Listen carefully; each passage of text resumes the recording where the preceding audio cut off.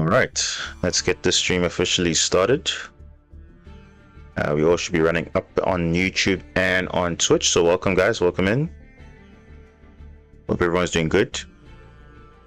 We're going to start off with a bit of games, and then we'll go into the discussions later on, just to warm up a bit, and then we'll see how it goes from there. So yeah, stick around, relax, and yeah, let's hopefully have a good stream today, because we don't want some random BS throwing us over or whatever. So we hope that there's going to be better matchups and hopefully good draws, you know, all that stuff. But Yu-Gi-Oh is Yu-Gi-Oh, so you can always just brick, obviously, and then or face an unbreakable board, and hand traps come later. So we just hope that it's a good stream, but I think it will be. And we're on a good note, because you can see on my profile there, we are in diamond rank already.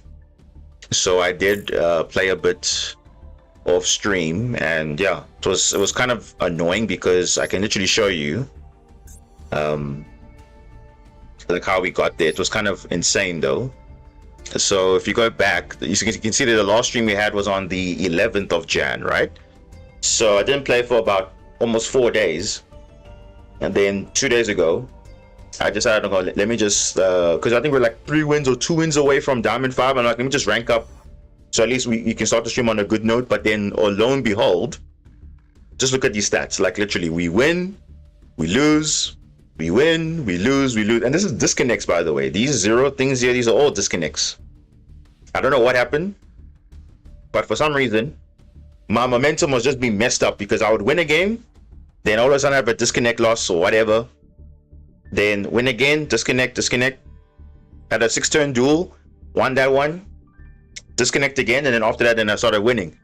So I don't know, I literally could have been in diamond rank a long time ago, but for some reason, and all those duels I was going first, by the way. So I don't know what happened in between, but it seems like there's also a server issue, because clearly the game can just boot you out. And we've seen that before on my stream as well, so I don't know. But yeah, we had a good 4-win streak. I'll show you the last the 4 deck lists that we were facing. So this was a voiceless Mitsurugi. We went first here. They couldn't do anything, because I pretty much Photon Lord and Magnus, and they only had 1 hand trap, which was Ash. So that didn't obviously stop me, because I can still play the game. So that was that.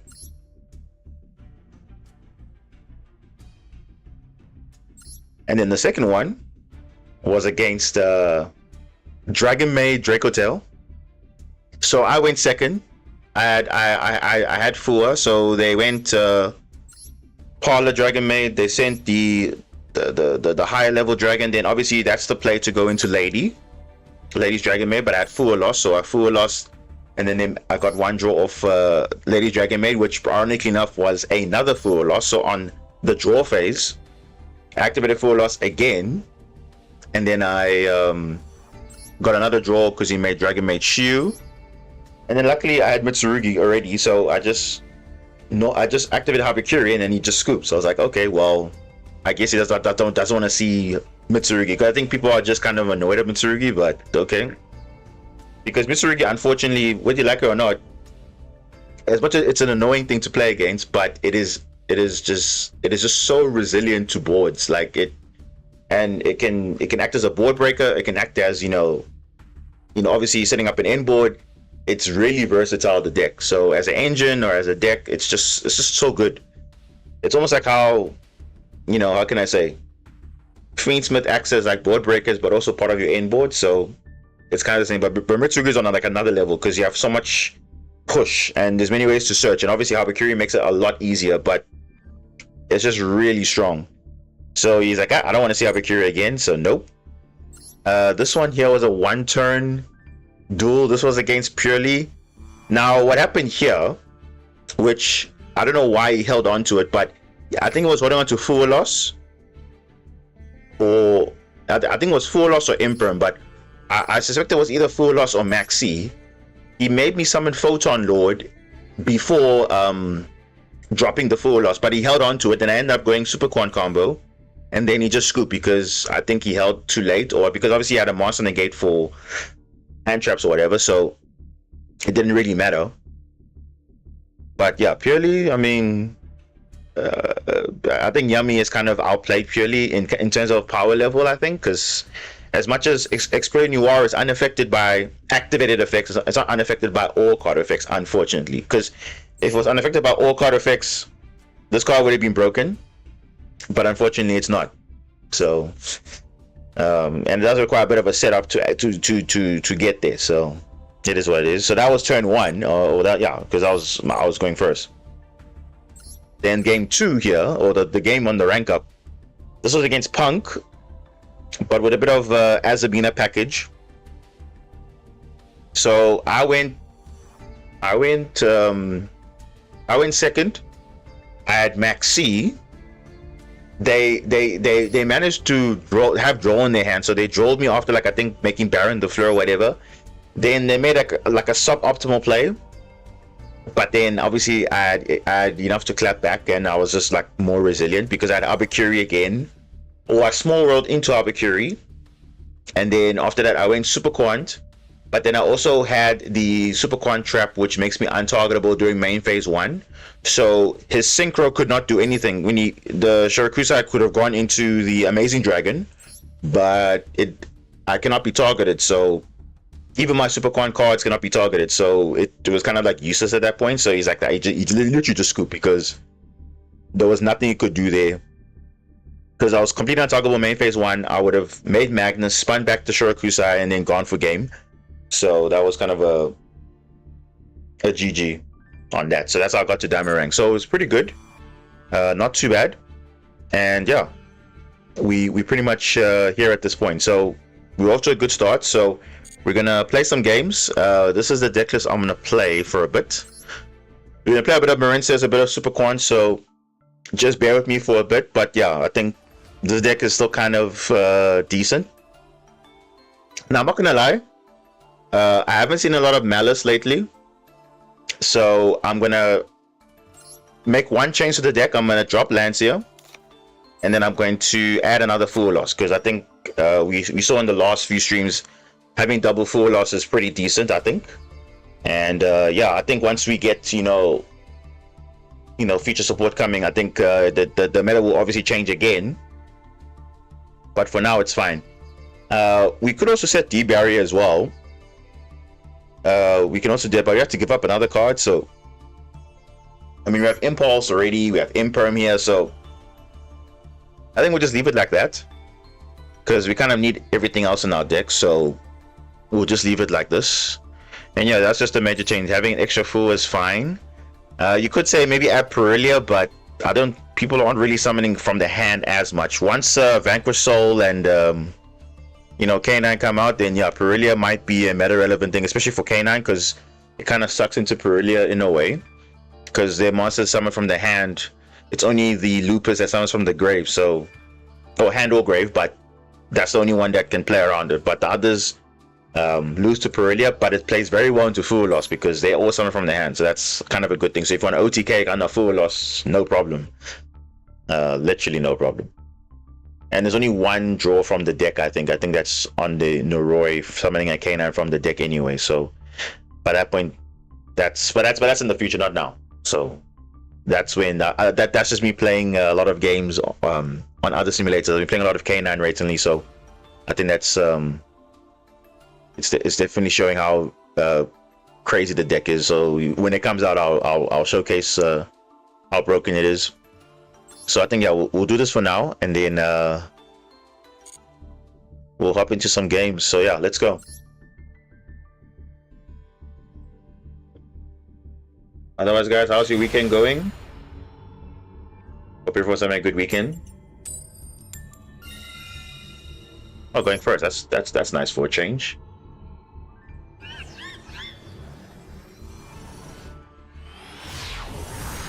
And while you guys are in the chat, just remember to go to the latest community post and make sure that you give some feedback on whether I should launch a Discord or not for the channel. So I do appreciate that, because I did say I'm going to monitor the feedback. I've only got 10 responses, so I need a bit more just to get clarity, okay, what I need to do or not. So if you can actually just make sure to, you know, while on the stream, just on the side, just quickly have a vote on the community post, and I'll be appreciated. Thank you. Okay, so we have a spike here. I think this is we'll do it like this. Since we have a lot of Marince's names, we can definitely afford an imperm. That's good. That is good. That actually is good. And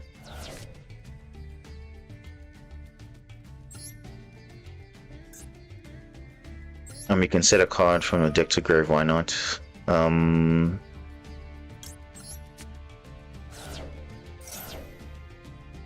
don't think they have much. I'm gonna set Blue Tang here. Now we can special this.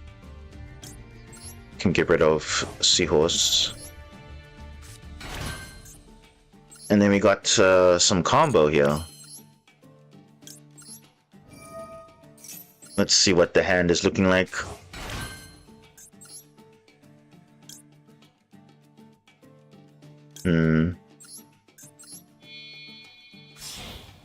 All going first, so maybe we might go Argonaut if we want to.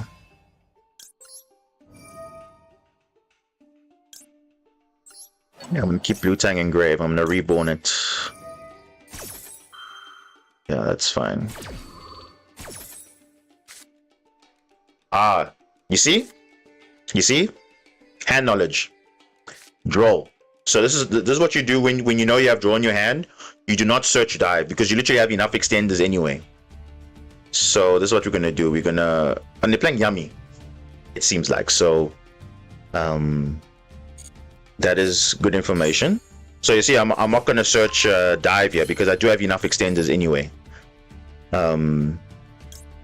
So I think we'll just leave it like that. So we'll keep this, so keep that, and we'll link this off.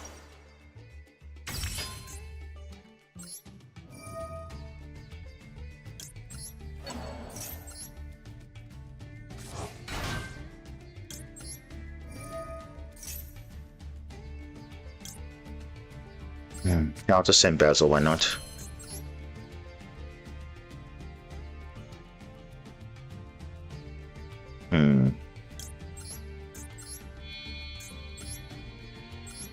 Yeah, so this is literally playing around draw here.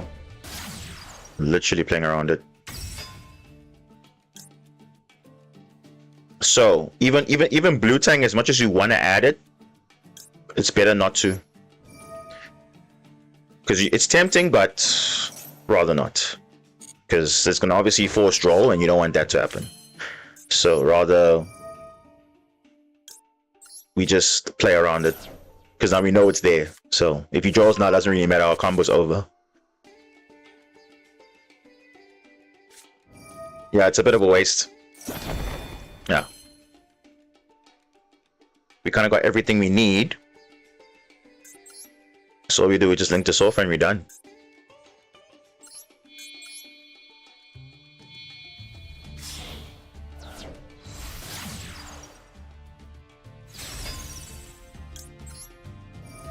Let's see, mill something nice. Oh, Dragoon. Okay, that's kind of okay, but it's fine. And yeah, that's it. Because unlike other decks, we kind of don't really we do have a play against draw, but it's not strong though. So this is kind of like the best way to kind of, if you know your opponent's on that, this is what you do. I don't need a Spike anymore, so I'm gonna discard that. That's cross out. Wait, what? Oh. Okay. Shadow Squad, okay. So now with Yummy, you don't target the Synchros because the Synchros, unfortunately, they can dodge.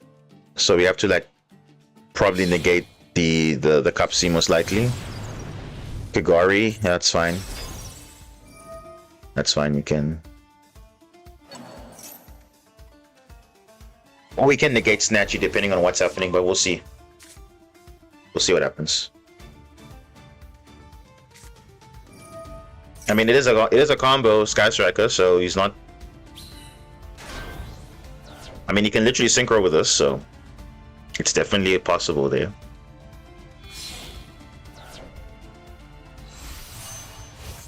Actually, since there's no yummies, he doesn't tag out into anything. Yeah, he can return up to 2 yummies, and there's right now no yummy, so I think it's actually safe to use wave here because he doesn't have any yummies in grave. So usually you wouldn't do this, but yeah, because he has no yummies in grave, you can wave this. Now it does have Cupsy in the hand already, which is kind of whatever, but we'll see. We'll see what happens.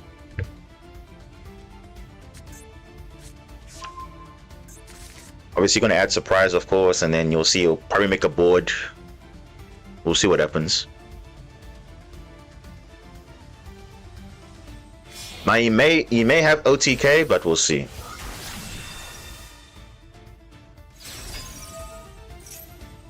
That's the best we can do right now, unfortunately. If you had like if you didn't have that Cupsy, that would have been very good imperm, but wave and that's it. But I mean, he does have extension anyway, so that's the beauty of it. And you know the last thing about Yummy, all the Yummy names give you the same end board. Doesn't matter what name it is. Obviously, Cupsy is the better one, but all the Yummies lead to the same end board, which is kind of crazy because you would think, oh, but one is weaker than another. No, all the Yummy monsters end on the same end board. Whereas for a deck like Marenses, for example, the starter does not end on the same end board. Because yes, there are definitive starters, and then there's one that gets you to the same thing every single time. So that's kind of crazy, though.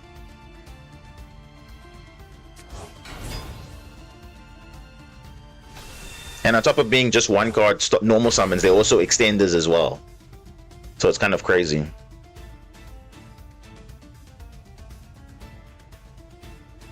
How kind of balanced they are. Well, not even balanced, how broken they are actually, because that's kind of what modern Yu-Gi-Oh is supposed to be. Modern decks are supposed to be having like everything's supposed to be a starter or extender. So it's quite resilient because of that.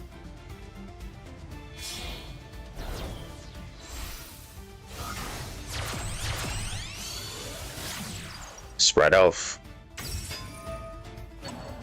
You would think, oh, it's a sprite card, but yet it can definitely abuse in Yummy, of course. Metal Marcher.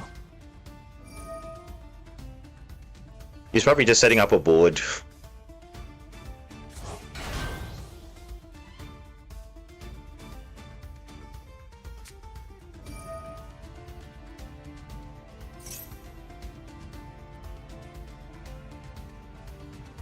Yeah, so you notice he only has one Yummy name in Cupsy, but he only has a Snatchy and Link. That's it. So we'll see. Period of Arclight. Okay. That kind of does impact us a little bit, because we do need to send cards to the grave for cost. But we'll see. Masquerina, okay. That's probably cross out.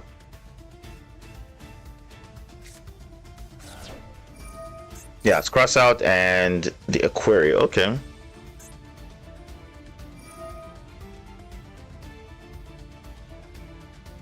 Wait, is this smart though? Wait, he just lost his disruptions? Is that it? Am I missing something here?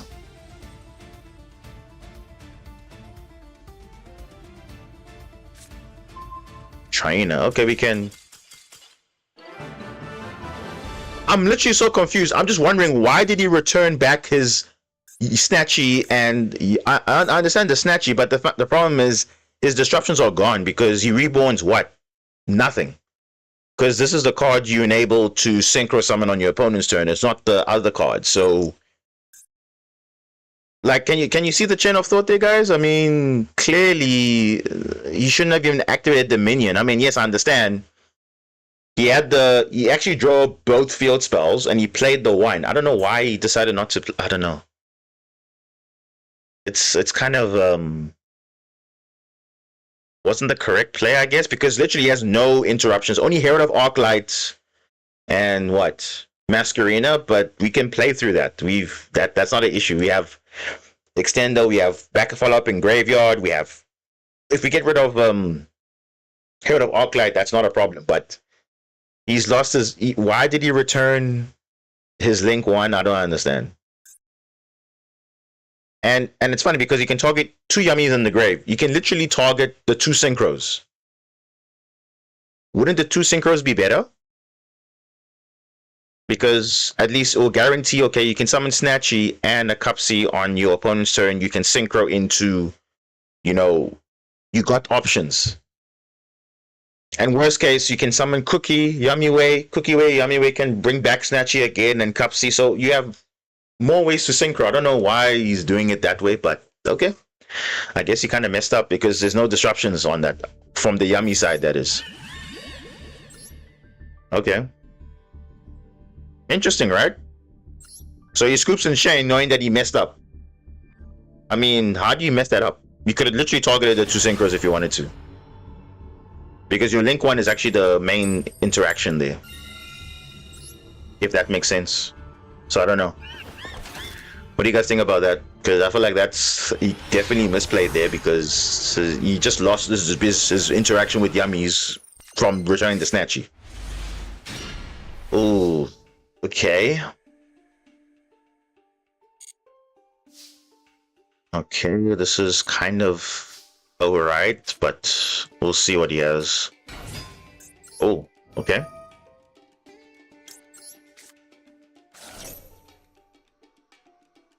It's Ash.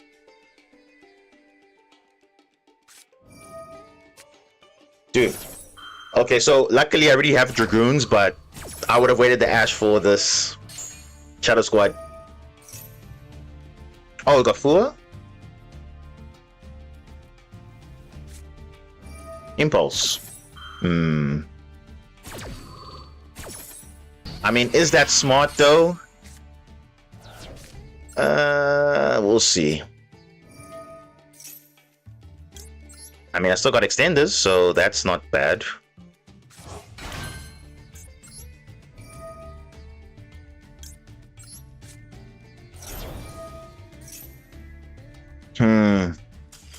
Yeah. GG. This is why I love Mermail, bro. Like, Mermail is just so, like, it just plays so well into hand. Look at that. Playing through an Ash, Impulse.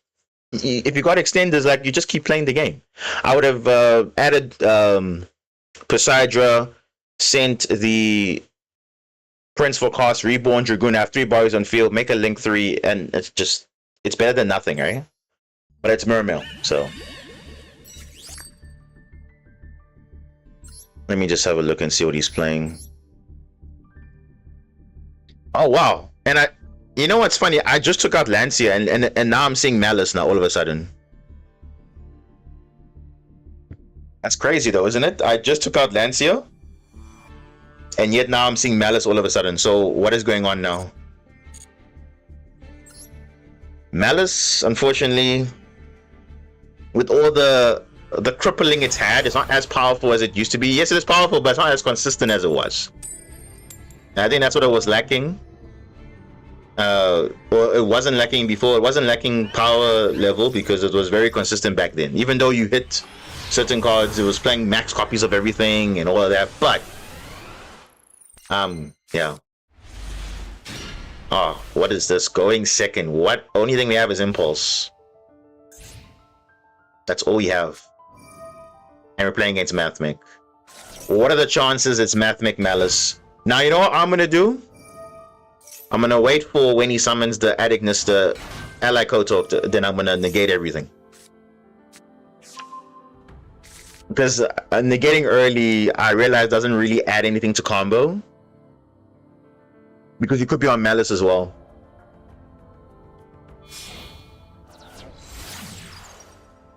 Yep, you see Cyber's Wicked? Can you see? Yeah, he could be on Malice, eh? Or he could be on just Adignista Magnet, pretty much. Link Decoder? Interesting. I mean, this is literally like probably Malice. I'm probably, or it could not be, but we'll see. This will determine whether it's Malice or not.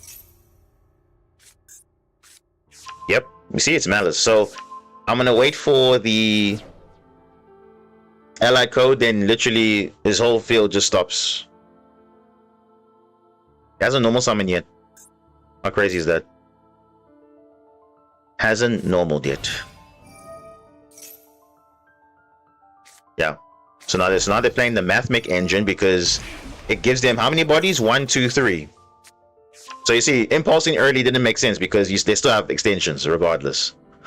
So rather wait for the end when they have ally code and then use your impulse there, because that's the only way you can utilize it, I guess. But yeah, it's kind of funny. Now I took out Lancia, now I'm seeing more Malice all of a sudden. But when I put it in, I don't see Lancia. Kind of how weird the game is, right? I was just saying I don't see it as much, and now I'm seeing it as much. Insane, though. Literally insane.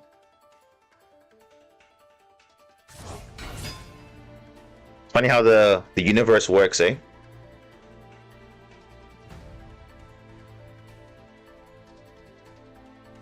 It's fine. Let's see what they do.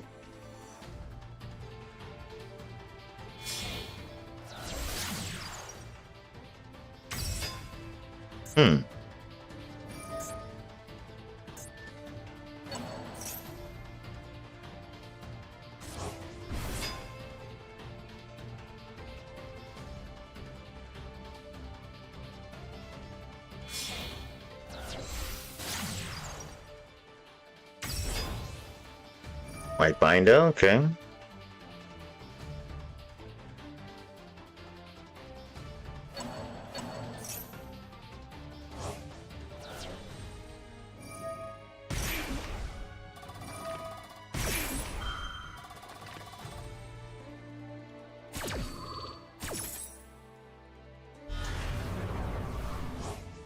We need to open a water monster, otherwise it's kind of like defeats the purpose of what we're trying to do here. Literally defeats the purpose.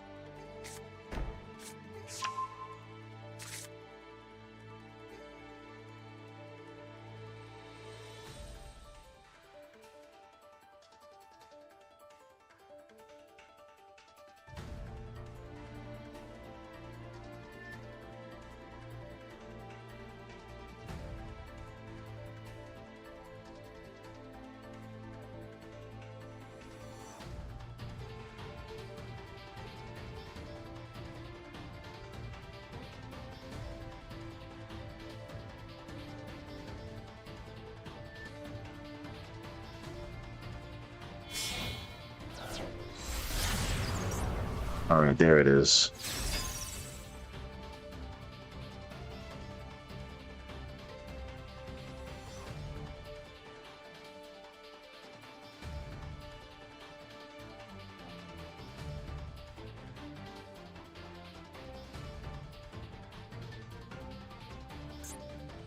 Only using one. Oh, that's crazy though. Wait, what? He didn't activate. Wait, he didn't activate the ally code Toko? Why? Oh. That's a bit odd. Am I missing something? Hold on. Doing main phase. Okay.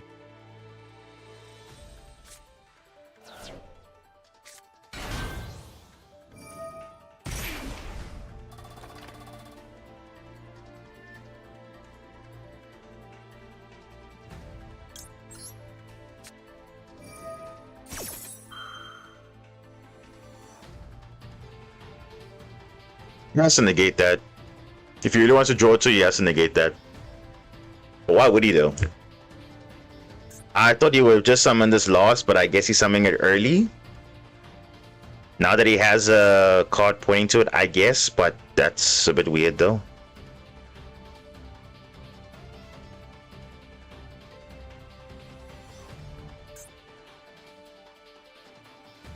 And I guess he couldn't activate for the rest of the turn special summoning, so... Don't tell me he has something else.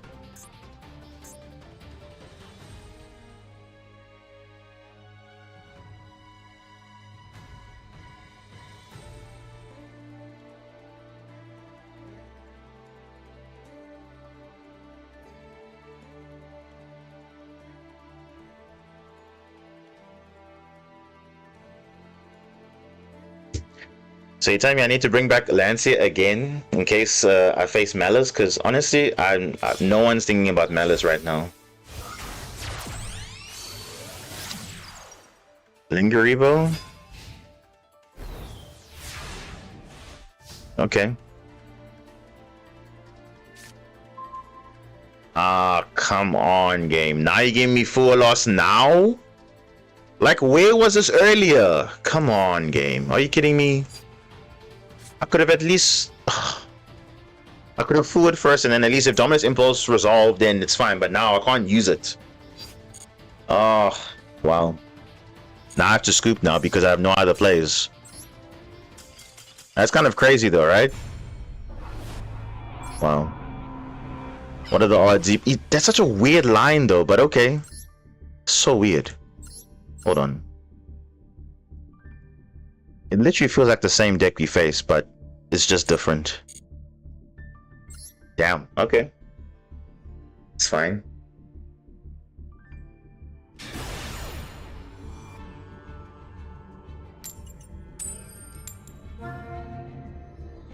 Oh, now we're losing coin flips now. That's not good.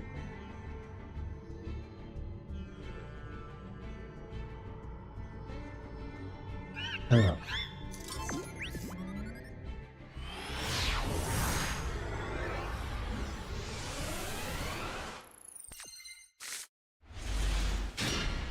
What? I mean, this is fine, but if it's against Draco Tail, it's gonna be a bit of a problem.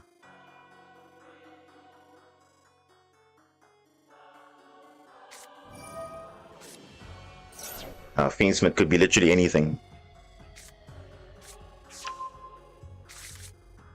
And I have Abyss Shrine, which I need a water, but ideally a Atlantean or Mermail. But, you know. It's gonna be a bit tricky now with this. You see, if I had draw, it would have been fine here, but no.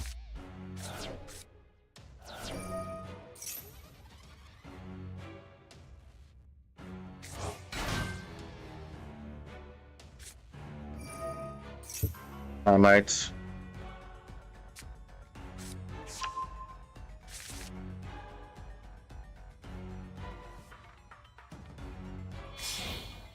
So it's Primite Fiendsmith?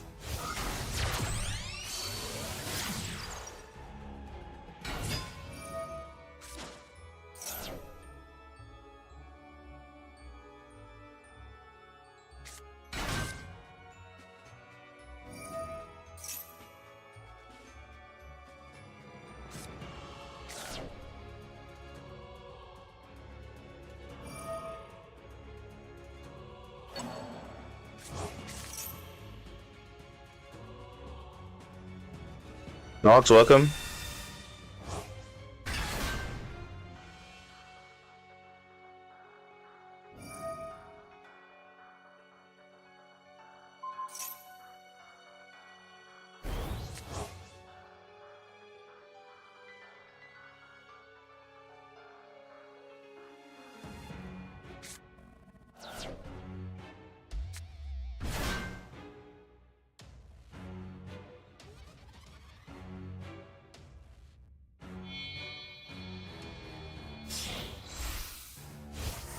Oh, Caesar, okay.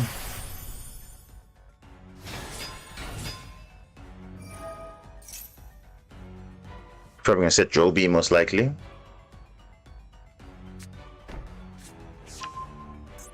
Primite Howl. What? Labradorite Dragon?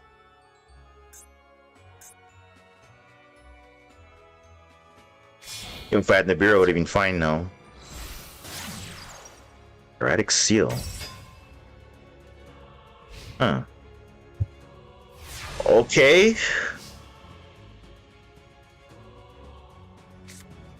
Ah, there's my Mermail. There it is. There it is. To be honest, I was expecting more. Okay, what are you? Water Fiend, right? Okay, Water Fiend. Water and Fiend.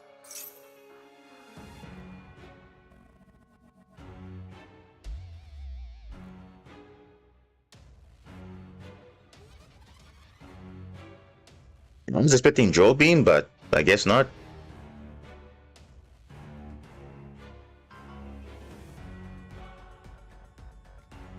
Yeah, okay.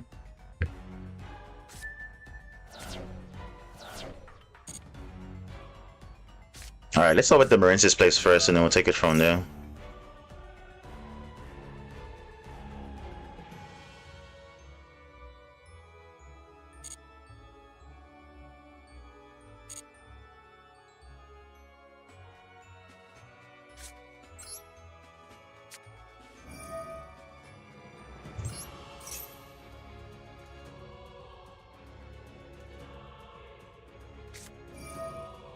Ah, Maxi, of course. Of course. Don't have Ghost Spell.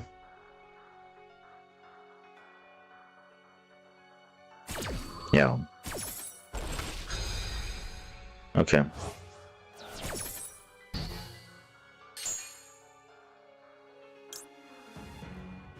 I think I'm gonna go.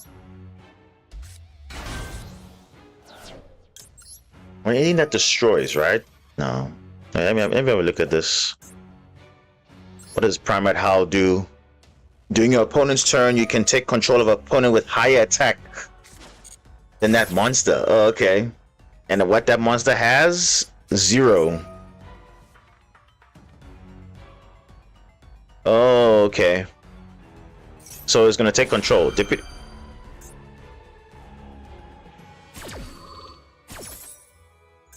Yeah, so it's gonna basically take control of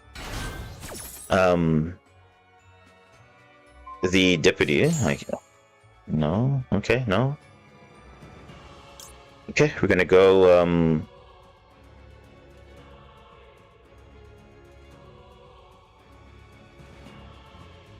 what are we sending? What are we sending here?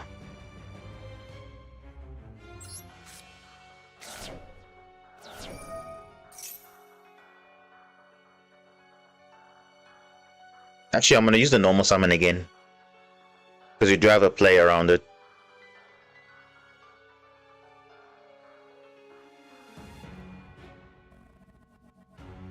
Or is he summoning from the deck? So he has 2 monsters which have 0 attack. So it can basically take control of any of my monsters, basically. With the Primite Owl.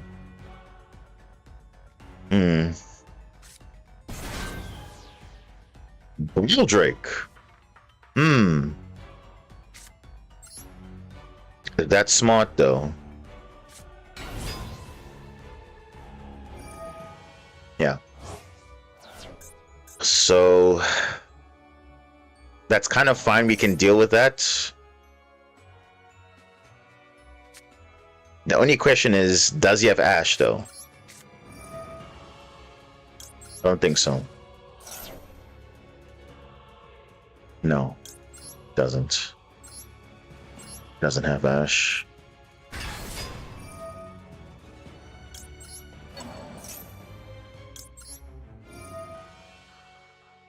Oh, no, we don't have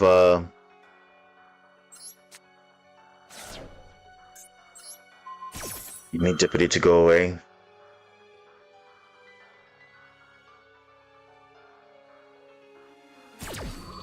Yeah. So Ball Drake is useless. What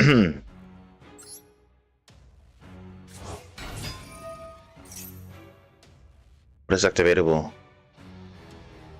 Oh, it's just a Lacrima. It's fine. It's just Lacrima Engrave. It's just Lacrima gonna reborn the Jewel. Oh no. Damn. Damn, bro. He's got Jewel. Okay. So that means if I summon, he's gonna... Ooh, okay. That's rough. Yeah, you know what? I think I may have to deal with the Ball Drake. I think I have to deal with the Ball Drake. Yeah, I think we have to deal with the Ball Drake. Oh, he has Nibiru? No, he doesn't have Nibiru. Nibiru is not real.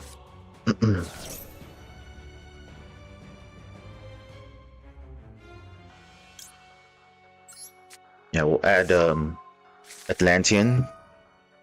Yeah, I have to deal with Ball Drake because Ball Drake's going to be a problem. Yeah, I think Ball Drake is the way. Yeah. Drone Lockbird, it's fine. It's fine.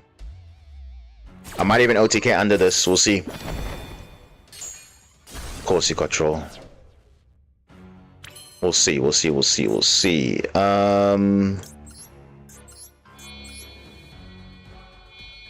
We got Aqua Angel, which can always be another body, that's fine. Yeah, that's fine.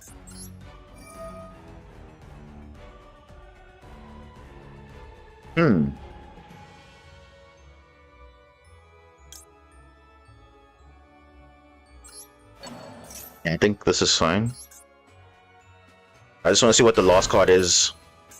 I don't think he has anything, but I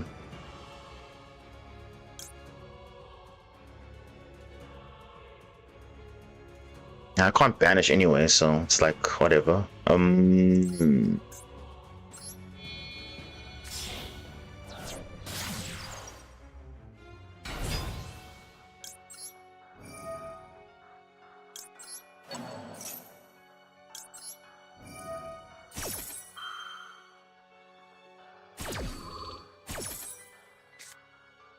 Oh, okay, it's the card I sent back, that's fine. I think we should be fine then. We should be fine. Let me get this, let me make this, let me make this. Let's mix the Lances and then go from there.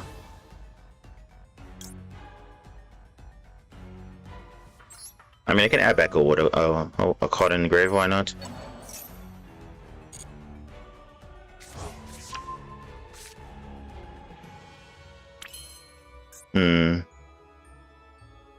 He does have the... What's this card? The Requiem, though.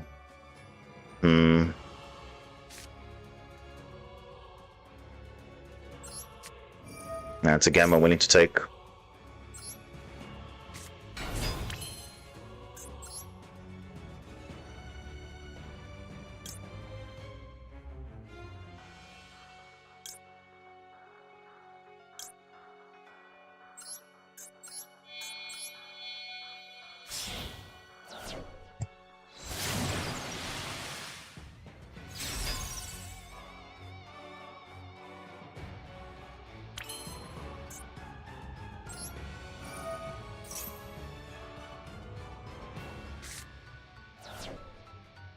Okay.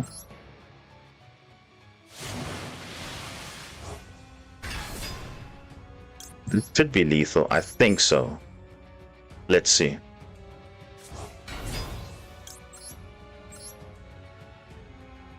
But we'll see. I don't know. 7K?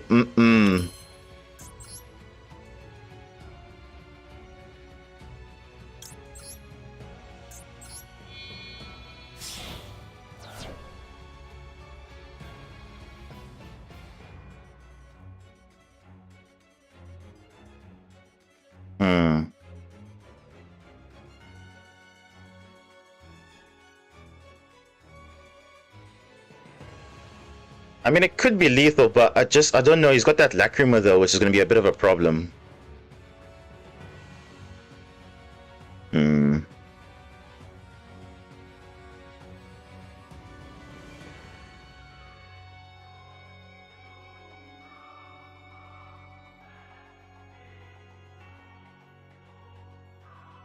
Yeah.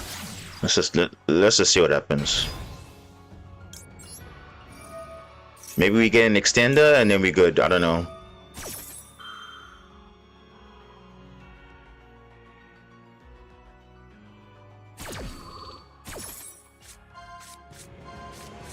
No. It's draw anyway, so it's fine. Doesn't really matter.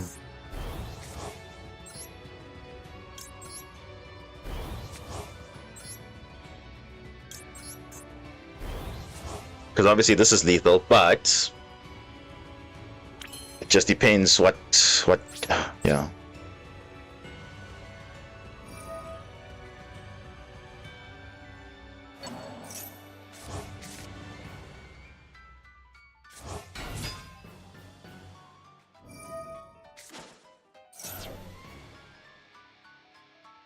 Okay, now it's not lethal anymore.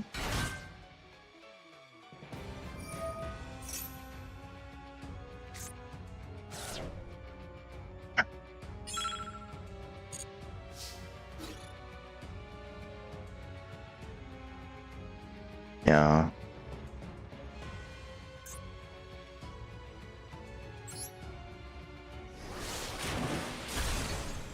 Yeah, it's not lethal anyway, so it's like whatever.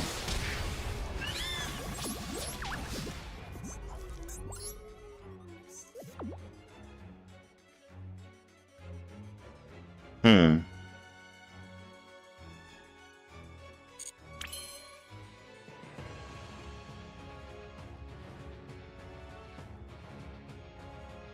He's got Primite, he's got all that stuff. Oh, yeah, it's gonna be a bit rough. We'll see what happens. I don't know. I had to play around a lot of things there, so it would have been a bit different if I didn't have to play like 10 million things. What is that? Draw a card. I kind of don't want to. My hand is. It's just got too much follow up now. It's only because that's played around all the Bastilles and all that stuff. If it wasn't for that, it would have been fine, literally.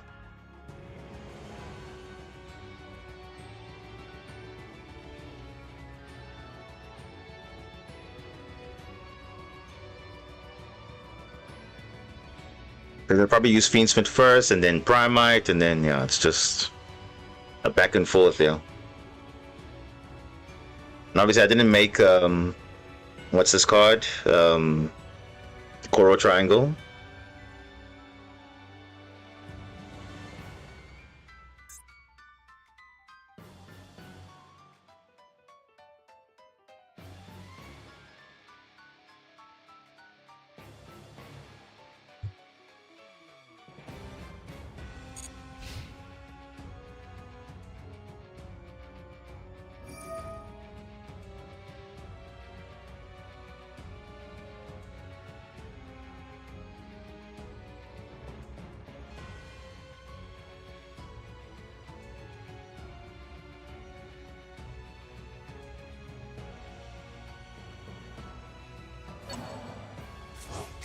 Yeah, I kind of don't want to give up my hand at this point because I don't want to just trade off dive and a side draw for a draw because it might not be even worth it. Let's see what he does. I know he's going to clear probably Zelantis most likely with the Requiem.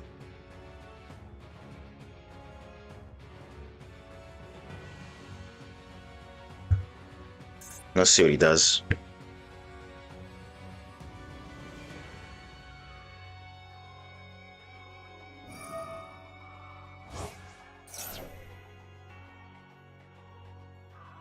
So oh, he's got the Dippity in the hand. Yeah, I forgot.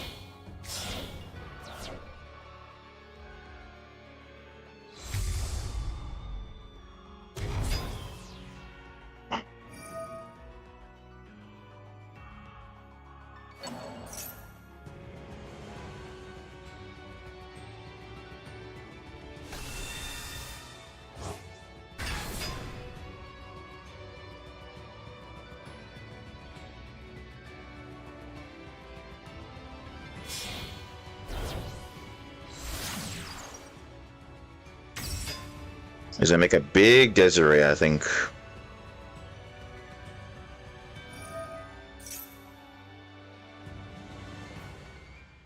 Wait, he didn't burn? Why not? He's gonna shuffle back. Oh, okay. Desiree.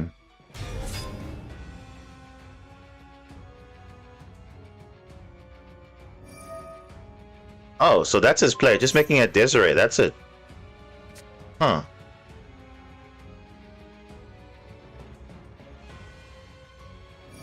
He wants to make it that he can negate 3 cards? Okay. That's fine.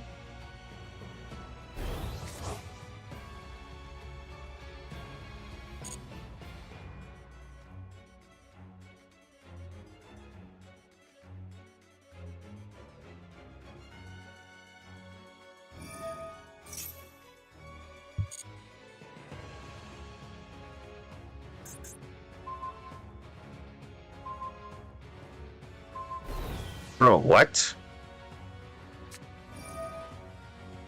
Bestial.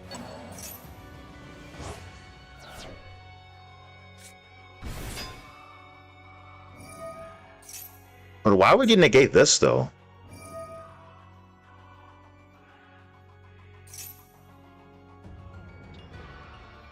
Huh?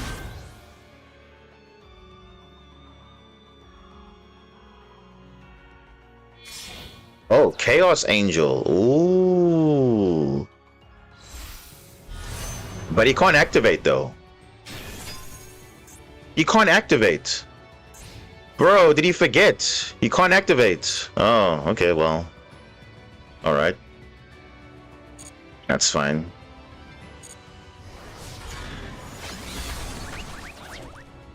Okay, we need to just plan B here.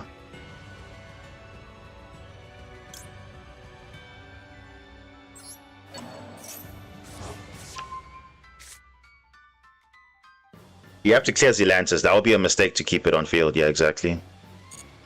You have to keep it on. You have to get rid of it, otherwise it's going to be a problem. Bro, he summoned Chaos Angel, but he can't even banish because he forgot he's locked in his own effects.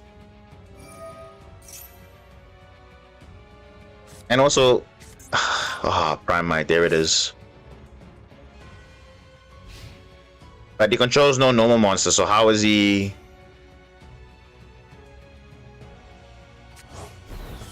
Oh, never mind. Okay, there it is. A dragon. Okay, there. Okay. Never mind. He just got it. Bro, now... Oh, Maxi was going to be my other draw. Are you kidding me? Now? I was literally didn't want to gamble, but now it came so late.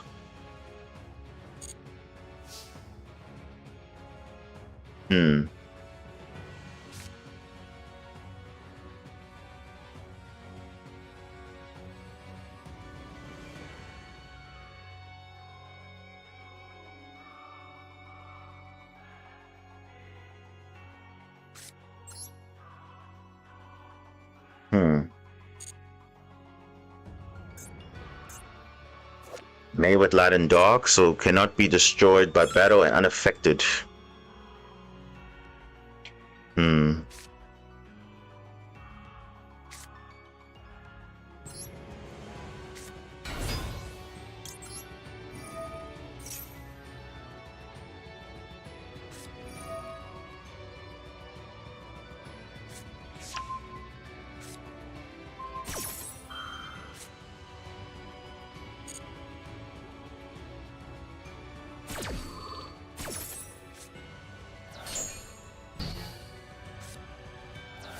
I think my only choice is to make Link 4, but let's see.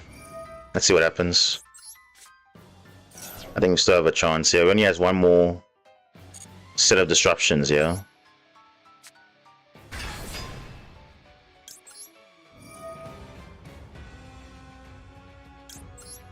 Oh no, we actually still in it. Hold on.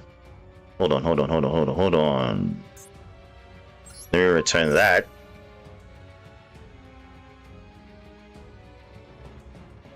I think we're still in it. If the time allows me, which it won't. We could crash into this.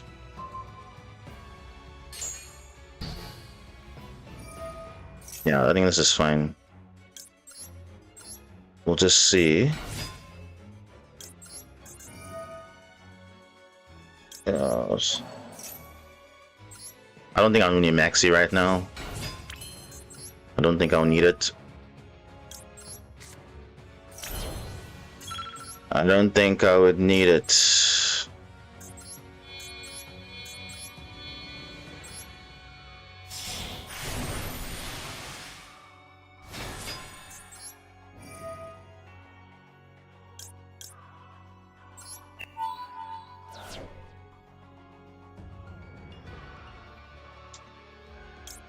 This game, bro. One. I don't even have time, bro. To get some damage.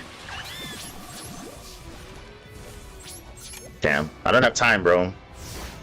Don't have time to break his board properly. Because I wanted to make the link forward and make it big enough to take over to at least get some damage on the Primite. But I guess that won't matter anymore, so it's fine.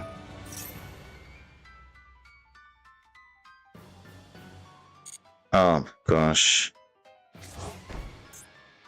Just because of time, bro.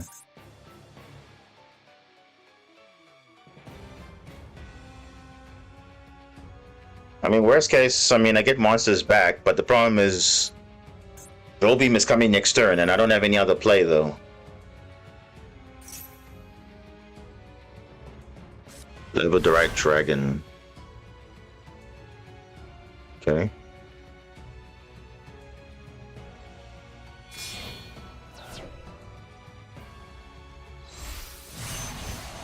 Bro, he's misplaying so badly. What is he?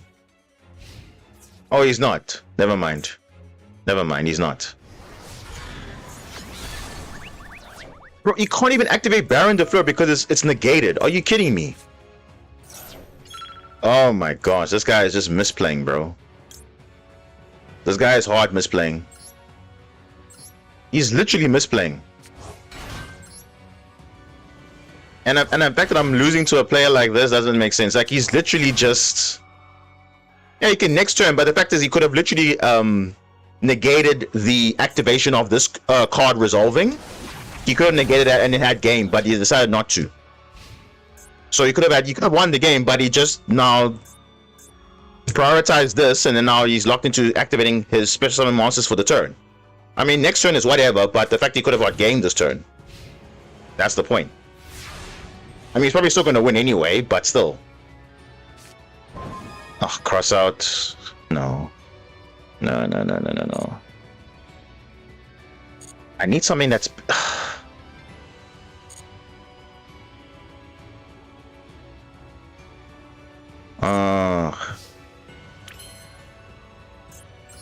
I mean, I get it to be unaffected, but I feel like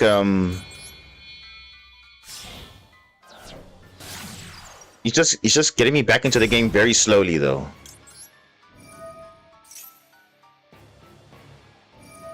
Like that. Like, you see, he's putting me back into the game, right there.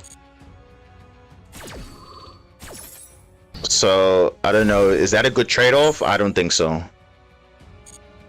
I don't think that's a good trade-off, what he's doing right now. But okay. Let's see. Do I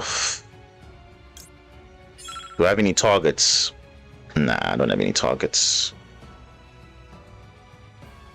But I do want to get back a Marincius card, so I think... Yeah, let's see what we can do, yeah. Yeah, I don't think that was a smart play. I mean, yes, you can just destroy it next turn, but I can literally get rid of Baron de Fleur and then that's it. 45. Look at that. Oh, it's not enough. Oh, okay. It's not enough. I need to make I need to make, what's this card? I need to make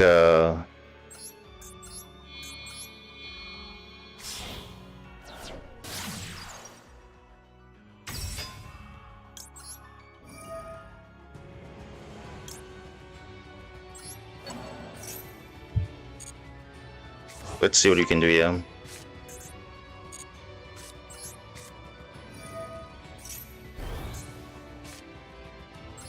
See, even getting wave doesn't make sense.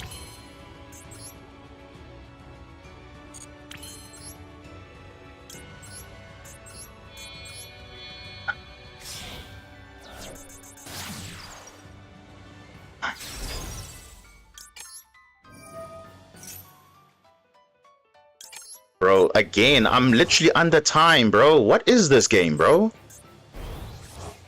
It's not even about the grind game anymore. I don't even have time to play the game. Oh my gosh, bro.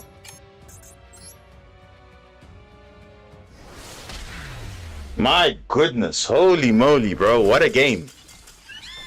Like, what even is that, bro? That is ridiculous now. I don't even have time to do anything. Oh my goodness. Now you see, that's what I call a grind game, though. Oh my goodness. Like, look at that. But I'm saying is that he literally had game had he not made that misplay of activating this card. Literally, he was just, I don't know if he was greedy or what, but he literally could have won the game.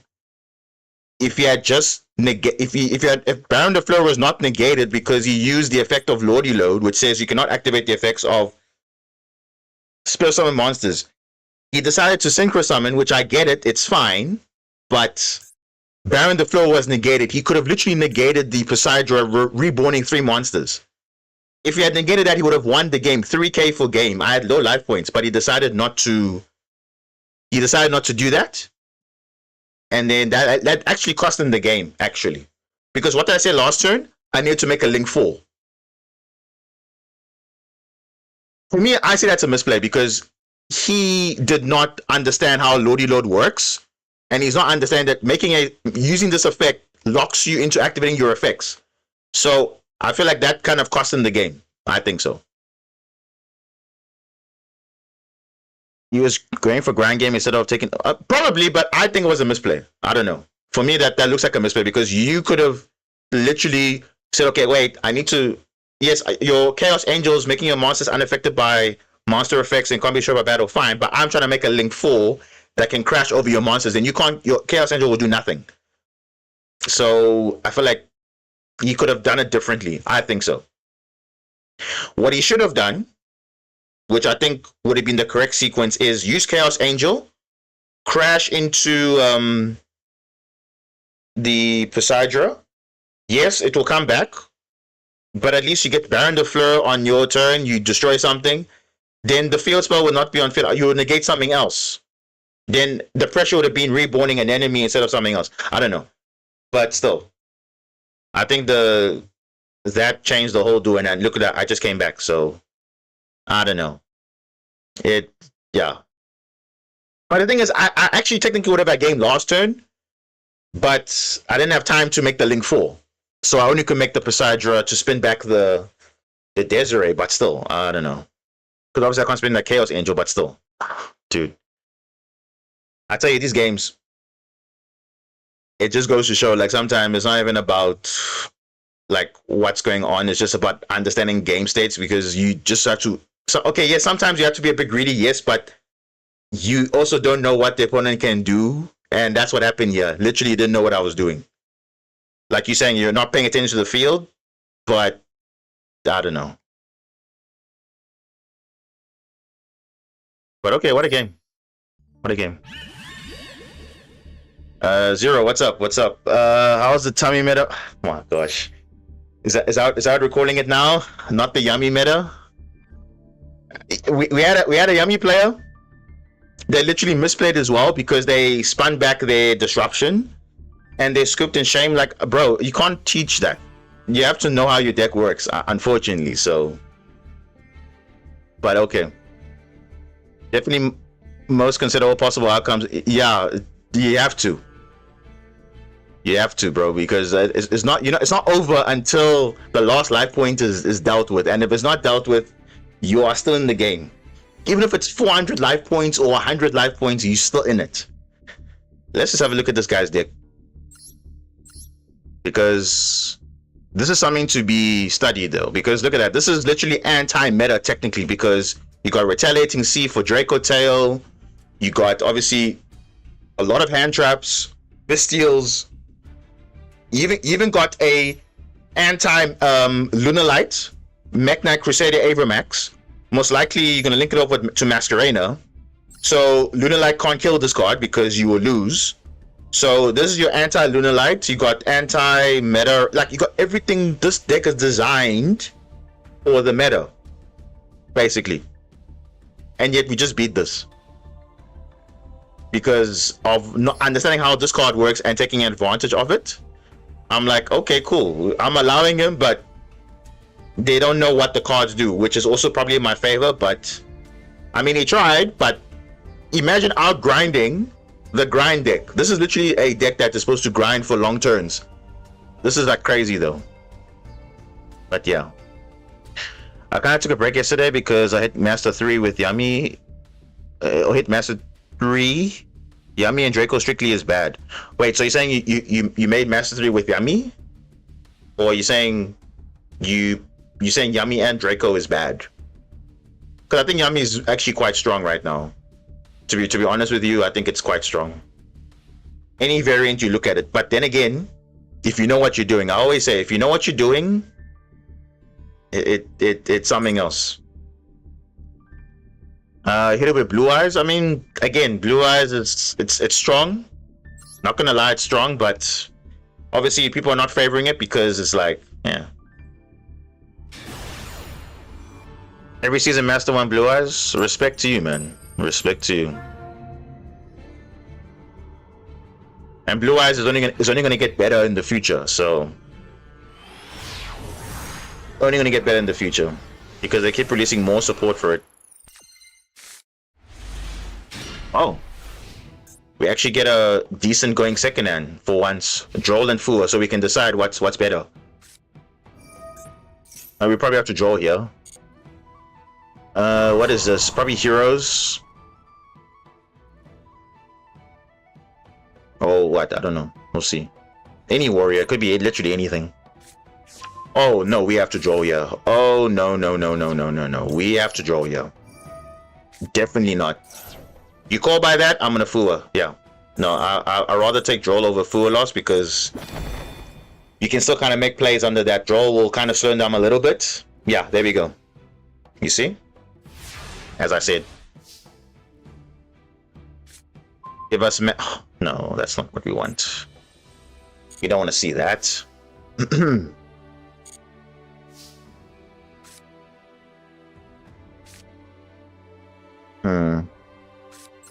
Yeah.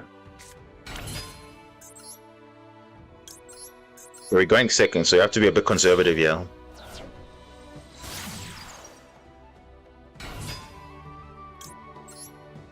So you're saying after Master 3, it's just Yama and Draco everywhere. Well, that's fair because those are the two broken decks right now. All right, let's see back row. Red Reboot. Now, of course, because now I've scouted him, I can say, oh, you're not gonna hide that Ash anymore, so I'm totally gonna play around it. Yeah, Red Reboot. Yeah. So even if I had full loss, you would have Ash anyway. How crazy is that? You literally had to answer for my full loss anyway. Oh, this is pure Onomat, not even Onomat Ryziel. Okay, fair enough. Okay, let's rank up.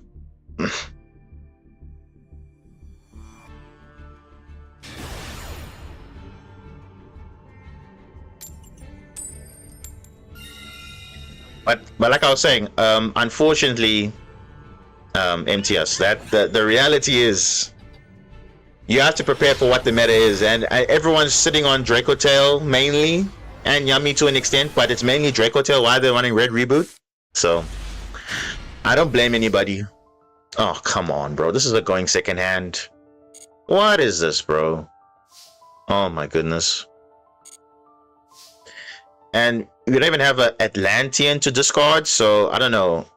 Yeah, but I'd rather just leave it to not leave it to chance.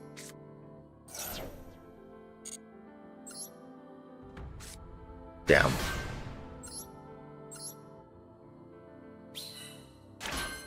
This is not good. Not good at all.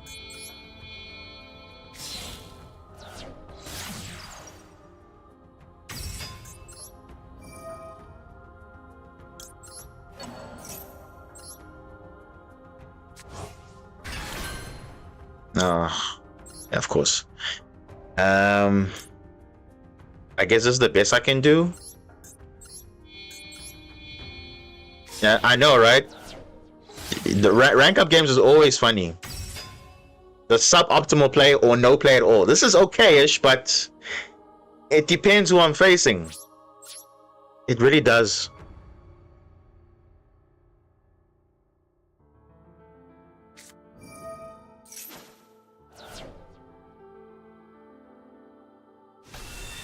Oh wait, got was that nib? Oh my gosh, bro! And he got nipped too. To make it even worse. Oh my goodness. That what are the odds? And if I had at least a Neptibus Atlantean Prince, I would have played with that Nibiru, no problem. I'd have scouted that thing, got rid of it. Blue Eyes. Okay, we'll see what he does. But Blue Eyes needs to summon a lot for it to OTK, but yeah, we'll see what happens. Just taking a break strictly. Yeah, it makes sense. I mean, yeah, the meta is kind of crazy right now, so yeah. Is this your main deck that you play? Yeah, this has been the go-to. Like, you know when they say the bread and butter, like this is the deck that got me the way I am right now playing the game like this, because this deck literally just surprises people. So, oh, and he had Purge as well. Jeez, okay. I would have been screwed then from the start. But yeah, Marinces has been my deck, so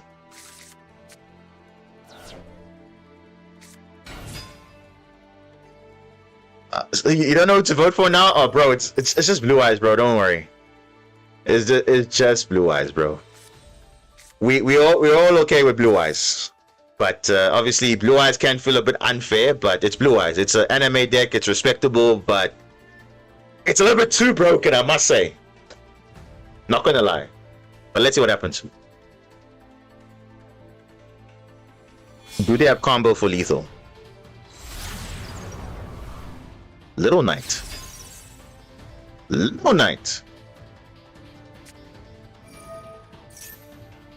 Huh? Okay, is this your Blue Eyes player? Oh my goodness, what am I seeing here? Things are about to get crazy in February when K9 hits. I'll be so excited for it. Because I'm ready for it. But here's a question though. Is K9 really toxic? Let's be honest with ourselves here.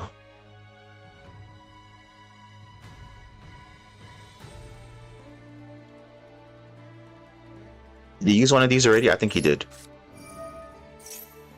Only makes sense, right? I nib you, you nib me. It's only fair, right?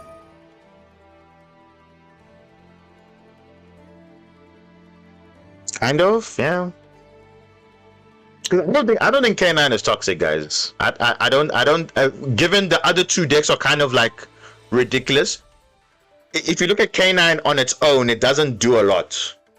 To be fair, it just, yes, it's anti-hand trap because it can quick effect make something, but it's just yeah, amongst the other two decks that are out there, I mean, K9 is not on the same power level as Yummy and Draco Tail, unfortunately. It's not.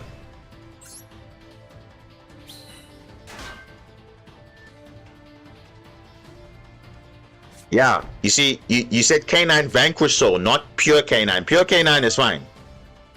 We're talking about now pure Draco Tail, pure Yummy, pure K9.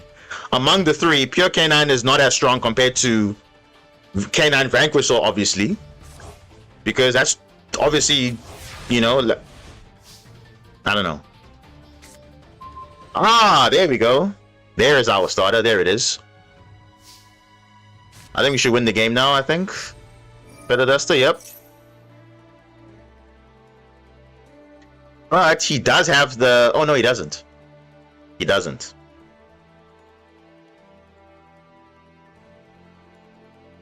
I get it.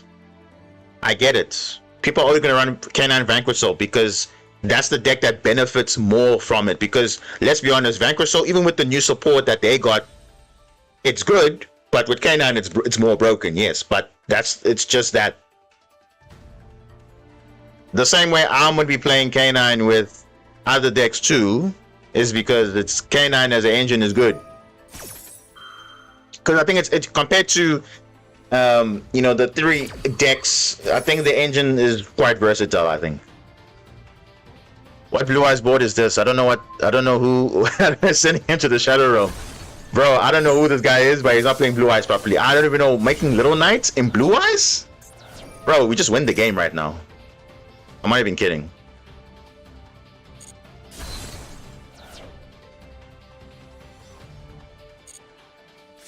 Yeah. And now his entire board is gone.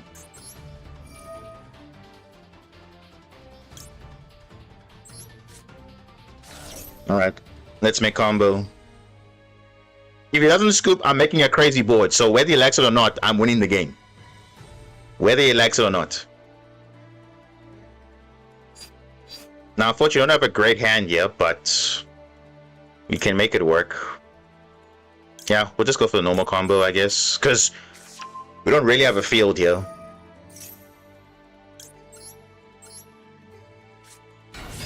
Because there's nothing to sit on field, there's nothing to look at, so it's just regular combo.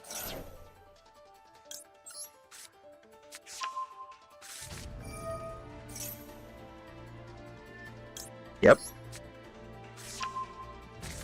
That's kind of where you have to thrive, going second. Another brick, yep. I don't even know if they're brick though, because they had combo though. I'm not even gonna lie. I thought they had combo. But I guess not. There's only 6.2. I need more. Damn.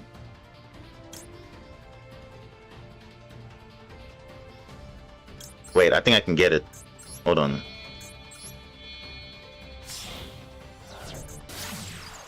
I think I can get it.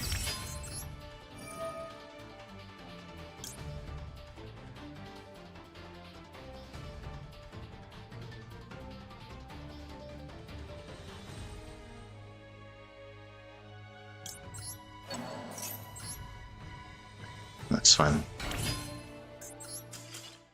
Yeah, there we go. Bro, I don't even know. Like, let's look at this for a second. This guy had like probably the hand of dreams, right? I don't even know. But how did he mess that up though? SP Little Knight and Blue Eyes? Where is that coming from though? And the fact that he had Sage tells you the whole story. Like, he literally had Sage. Sage and Nibiru should not equal Little Knight. Sage should equal Spirit of Eyes of Blue. And then you go, oh, maybe because you drew the field spell. But even then, even if you draw the field spell, you should still go to your link 1. You should still go into... Like, I don't understand though. I don't get it. And also, yeah, Maiden of White, and yeah, I guess so. But we aren't complaining, right? But you see, it's an example of good deck, but not always good player. Because clearly, MTRs, you know how to play Blue Eyes better than this player, definitely. And that's what I'm saying. Most of the time, we're losing to guys who just pick up the deck and they say, okay, I want to play whatever, and they have no clue what's going on. Or chain SP first and activate? Yeah, probably. But let's look at this deck. I mean, this deck is... What? bro, this deck is stacked. And you're telling me you're losing to players who don't even know what's going on? Come on now. This guy had Purge in his opening hand. He had... he's playing 3 DD Crow, which is a bit suspect though. Why? How? Okay, DD Crow is good, but it's not good right now because what deck is losing to a DD Crow? I think Ghost Spell is a little bit better. I think. Draco Tail? Yeah, probably, but I can't think of DD Crow being meta relevant right now. I don't see it. I don't see it. But anyway, this is I can see why it's good against Draco Tail, I guess, to stop when Athalion wants to add back. Yes, you can DD Crow it, but I mean, okay, it's niche. Oh, look. To be fair though, let's give it the benefit of the doubt. It is a budget hand trap, so maybe you can't afford Ghost Spell. That's fine. I also can't afford Ghost Spell. That's why I have a bundle. But at least have the bundle Ghost Spell at least. That's literally what, 1,000 gems or 750 gems or something. That's at least a budget hand trap. That's for free, literally for free. I don't know. But anyway, like I was saying, so amongst the 3 decks, right, between Draco Tail, Yummy, and K9, I feel like K9 on its own is kind of fine. But with Vanquish Soul is going to be a bit broken, of course, because Vanquish Soul is already making like broken boards, so adding K9 to it makes it more resilient. The same thing with Crystron, right? Crystron is good, but when you add K9 to it, it's going to be broken. So K9 adds to boards. It doesn't make it weaker or anything. It just adds to boards.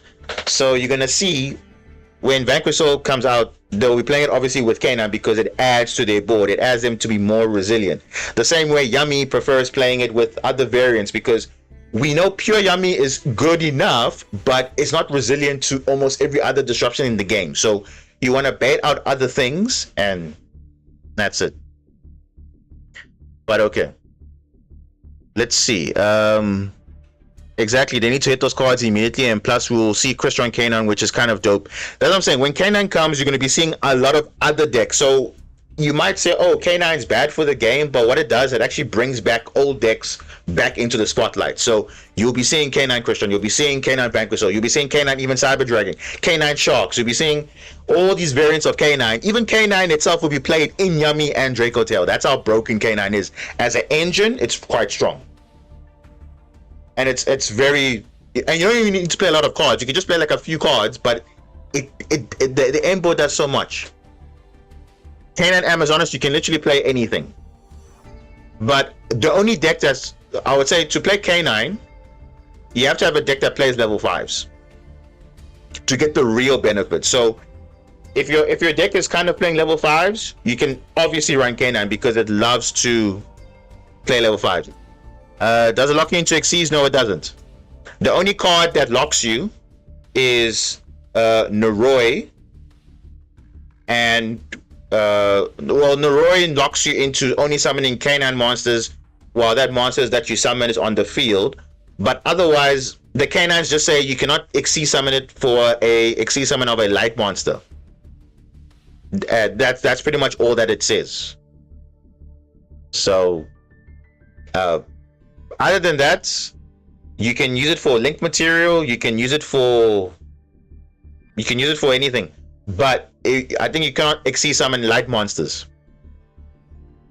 That's all.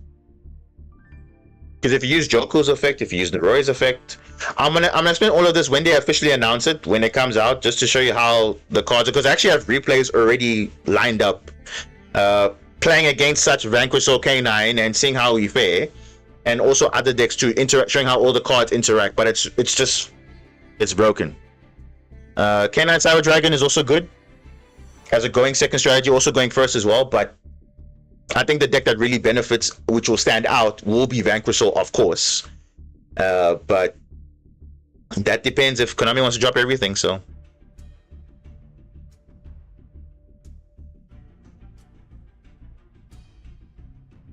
but we'll see. Dominus card. There's another Dominus card. Is that? Wait, wasn't there Dominus Spiral that was announced like a few months ago? Is there another Dominus card again? Okay, I have to check these. Let's have a look. Okay, we ranked up. Let's have a look.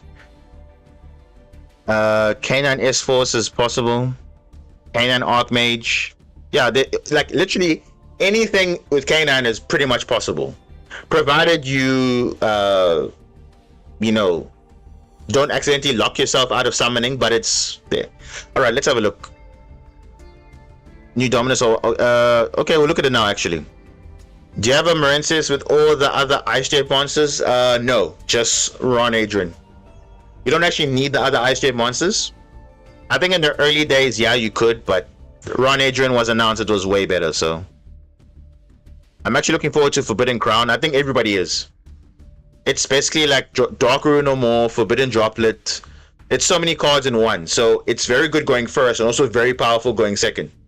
So yeah, but we'll see when it comes to Masterduel, because obviously it's going to be quite an expensive card in the TCG. Because given that Burst Protocol is coming up pretty soon. But yeah, I feel like it's going to be the next staple card in side decks because it's very strong going first and just as strong going second. But yeah, we'll see. Okay, can you guys see the screen here for the Masterduel, or not Masterduel, but Yu-Gi-Oh meta rather? We're gonna see what comes up here. Hope you guys can see the. Okay, you guys can see. Okay, cool. Let's. Branded cards, need them in Masterduel, so we can duel our decks as well. Yeah, I think brand is also going to come as well with Burst Protocol 2. Okay, so this is the Dominus that you guys were talking about. Dominus Spark. Okay. So let's have a, before we look at this card, let's look at the other Dominus cards. Let's see how good it is ranking with the others. So obviously, amongst the Dominus card that we have 4 of them, and this is the 5th one. So obviously Dominus Impulse is the best one out of all of them. So good that's even semi-limited in the OCG. Next to it obviously is Dominus Purge, obviously followed by Songs of Dominators, which can search those cards. And then we have Dominus Spiral, which basically says target a monster controls, return to the extra deck. And if you have no traps, your opponent can special one monster from the graveyard. Okay, can, but don't have to. But this locks you out of activating the effects of light or dark for the rest of the duel. And that's it. Okay, fine. Then also, they got the Overframe cards, which is, I'm not gonna lie, Overframe cards are cool. We're also going to look at that as well. I don't think I've looked at it yet. They announced new Overframe cards, so not just these ones. But Purge and Impulse have got it. Now there's a new 5th one. Let's see how good it is. Let's see. You can only activate one card with this card's name per turn. During the turn, your opponent activate a monster effect in the hand or grave. That's pretty easy. You can activate this card from your hand. Okay. So that's the only conditional, but that's okay. Target a monster your opponent controls, banish it. Then if you control no traps in your grave, they can summon a monster from their hand. Okay, if you activate this card in your hand, you cannot activate the earth, water, fire, and wind for the rest of the duel. Okay, so kind of the contrast of Dominus Spiral, which conflicts you cannot use the effects of light and dark, but all other attributes can use it. So it's kind of the opposite. It's actually pretty okay. It's not bad. I mean, this isn't obviously, if you're a light and dark deck, you can obviously abuse this, but if you're not, it's a bit, it's not bad though. Look, it's not bad. Okay, it's not bad. It's another Dominus card. It's good, but very soon it's becoming its own archetype. But yeah, that's the thing though. This only benefits light and dark decks, unfortunately, because if it was the other way around, I probably would have been playing this with Dominus Impulse as well, but who knows. But yeah, it's okay, but I mean, compared to Spiral's it's whatever, but yeah, Because let's be honest, something from the graveyard, not that relevant, but something a monster from the hand though. Like, okay, cool, you negated my, you targeted my monster, you banish it, but I get to replace another broken monster potentially. I mean, that's kind of a good trade-off, I think. You kind of, is that 1-for-1? Because you're using this card, you're banishing my card, but I'm also gaining a card, so it's a net benefit. But only light and dark can use this. Nah, that's kind of unfortunate, but hey, if you're only playing dark decks or dark hand traps, this card's good for you. But I think for water decks and other things, I think Impulse is still good. For other light, earth, and wind, Purge is still decent. So at least we got those, so I'm not complaining. So, I mean, Dominus Spark is alright. It's not amazing, but it's alright. You know, it's okay. It might come up. Obviously, trap decks will be happy about it, but okay. V-Jump Prono, what is this? Oh no, another win card. Uh-oh. Here we go. In conjunction with the Charmers. But obviously the effect, we don't know what it is, but we know what the card is. So obviously it's a possessed card, so okay. Yeah, no effect yet, so we'll see. We'll see what the effect is, but yeah. Okay, so we're getting Boast Protocol in 3 days, more or less. So not bad. So Forbidden Crown, branded, decent. Exorcister, good. We'll see. What other cards? Oh, the Killer Toon deck also got more support. Similar with Enya Craft and Hacker Hands. So they're also coming, but they're coming a bit later. So let's see what, because I don't like Killer Toon not doing so great in the TCG per se, or in general, because it's just not doing enough. I mean, yeah, it looks at your opponent's extra deck, it banishes randomly, whatever, but let's see though. Is this really good? Killer Toon, Rotary, level 1 Light Cybers, Tuna, okay. If this card on the field will be used as a synchro material, once in your hand can be used as one of the other materials. Now that's not an effect, that's just that's a continuous thing. So even if you get impermed, you can still use it as a synchro material, even though it's not like, yeah. You can use each of flying face once per turn. You can reveal this card and one other tuner in your hand. Immediately after the effect resolve, normal summon a tuner. You know what? That's not bad. That's like almost like an additional normal summon in a way. That's actually pretty good, because I think it doesn't really have a lot of normal summons in a way, so having another push is kind of nice. When you synchro summon this card if you use this card as a synchro material, you can activate one of these effects. Place one card from your opponent's graveyard on the top of the deck, or on the bottom, rather, okay. And then look at your opponent's hand. Then you can add a Kill Toon spell trap from your deck to your hand. Are you kidding me? That's broken though. Now, here's the thing, right?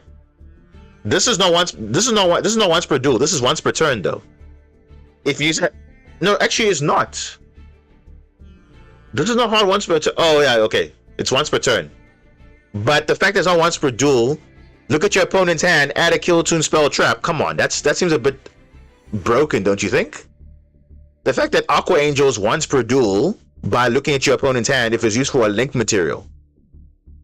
Every turn you literally can look at your opponent's hand, you can scout whatever they're looking at. That's kind of broken though. And on top of that, you're getting a +1. So that's pretty good. I think that's good. Pretty decent. So I think this is like a new 3-of already. So Kill Toon gets a little bit of abuse there. Okay, new synchro. Kill Toon Crackle. So I think this is the other. Hold on. Wait. Let me have a look. Because I think every main deck tuner has a synchro now. Yeah, so you can see. So the Rico has a synchro. The Q has a synchro. The Mix, and now the Clip, I believe, has a synchro. Yeah, so Clip is the one that is the turn 0 synchro summoning.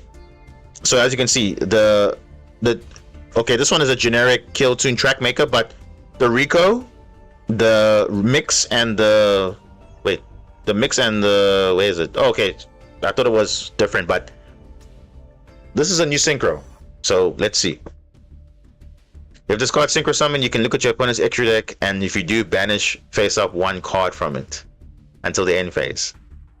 Then you can make this card gain attack equal to that banished monsters. You know how crazy that is? Whoa. So on turn 0, right? You can... Oh, that's crazy. Okay. So I can... Oh, so it's like Kashira Unicorn, but not really, because it's not a permanent banish. But it's still looking at the extra deck though, and it gives you hand knowledge. So if you on turn 0 are doing a combo, you can banish a combo piece until the end phase.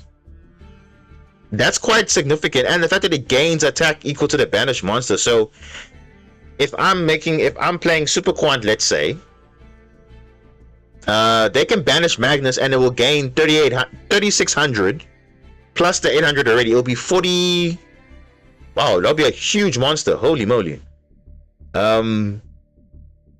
Actually, this is actually quite good though.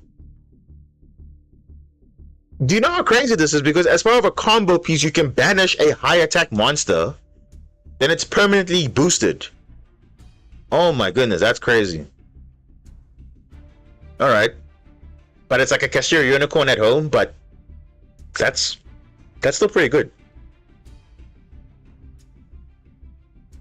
And if this card synchro summon is sent to the grave, you can summon this card, then look at your opponent's extra deck again, then banish 2 face-up cards from it until the end phase. Bro, what is this? What is this card, bro? That's potentially up to banish 3 cards until the end phase. You know how disruptive that is as a disruption, because you're so worried about, oh, my end board might be disrupted, but what about your actual extra deck? Oh my goodness. So it's Kashira Light, but not really. But it's still pretty decent, but I don't know.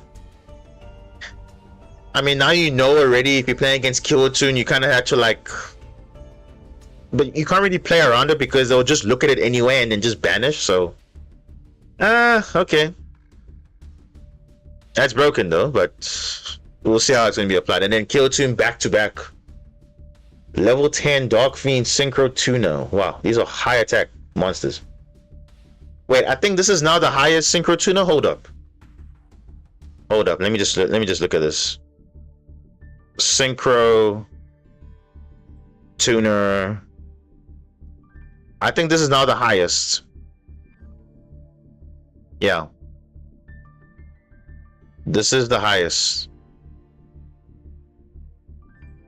Level 8.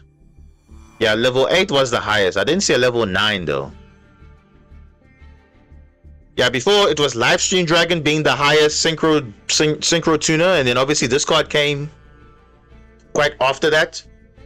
But now I think this is the highest Synchro Tuna in the game, level 10. 3200, that's huge. Okay, that's huge.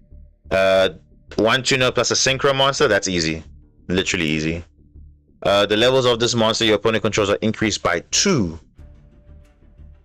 Whoa, that actually counts as yummy though. And any deck that needs to synchro or exceeds. Quite interesting. Your tuners can make a second attack during each battle phase. Okay, pretty much like a dancer. Okay, fine. All your tuners though, not bad. When your opponent activates a monster effect, you can target 1 tuner in your graveyard or banishment except the level 10 monster. Either add it to your hand or summon it. Then you can, immediately effect resolves, you can synchro summon 1 synchro monster.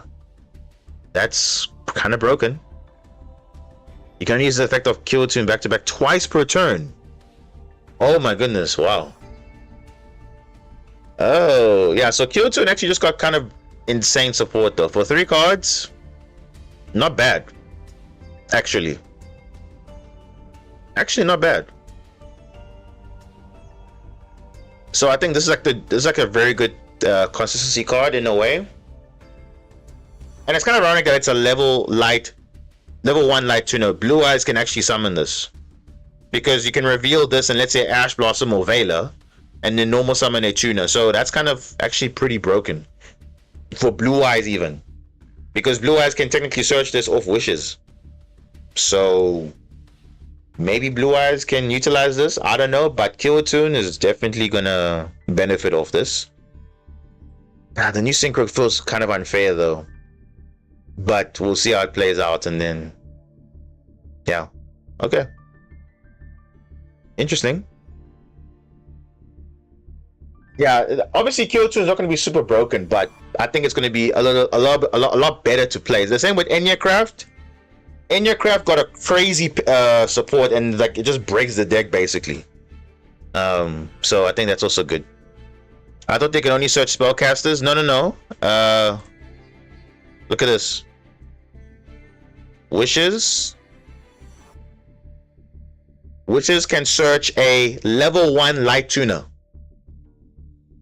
and a spell trap that mentions Blue Eyes White Dragon. So level 1 light tuner, and remember it's a light cyberse tuner, level 1, so we can literally search this, which is kind of crazy though, because it kind of gives them 3 normal summons, because Sage will search Maiden. Oh, Sage can search hey, wait, hold up. Sage can search for a level 1 light tuner, so it can also be searchable in Blue Eyes as well. So Sage can literally search that card, and then you can normal summon another tuner if you want to, and then it just has the same effect. Oh, that's kind of broken though. So even okay, Blue Eyes just got, I'm telling you, Blue Eyes, they are getting crazy support though. I'm not even kidding. Like, look at this, guys, look at this. They're getting 2 crazy cards, right? They're getting this card, which is a Raigeki on legs, literally this card here, the White Phantom Beast, and then they're getting another new card, which is Deep Eyes, which is discard, add one level 1 light tuner again. So again, this card can search the Kill-Tune Rotary. Like, what's going on here? My goodness, like the Blue Eyes is gonna be crazy, bro. When this comes out in the OCG, it's gonna be crazy, I think, because it just got a lot more consistent. Because there's so many ways to search level 1 light tuners now, and it's like you can push through a lot of things. So, oh my gosh, I don't even know. And the effect and the cards are really cool though. I mean, like, look how crazy that artwork is. And unfortunately, it's not Blue Eyes by name, but it's always treated as a Blue Eyes card. So anything that mentions a Blue Eyes card or a Blue Eyes monster, you can search this, but that's broken though. It can search literally all the tuners, level 1 light tuners. So I guess they're like, oh, Blue Eyes, you can use this too. So all right, I'm seeing it.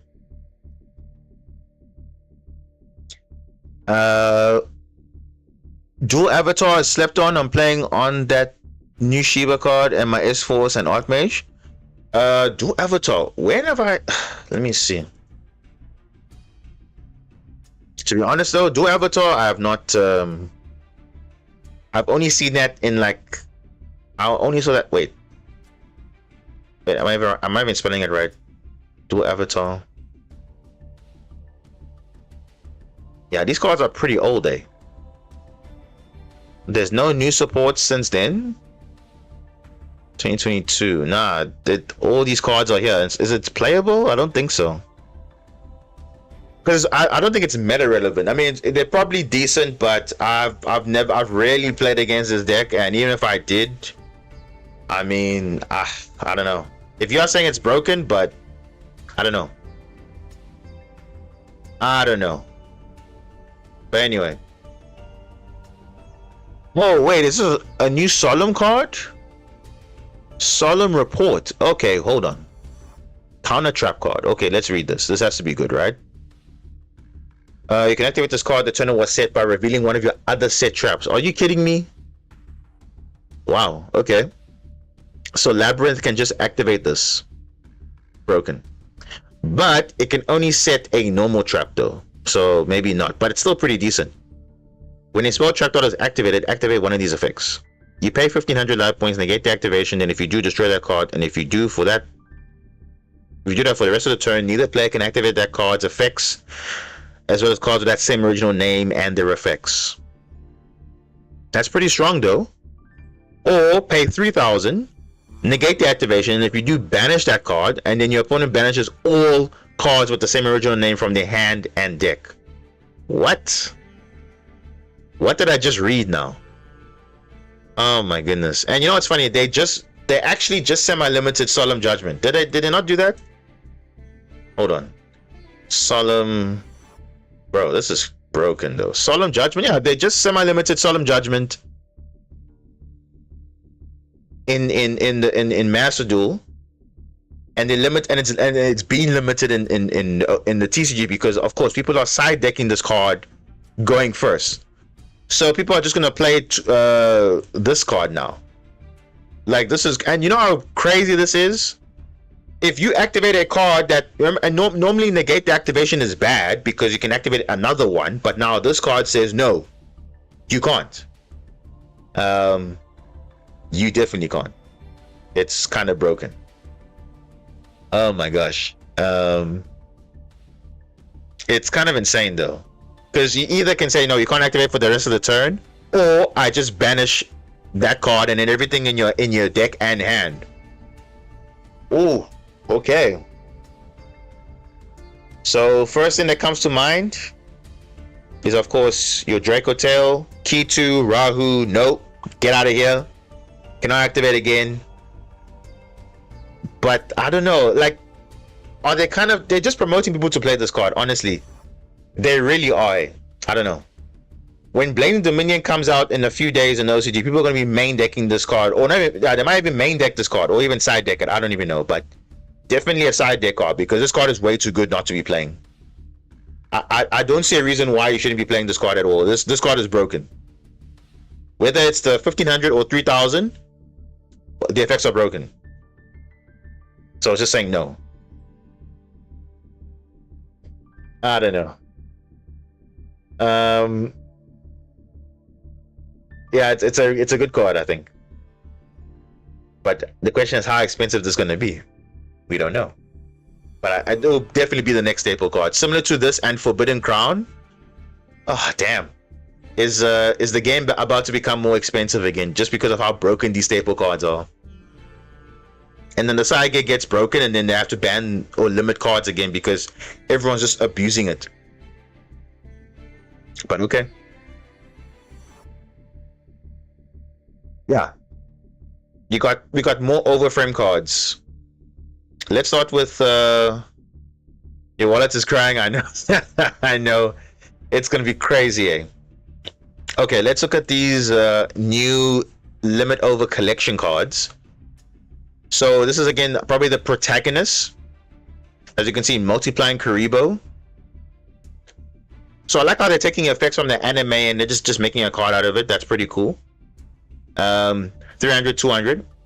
When a opponent monster declares an attack or your opponent activates a monster effect, summon this card from your hand.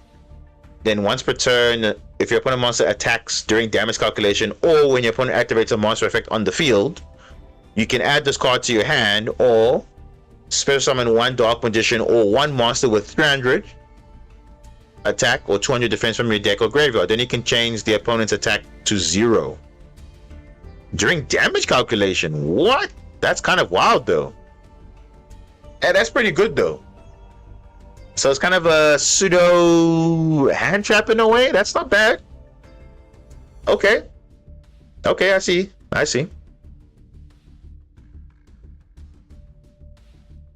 Okay. Not bad. I like the artwork though. Wing Karibo Saboteur level 10. Level 10 Light Fairy. Okay, cool. Wait, this can summon. Wait, this can summon this. Oh wow. Okay, well, anyway, let's see. You can use the first, second effect of the game once per turn. You can reveal this card on your hand and pay half your life points. Okay. Add one polymerize. Hey, what? Add a polymerization spell or fusion spell from your deck to your hand. And if you do, shuffle this card into the deck. Also, you cannot spell something for the extra deck for the rest of the turns except hero monsters. Bro, who cares? Heroes are gonna love this card, obviously. You can search Super Poly off the get-go. During your opponent's turn, if you have 1,000 life points or left, you can special summon this card from your hand. Then you can inflict damage to your opponent equal to the highest attack among the monsters they control. Are you kidding me? So they could potentially just inflict damage to you for no reason. You know what? I think heroes will like this card because it can search Super Poly or Fusion Destiny right at the bat. Okay, cool. But I think Super Poly is a big one. Or Fusion Destiny, depending on what you're looking at. Omni Heroes might making a comeback. Yeah, especially with the new Mask Hero support, I think it's just going to be... The focus now is more switching away to Mask Heroes more than the standard board that they're making. But it's going to be quite resilient now to a lot of things. So, okay. Heroes might be coming back. Alright, what's this? This is our 5Ds now. Star Junk Synchron. Level 3 Dark Warrior. Okay, for a Synchro Summon, you can substitute any of the Synchron tuners for... Okay, that's fine. Same with all the other Synchrons. You can only use the first and second effects once per turn. If this card is in your hand, you can target a level 2 or lower monster from your graveyard. Special summon this card. And if you do, what? Bro, do you know how broken this card is?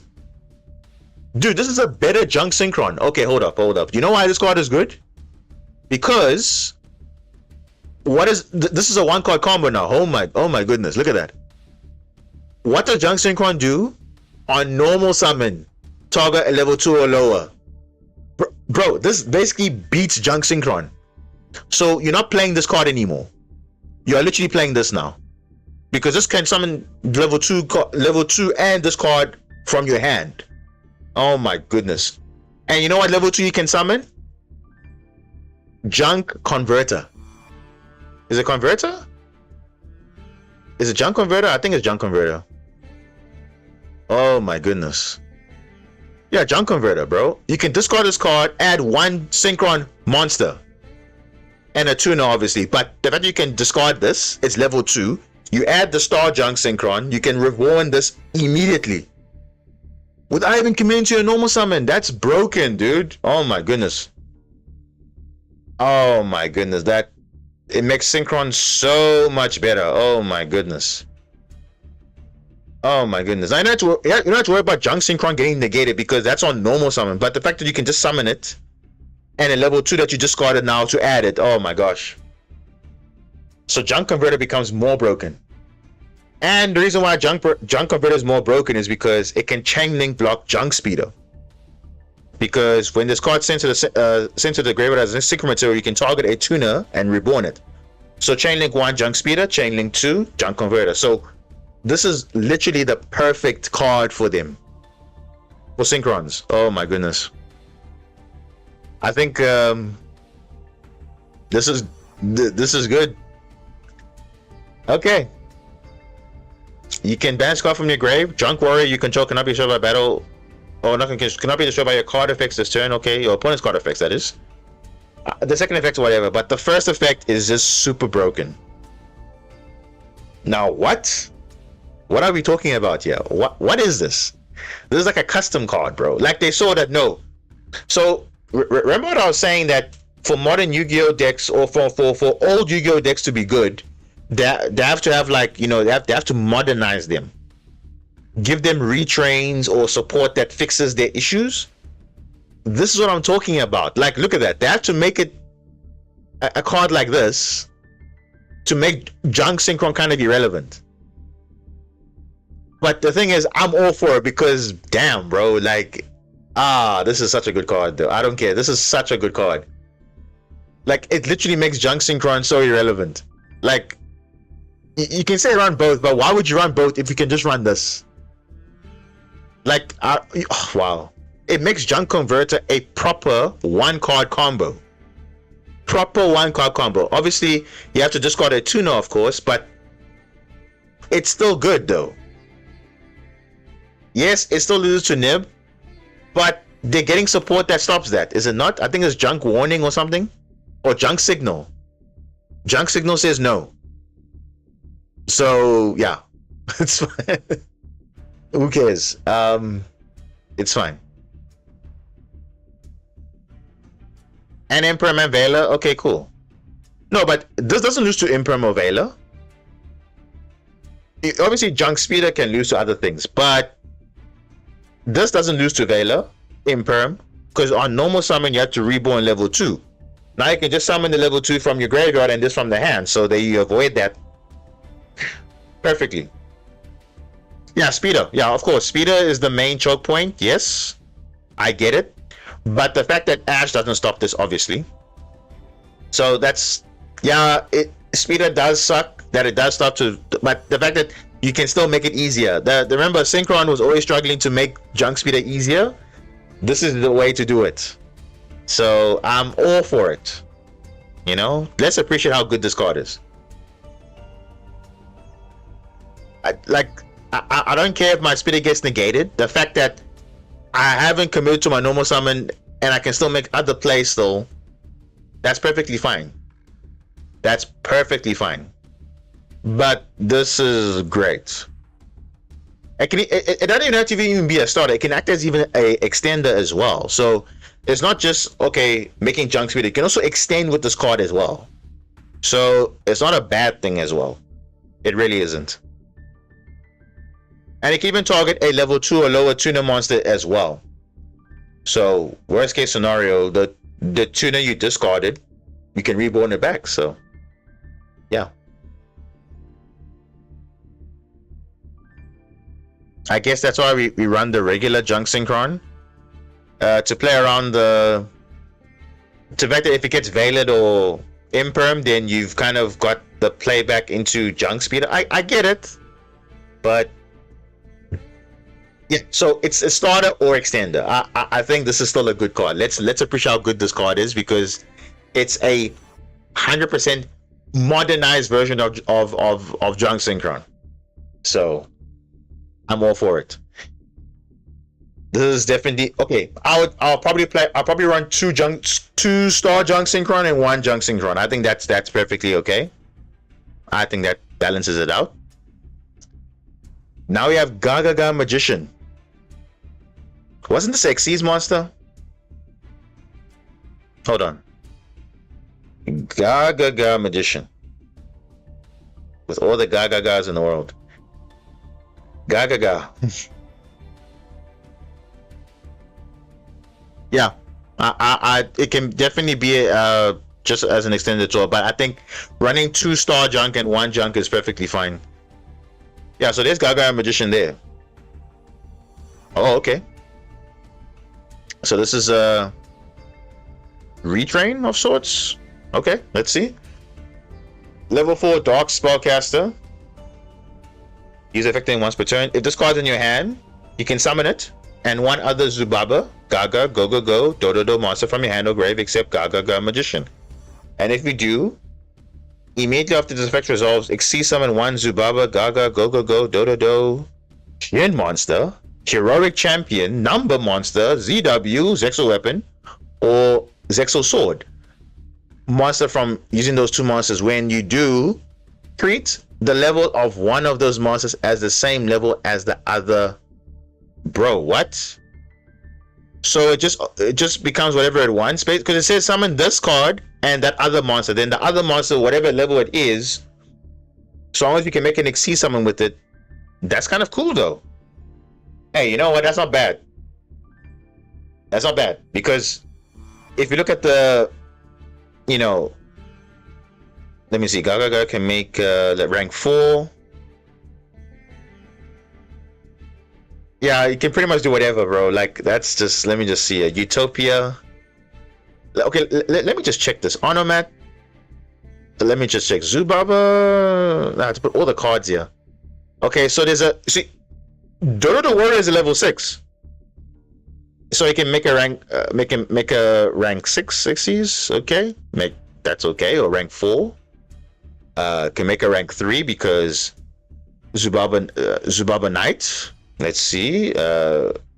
Go. Is it go? Okay. I'm looking at the Xyz monsters though. Where are they? Okay, you know what? No, but you know what? You know what I'm thinking now. This can't make Oh, it can. It can make utopic. Let me see. Because they're number monsters. Never mind. No, it has to be a number monster. So number F0. No. You can make this card.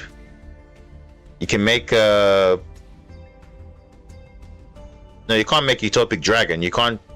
This card's banned, obviously. You can make that. And look, it's not bad. You can make 2 level 4s, but it has to be with those 2 monsters specifically, and depending on the rank, it has to be that. So, okay, not bad. Then what is this now? Oh, Pendulum. Oh, Horoscope Sorcerer. The Stargazer Magician. Pendulum scale 1. When your opponent activates a spell card or effect resolves, and if you control a Magician Pendulum monster or Odd Eyes monster, you can negate that effect and destroy this card.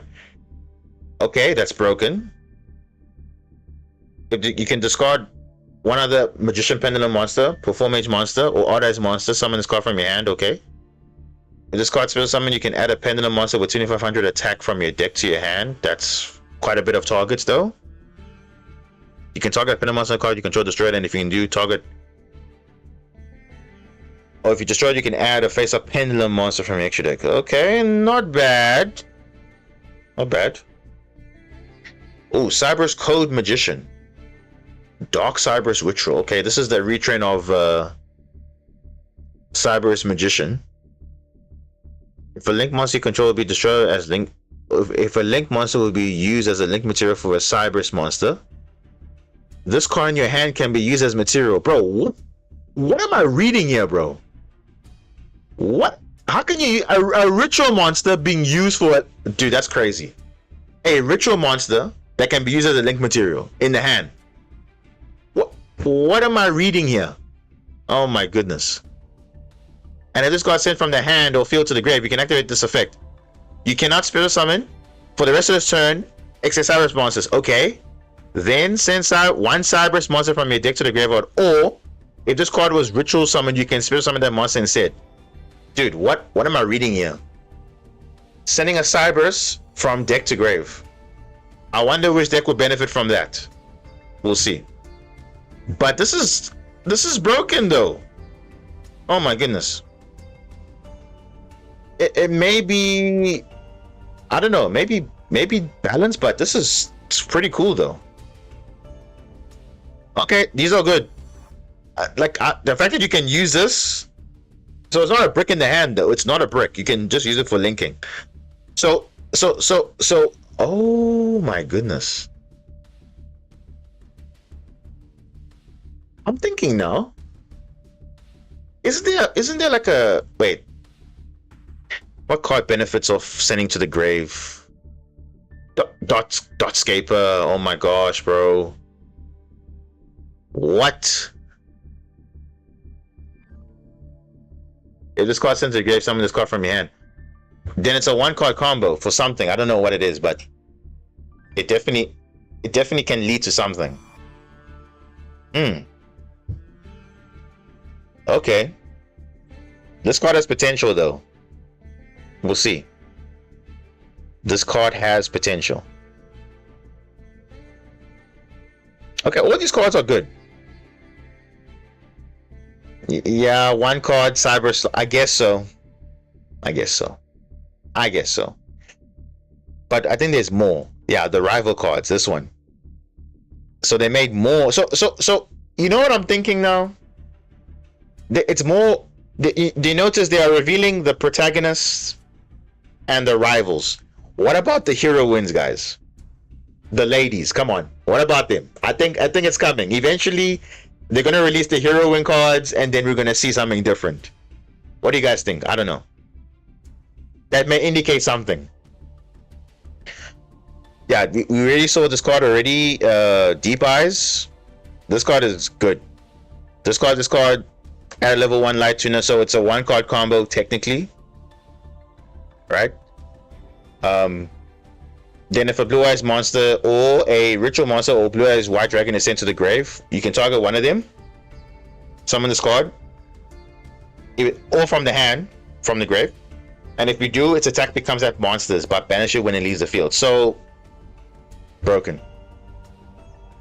Broken. Yeah.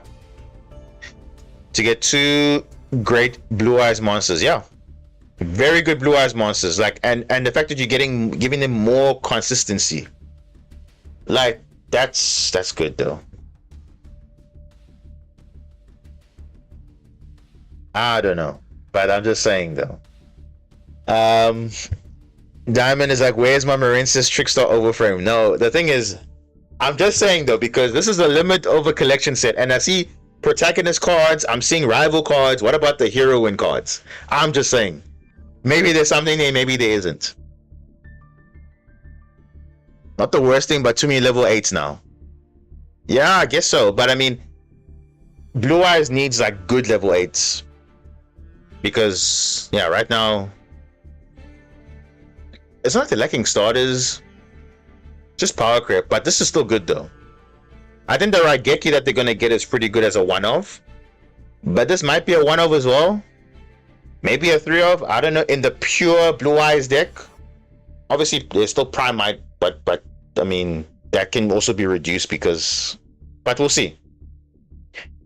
We'll see. You just notice it's level 10. Yeah, it's level 10. Yeah. It's a retrain of Deep Eyes. So can you see? They're taking old cards and retraining them. So why can't they just do the same for other decks? I'm just saying. Like, look, Future Fusion is a retrain. Future Fusion Nova. When this card resolves, fusion summon a Light Fusion from your extra deck that using monsters from your deck, including Cyber Dragon. Also, for the rest of the turn after this card resolves, you cannot special summon except machine monsters. Also, you cannot attack except with monsters, except with the summon monster. Okay, so it's like the final play you have to do. Then if this card is the field, destroy that monster. If this monster is destroyed, destroy this card. Okay, so you summon this with Cyber Dragon. I think the new overframe that was announced. Where is that card? I think it's where is it? Where is it?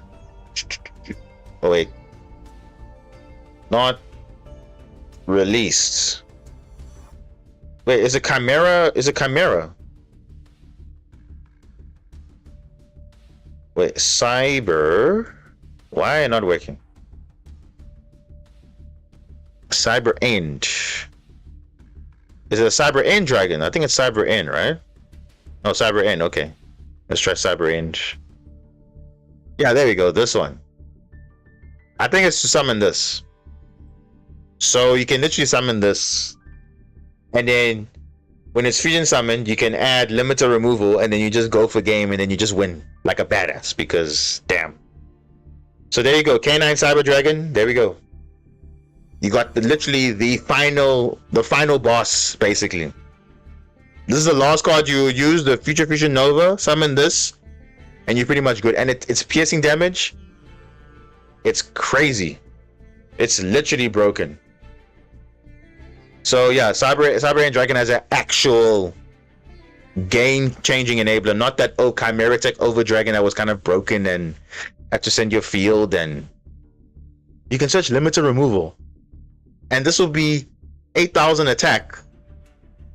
And with Power Bond, if you no, obviously you can't use Power Bond with this, but it will be 8,000 piercing damage, can attack 3 times.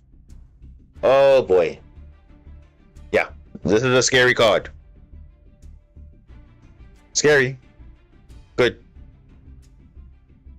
Oh, what is this? More Red Dragon Archfiend support. Wow. Almost how many? Like, I think the entire set is just them. Mainly, but okay. You can activate this card. The turn was set by revealing Red Dragon Archfiend in your extra deck. Bro, like, can you see what the direction is going for Yu-Gi-Oh? They're making it very fast. They're not making it very slow anymore. It's like you want to activate your cards right away, because all we know, trap cards in general are slow. So now we are placing cards, we're activating them to turn to reset. Like, it's just catching up to the modern game, because unfortunately trap cards in the modern game are too slow. So Konami's like, okay, we have to make it easier for them to activate. So why even print traps anymore? I don't know. But again, to make it appealing, they have to make it interesting. So now you can see, now you can reveal cards, you can set them, or you can even place them. So it's a way to get them access easier. So yeah. Trap cards, you mean spell with the condition? I mean, yeah, of course. Of course. So what does this actually do? Activate this card by revealing any number of tuners, or not tuners, any number of monsters in your hand. Then target effects monsters your opponent controls equal to number of tuners revealed +1. Dude, when they say +1 means it's just like, it's so broken already. They lose 100 attack for each card revealed. Okay, whatever. Also, their effects are negated. If the last of those monsters is on the field, destroy this card. So, immediately, this can be like a negate in a way. Like an imperm. So it's Fiendish Chain, but it's retrained. As you can see by the overframe art, it's basically a retrain of Fiendish Chain, but now it's Red Dragon Arch Fiendish Chain. So it's like, okay, I reveal 2 tuners +1, so 3. Yeah, that's broken. So, but now it says target effect monsters equal to number of tuners revealed. So what if they're not there on the field on resolution? Does it work like Droplet where it will not activate, or it will still resolve? I don't know, because it says also. So also means that if you don't reduce the attack, that's fine, but then it still get negated. So it's a good card, right? It's a good card for them. Let's be honest, it's a good card. So it's so easy by just setting it, because you can search this card, set it, and then just activate it immediately. So I don't know, is there a card that searches spell or traps or set them immediately? I don't know. I don't know. Is there anything in Red Dragon Archfiend that can set a spell trap? I don't know. Wait, what is that? Set a spell trap? No. Okay. Crimson King, this can add a card, not set it. Yeah, it doesn't say if you do, so even if you don't do it, doesn't really matter. So Crimson Gaia, Crimson King can search it. Crimson, no, not that one. Power Vice. I mean, Crimson King can search, but it doesn't set though, doesn't it? Crimson. Let me see. Yeah, add one card that mentions it from your deck or grave, but it doesn't set the card though, because this says you can activate this card the turn it was set. So what card enables you to do that on your opponent's turn? Because if it's just like a normal trap card, then it's just really like a normal trap card. Why make it continuous trap? Doesn't make sense. I don't know. Weird, but okay. Yeah, you search it and set it, but then I want to use it right away. Like, I don't know, but it's just weird though, because what's the purpose of this effect if you can't even set it though? Okay. In hindsight, yeah, it basically acts like for going second then. Yeah, I guess so, card limits. I guess so. If you put it like that, I guess it's only for right now good for going second, because there's nothing that sets it directly a spell or trap that mentions RDA. Okay. Alright. But the problem is they can just go Little Knight. Oh, but then you can chain. Okay. I see the logic now. So the moment you set it, you can chain immediately. Okay. Because it's just revealing a Red Dragon Archie from your extra deck, so, which is really easy because you play at least 2 copies, so not bad. Not bad. But going first, it's just a normal trap card you set, but okay. The new RDA support does not set anything. It doesn't. Red Dragon Archfiend. I just only that. Right? That's not been released yet. So only those cards. Now, obviously, there's more, but yeah. So only these 7 cards, right? Mention Red Dragon Arching, but this one doesn't set anything. This one adds, right? It adds. This one also adds a resonator. This one doesn't do anything. So yeah, okay. It's okay, I guess. Yeah, it's okay. You know what? It's fine. It's fine. Let me go back to this. Oh, where did it go now? Where did it go? There we go.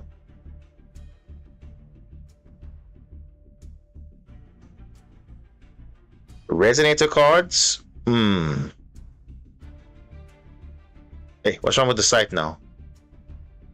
Site is crashing. Okay, Resonator, let's see. Resonator cards. Let's see. This one is summoning from the deck. This one is adding a spell trap that mentions it. You see, this adds a spell trap that doesn't sit.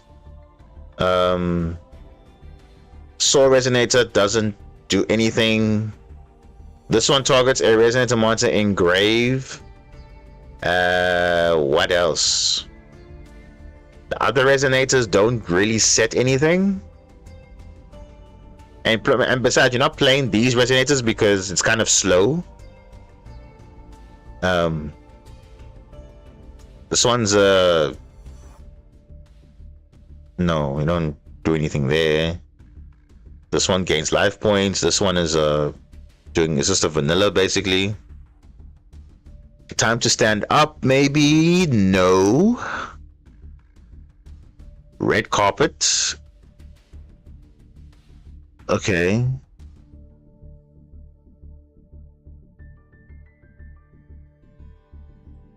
Absolute King Backjack. Maybe. Maybe. Yeah, maybe. Yeah, I think maybe. Yeah. Maybe. I mean, not wrong, but I mean, it's just I'm just trying to think. How is that?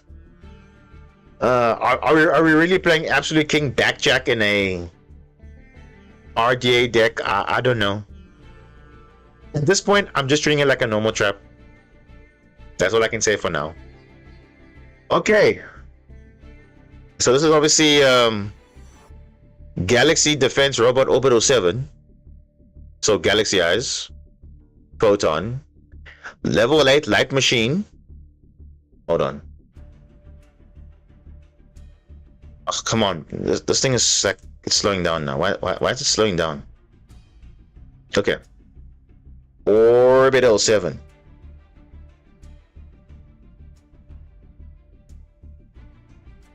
Orbital 7 is a level 4 light machine.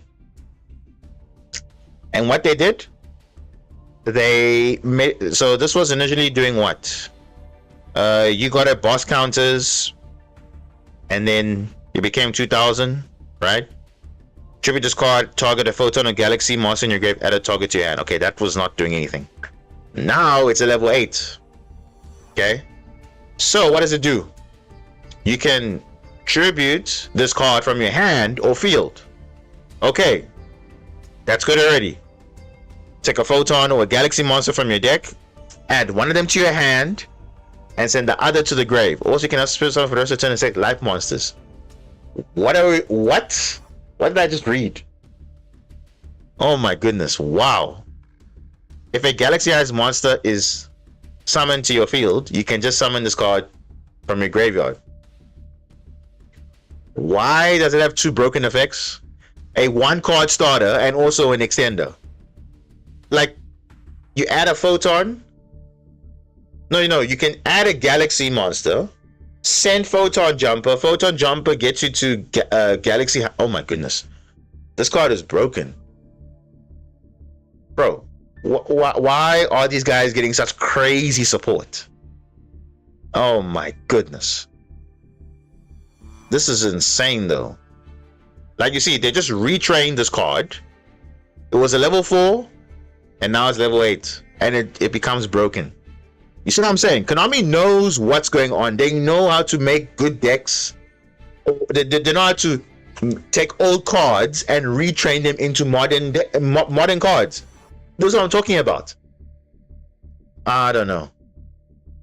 And it's not like Galaxy Eyes has ever been meta, except for Duel Links, because Duel Links was broken back then. Because they made the transmigration had a skill, and then they're like, okay, they liked it, let's make cards out of it. And that's what happened. Hence now we got Galaxy Eyes, whatever, that card that searches stuff. Okay. I like this card a lot. This is good. Clearwing Synchro Dragon of the 4 Heavenly. So I guess all the Heavenly Dragons are just going to be mentioned. Okay, cool. Level 7 Wind Dragon Synchro. Generic. Always treated as a speed word card. Alright, that's fine. If this card is special summon, you can destroy one effect monster your opponent controls, and if you do, this card gains attack equal to that monster's original attack. Are you kidding me? On special summon too, not even on synchro summon. Damn. When your opponent activates a card or effect, you can summon special 1 level 4 or lower Wind Tuner from your hand or grave, but its effects are negated. Then immediately after the effect resolves, synchro summon 1 wind monster. So this is basically making you go into the over Crystal Wing, that crazy name, whatever that Synchro 11. What is that Synchro 11? Synchro. Let me see. Clearwing. What Clearwing monster is that? This one? No. Yeah, it's either this one or going into this. I think it's this.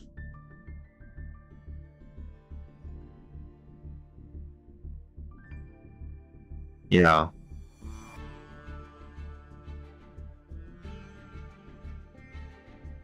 Oh wait, level 4 or lower. Hold on. Clear Wing.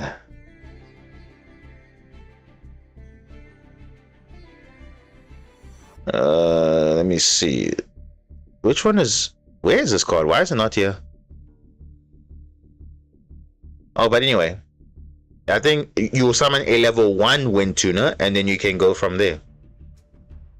So... Clearwing Synchro. If my PC will stop slowing down, don't know why. Or it's Crystal Wing. Maybe it's not Clear Wing.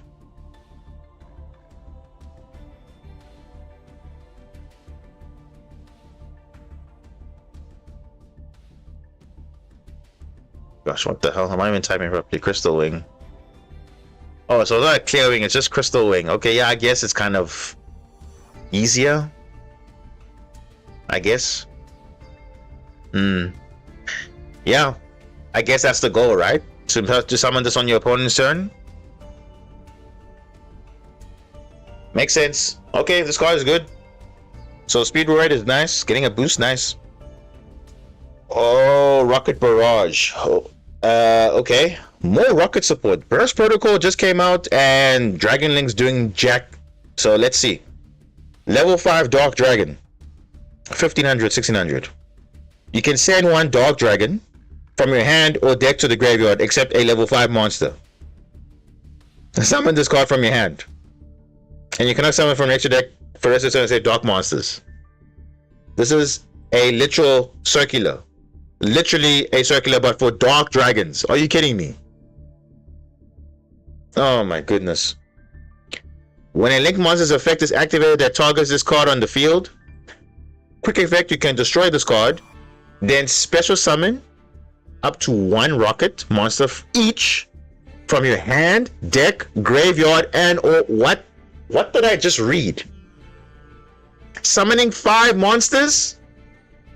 Oh my goodness. You're summoning yourself from the hand, from the deck, from the graveyard, from the banishment. Are you kidding me? Dude, this can summon Boral in quite easily. Oh my goodness. Bro, This is a custom card. And how is this not once per duel? Please explain how this is not once per duel. Oh my goodness. Yes, it can send Apsara level 7, of course. Oh my goodness, this card is cracked. Oh my goodness. So again, why is it that these guys are getting such crazy level of support? You tell me. Because Burst Protocol came out, the new rocket support came, wasn't doing anything. They had to make a Link 2 that's going to come out in Blazing Dominion again. Now this is just cracked now. Literally unfair. Like, what is this card, bro? Are they making rockets into the next math mech, but for oh my gosh, for dragons? Oh, damn. Okay. I don't know about you guys, but Rocket Barrage is insane. This is like the perfect card for them. This can summon 5 monsters. Do you know how crazy this card is, guys? This can summon itself and potentially up to 4 monsters. Oh my goodness. Hand, deck, graveyard, or banishment everywhere except the extra deck. That's kind of broken though. And how often in the combo that they banish a card, they have card engraved, they have card in hand. Dude, this card is cracked though. This card is a 1 card starter, definitely. I don't know, but this feels way too broken. But hey, why not? This is the rivals after all. Okay. I think that's it. Yeah, I think we're heading into a meta which is going to be quite exciting when these cards come out. The limit over collection.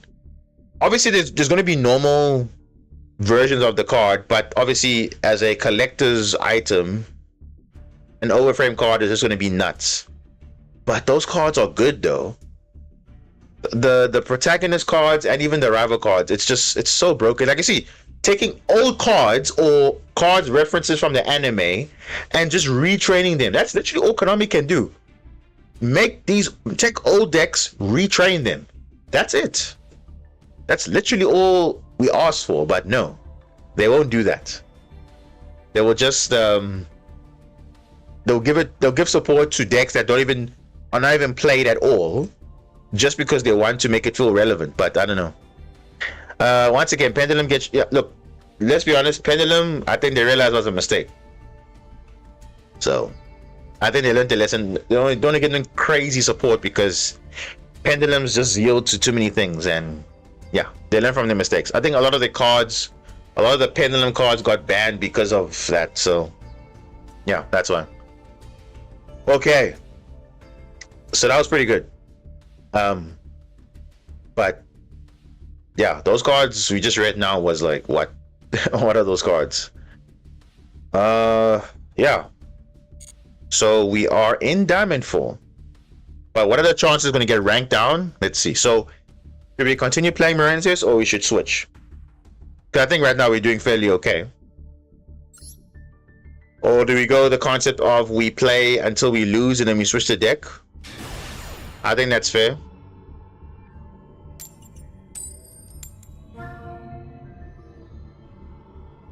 Because we saw a lot of misplays today, including from myself as well. But yeah, bro, I was about to rage now. Like, what are the odds of opening 2 wave? Oh my goodness. You would think I'm playing. Oh my goodness, this is yummy. I think I have to reborn. I don't know. What do I impulse here? What's a good impulse?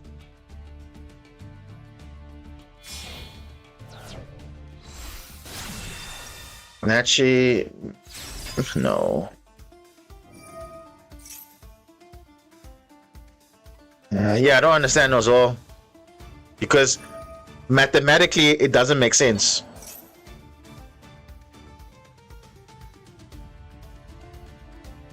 Actually, I just realized something, guys.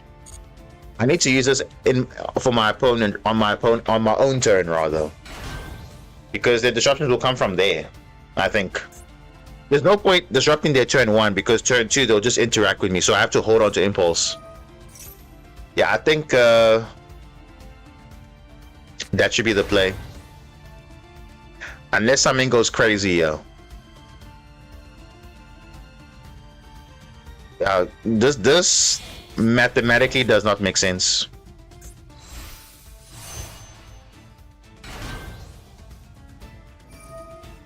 But hey, it happens, right? That's Yu-Gi-Oh for you. Because now Coral Triangle becomes a brick now because I can't even use its discard effect.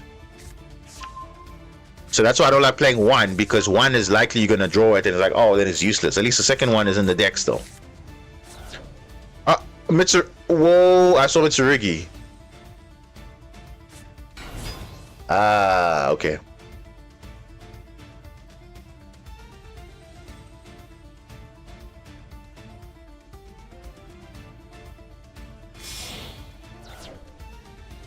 What did they summon into? Herald of Arclight. What the what?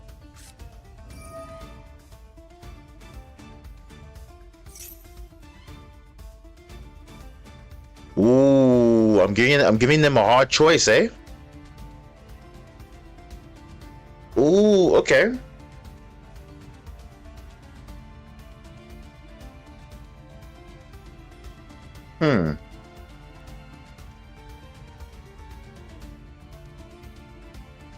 Should I negate this or wait? Because next turn I have Feather Duster, but the problem is he's probably going to use Arclight for that, and you'll summon the thing early. So I feel like, okay, now let's see what happens.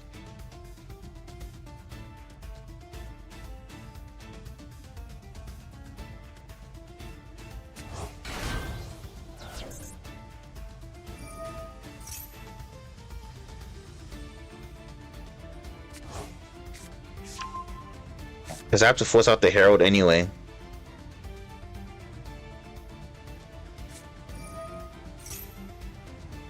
Ah!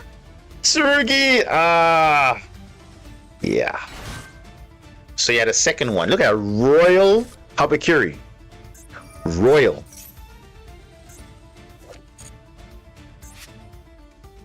Oh, man.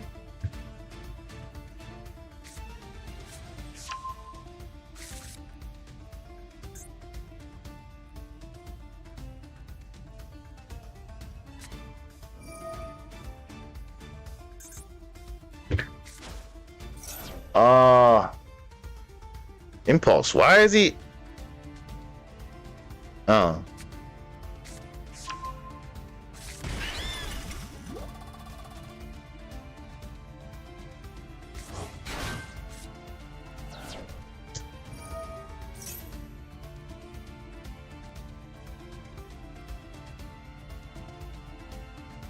Oh, I think I have to wait for it.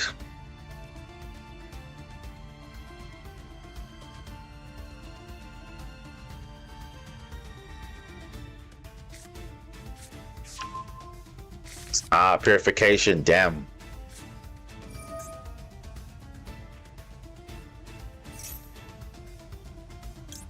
I think I have to stop this.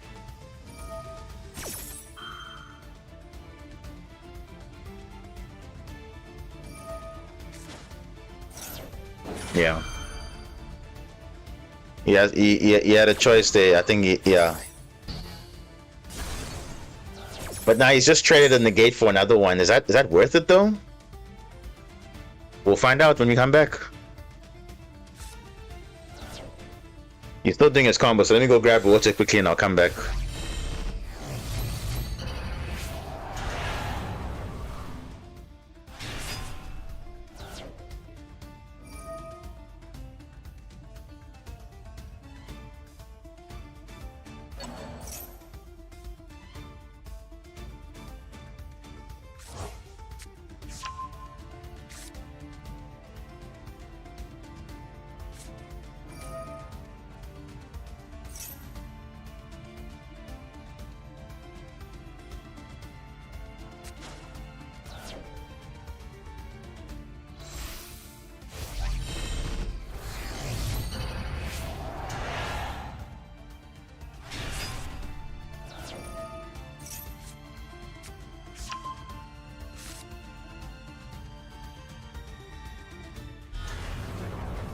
And we're back.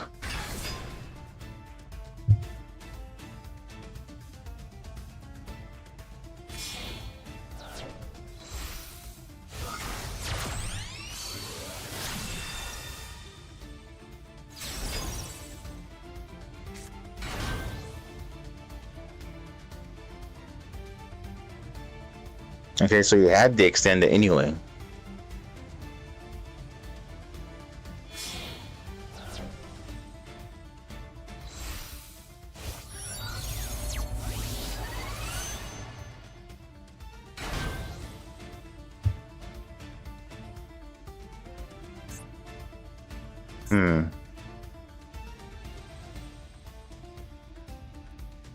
So you see, that's why people are playing more than one type of engine, because playing pure doesn't really help you be pushing through a lot of things. Because if he was playing pure army right now, he would have literally ended his turn right there.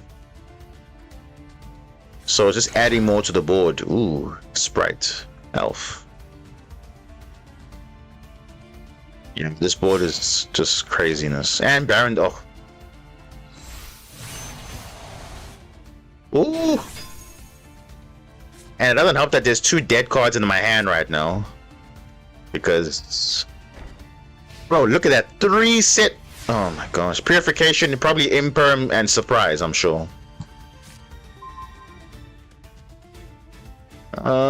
Titles okay, but not really okay.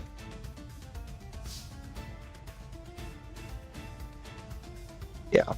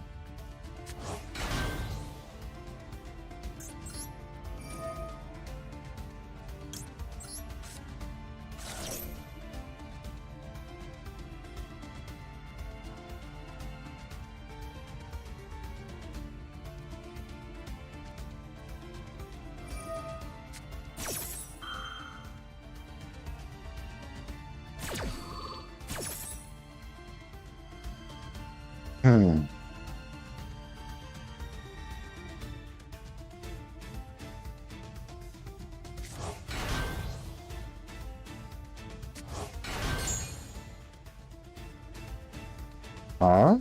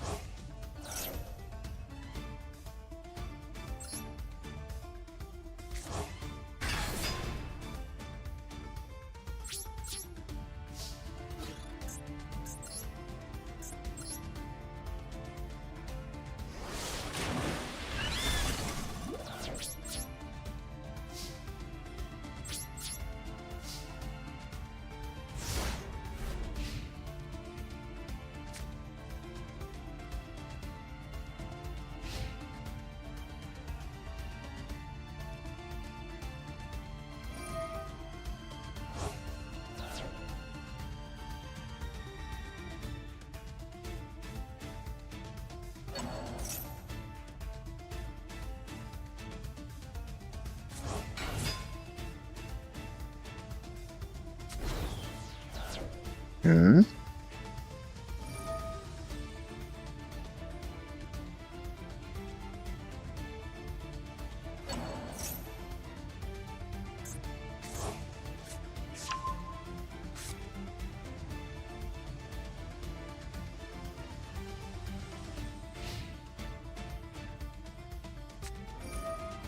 Oh, yeah.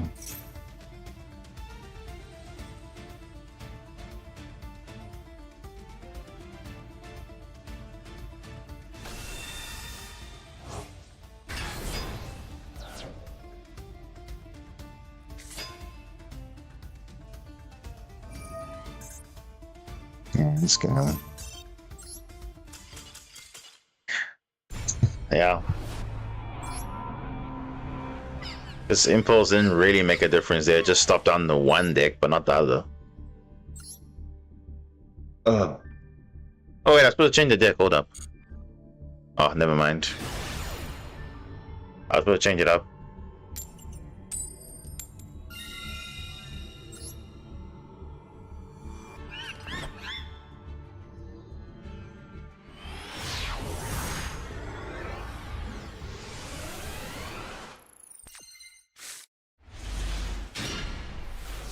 Hmm.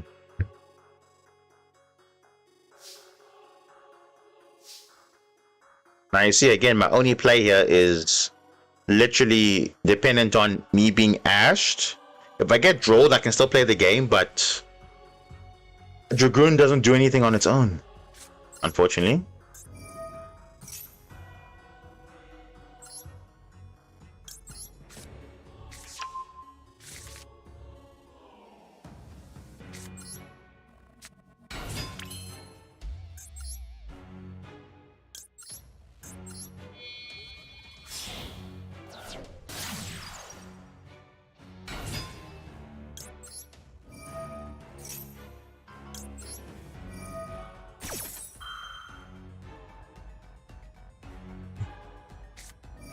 Ah, Maxi, of course. Let's see what you're playing though, then I'll see if I want to go into it or not. Oh. What? Bro, double it. Brother. What is this, bro? Double imperm? And a field spell, which you can just discard a spell or trap. Of course, you can search 2 archmages. Oh my goodness. What?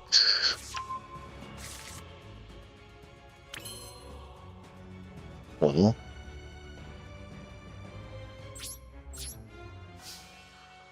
he's got plays anyway. Those imperms aren't bricks for him though. It's extenders rather.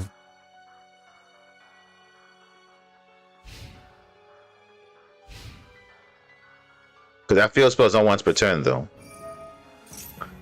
Oh, and he gets some media. Oh my goodness, bro.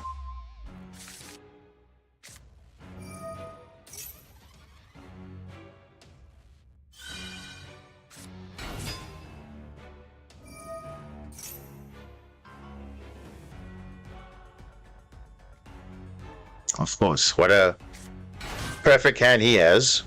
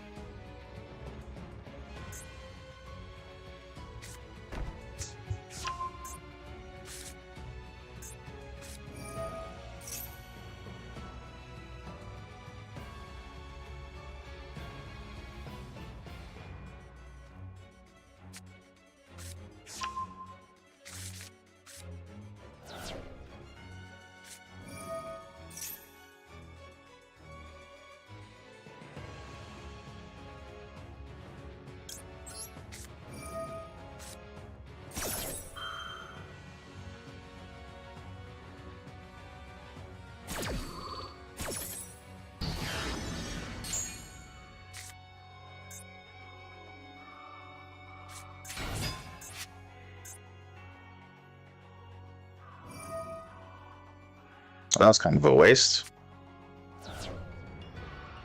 Yeah, he had plays anyway because he had infinite spell or trap, so it doesn't really matter if I. Oh, jeez, bro.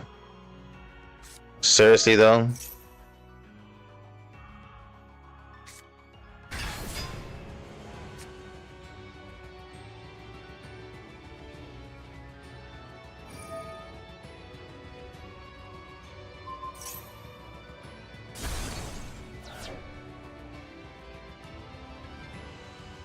The battle of non-engine Wolfpack. That's how the slow paced games be like.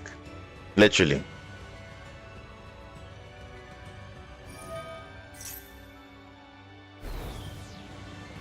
Because it's just literally non-engine. That's how these slow paced games are. Because this game nothing much is happening here. So that I didn't even make a play because of him having already had like all the follow-up he needed.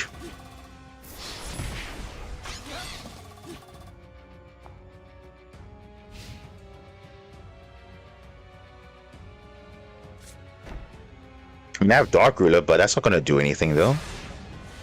That's impermanent he has there. Dominus. Might be relevant, might not be. We'll see. We shall see.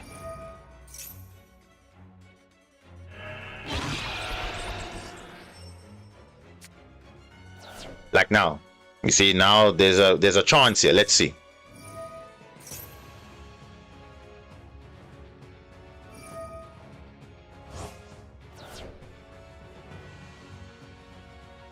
You gotta be joking.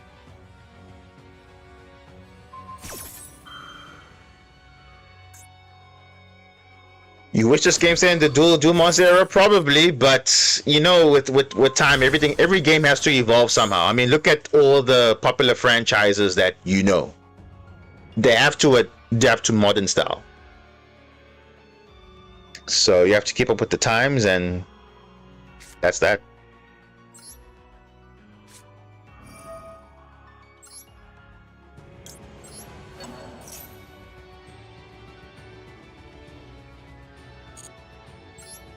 I have to do some very suboptimal play here.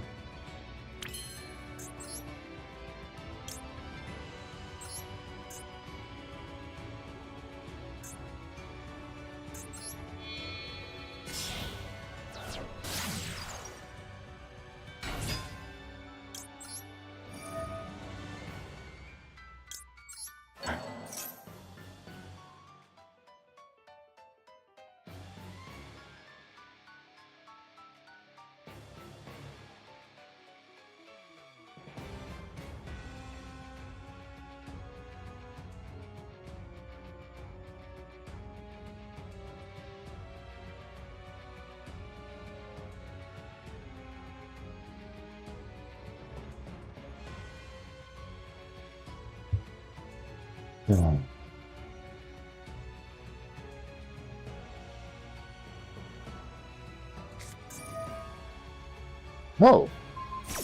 We would actually imperm that. Because okay, now I'm back in the game now. Literally back in it. If he has like another... Oh. I think I should be back in it. Unless he has like Nibiru or something. But yeah, let's see.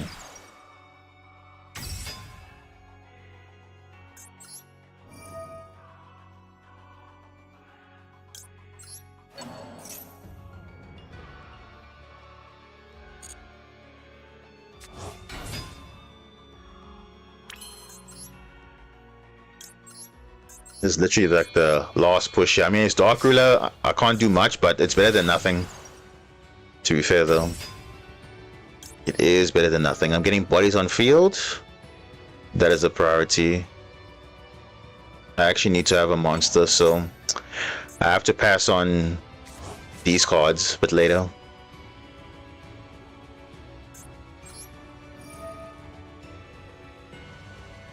Yeah, let's discard that.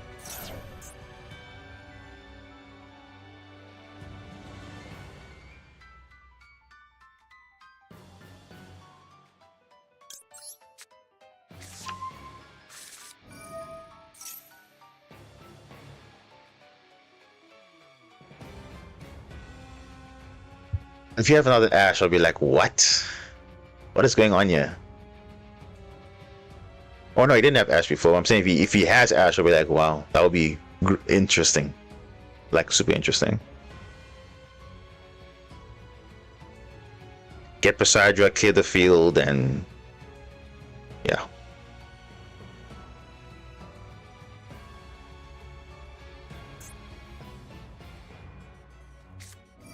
Oh, dude, I just called it. He literally, if he has Ash, bro, like, come on, dude. Oh, this game is so interesting. Of course. Can I target any of these? Level 6 or lower?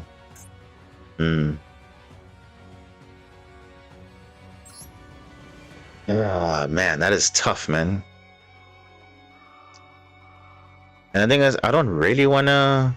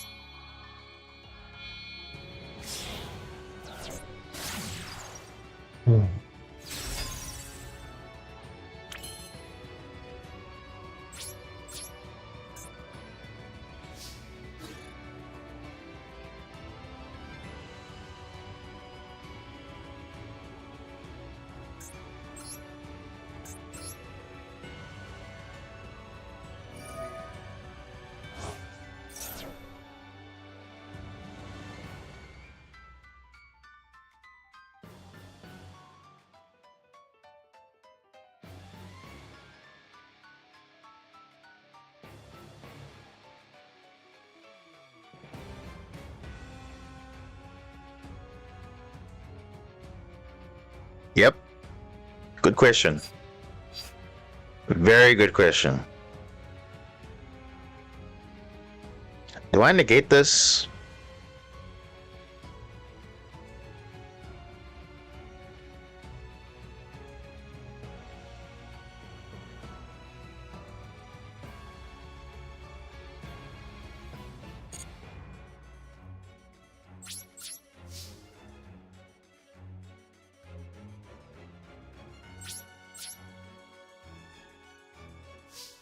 Ah.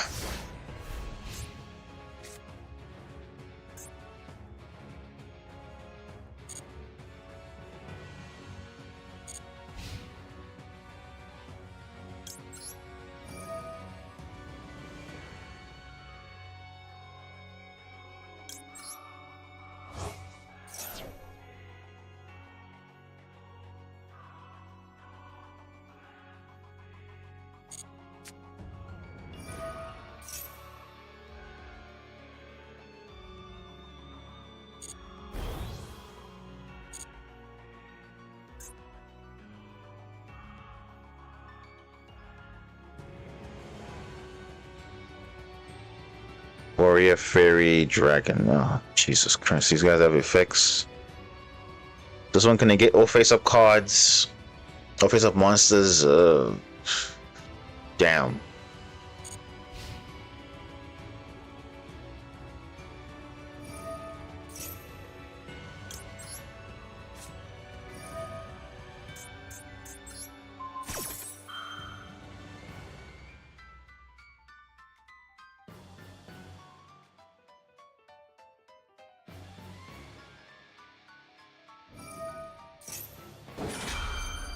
Of course, dude, like, whatever, man.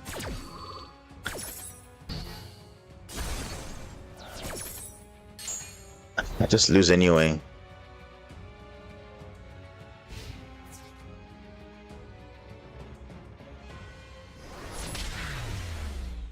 Yeah.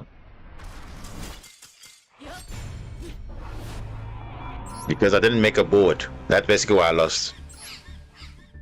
But he pretty much had the setup anyway.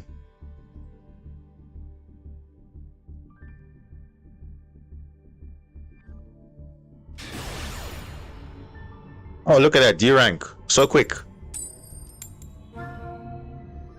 Oh my goodness. You see just how fast you rank up, we just quickly de-rank. All because of...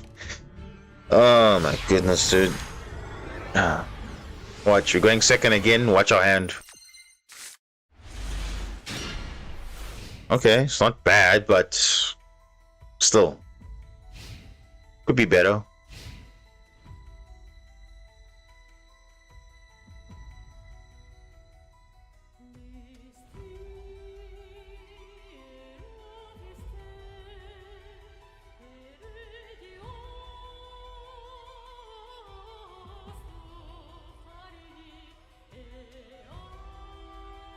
It's either they maxi or they have too many interruptions to work around, and that's it. Because you only can play to your hand. If your hand doesn't play through 10 things, that's impossible.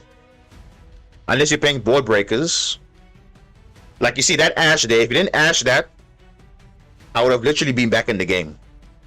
Because my whole different deck would have. Watch this. This guy's gonna have Ash Blossom or Call By or Cross Out. Watch. He's gonna have something. Oh no, he doesn't. But he still gets to make. Oh, actually, I can trick him. Ooh. This guy is pro. What a. Oh, gosh. I don't want to see that. That's not good. Played a Best Actor versus RB. And how is it for you?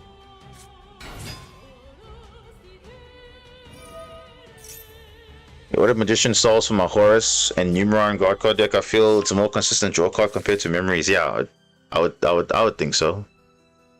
Magician Souls has always been a good core piece. Even for Yummy now, they can even use that too.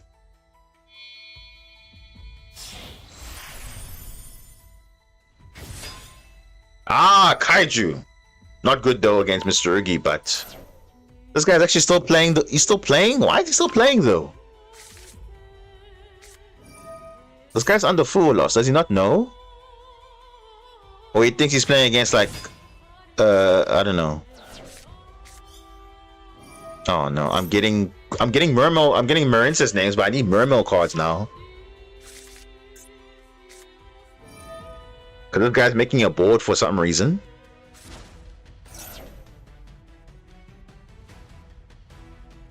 And to be fair though, it's his rank up game, so he's not gonna care about full loss or whatever. He's gonna make the best board possible. And then you'll realize, oh wait, I shouldn't have done that.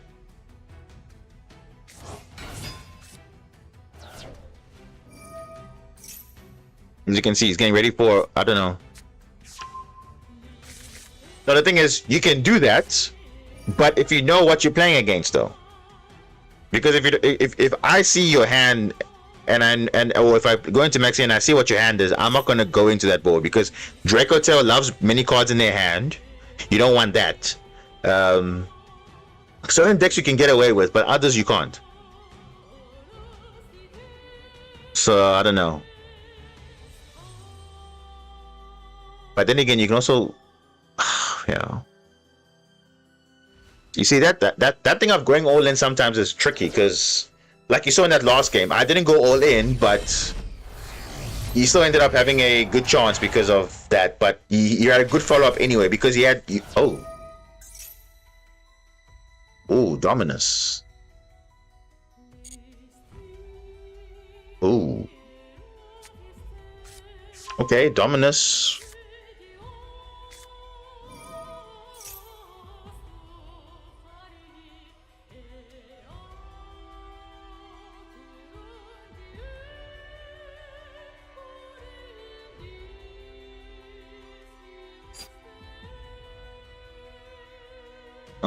Do I impulse this?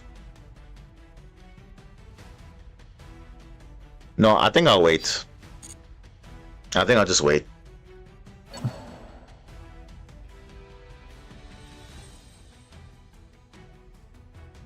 Yeah, it's the math.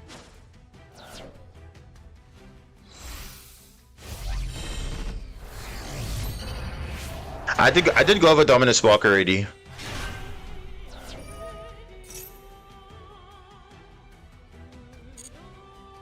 I did go over Dominus Spark. You can just Later you can rewind it back. I did review it.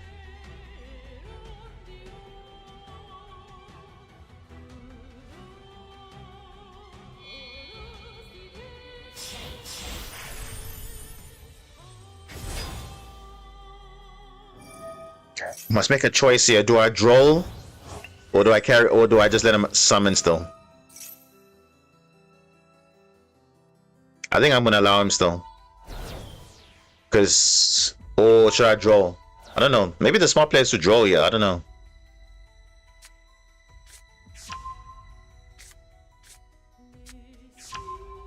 Yeah. I think it doesn't matter because he has Star Rizio. Star Rizio can set the field spell anyway, so doesn't really matter. Let me just allow him.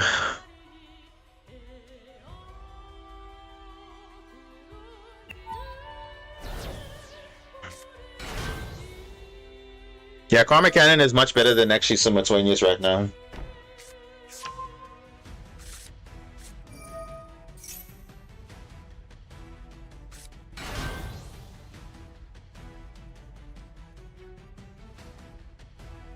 And also it's his rank up game, so I think that's why he's going all in, because like he doesn't want to just pass on his rank up.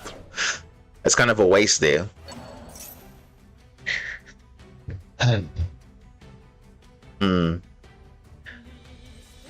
Yeah. Okay. Notice there's no there is no Eclipse Twins. There's only Aggregator. Now watch him get Maxi. But it's fine, because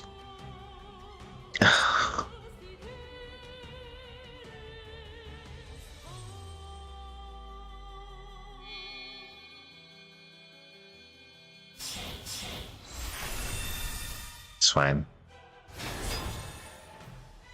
Marincius cards only?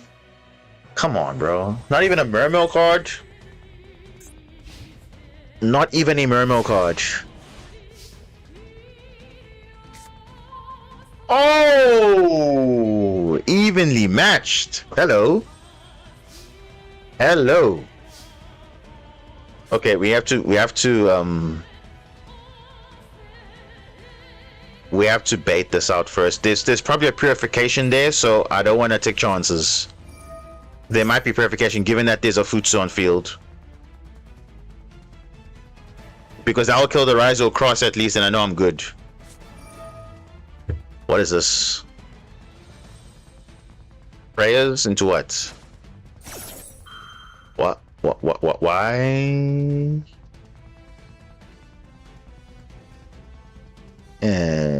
Murakuma wasn't summoned properly. Am I missing something here? What?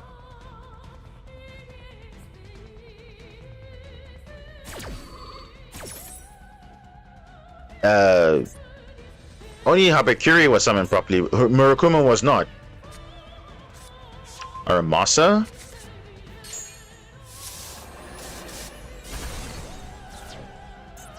He did in purification? Why though? That's so weird. He did in purification that? Because I was playing around that though. Alright, battle phase. Because I'm not playing through that board. No way.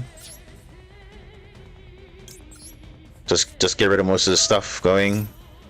He will probably destroy himself, but he can't bring himself back because he doesn't have Eclipse Twins. I don't see Eclipse Twins anyway. Yeah, he'll destroy himself. Of course he would. But then he doesn't get himself back.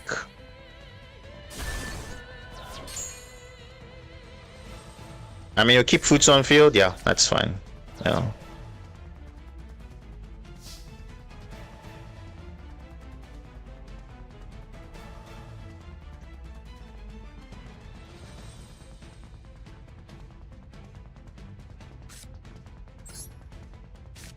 Yeah, if it'll be weird if he destroyed it. Yeah, would be actually strange. But we have no Mermail. That's fine. What if he has Maxi of his own? Let's see.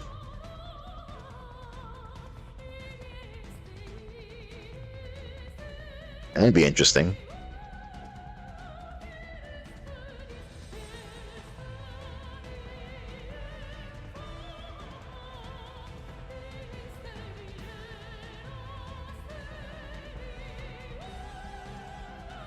What if you kaiju the ritual and attempt to revive? Bro, oh no. Impulse. Oh, impulse. It's fine.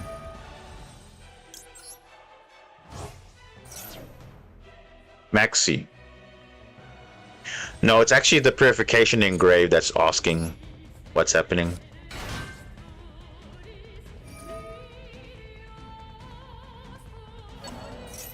I could actually impulse this, but I know draw's going to be good next turn, so I don't want to actually impulse this. It's kind of weird, but I don't want to impulse because draw will be good on his next turn actually. So I don't want to, you know, impulse and I can't use draw. Although this is a good negate because I do have a trap engrave.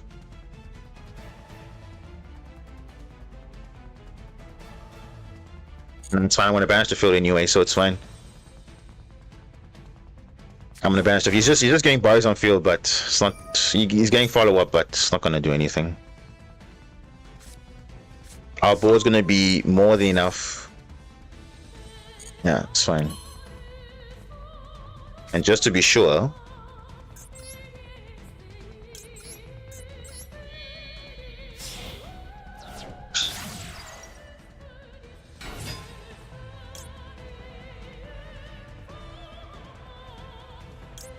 Let me check if he has Ash or not. He probably does have Ash, but let's check.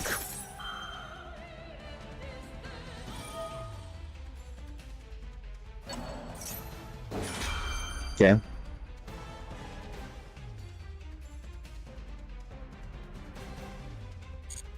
I actually wanted to summon all his monsters.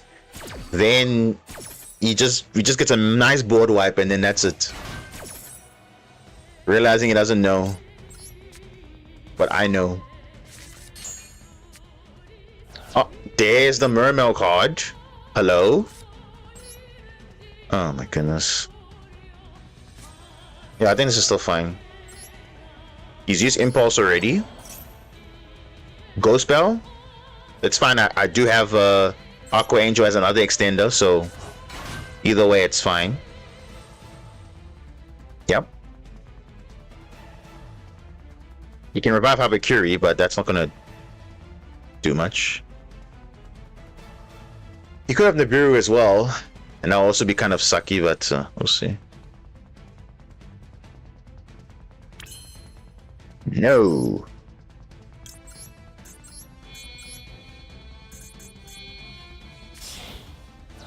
I actually want to use Aqua Angel early, but I feel like I'm probably playing into a Nibia, but it's fine. I can impulse. If only if he has Nibiru, I will impulse. Otherwise, I will not impulse anything. Yeah, Abakiri is just reducing attack. That's not relevant because it's main phase 2.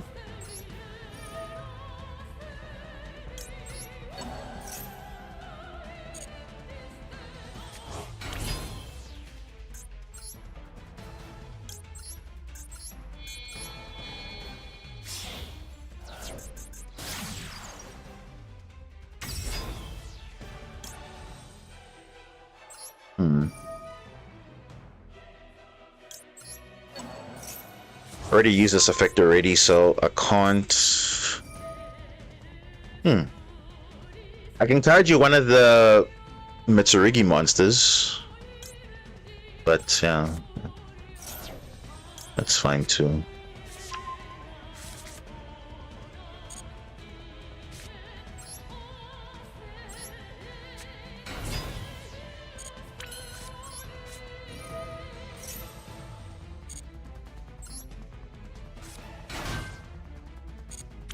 Yeah.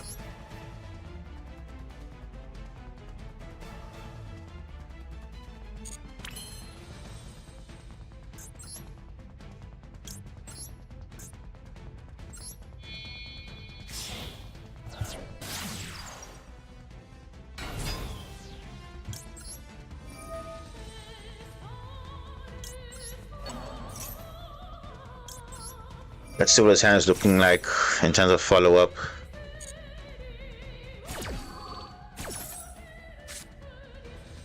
And he's sitting on prayers, Aramasa, another ice Rizio. Bro, what is this guy cooking here? Ice Rizio is at, isn't Ice Rizio at 1? Is it? Oh, it's not a 1. Okay, anyway. It's fine.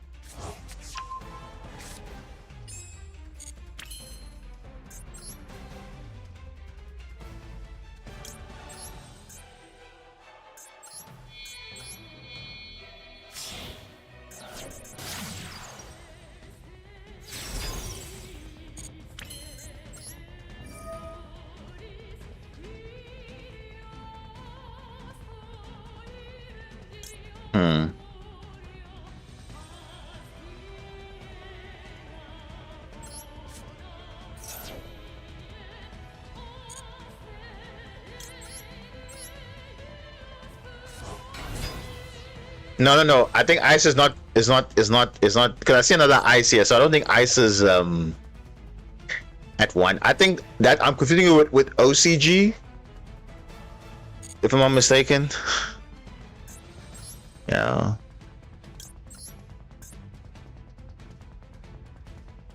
Ooh. Actually got an idea.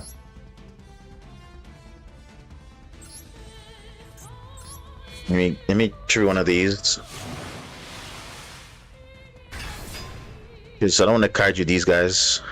Yeah, please, more bodies on field, please. Yeah. More bodies on field. That's fine. I think we're fine. And I think I'm gonna set impulse so that at least draw can be live. So that's kind of the mindset here. Then we go Zelanta. So I want 3 bodies so I can make a link 3 after this. So at least I have a bit of a play here.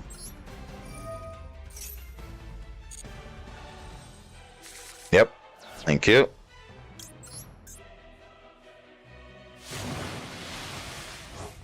Yep. Nice wall there, but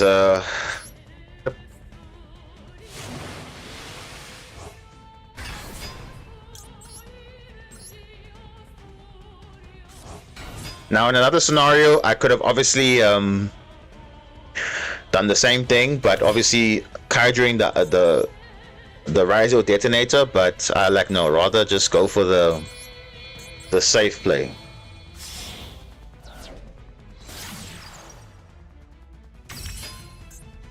And it's not the first time I've done that before, actually. Okay, what are we getting back here? We need a card, right? Got Basil and Grave. I think I'm gonna put back Bubble. Yeah, let's put back Bubble because we got Wave and the Marine's card in hand. So I'm gonna set Ice Barrier, set Impulse, and then that's it. At least we'll be unaffected and we'll be under draw. So not a lot of plays committed.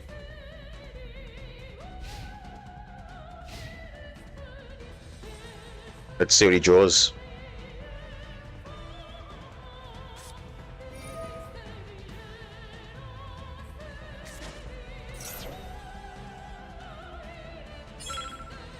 I mean, what can he still... Okay, I think Mitsurugi Ritual or Mirror I'm going to literally negate. I'm not going to negate that. Aramasa. No, that's not...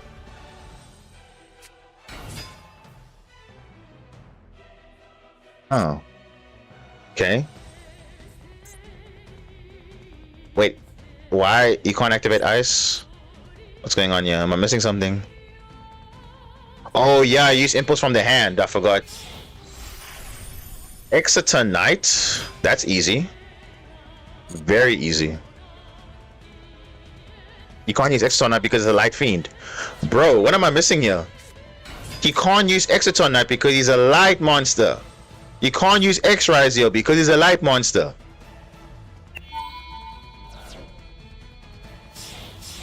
You can't use Eclipse Twins because it's a light monster. You can't activate effects, bro. Literally can't activate any of your monsters because you use impulse from the hand. Okay. Aramasa, okay. That's fine. I'm trying to see where is this. You know what? I'm just gonna impulse that.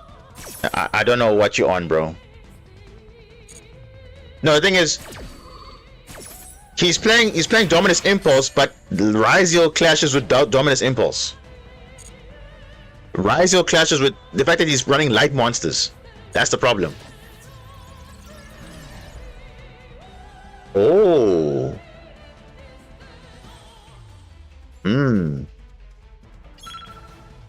Because now you can't use Detonator as well, because Detonator is not going to do anything as well. Oh wow. Okay.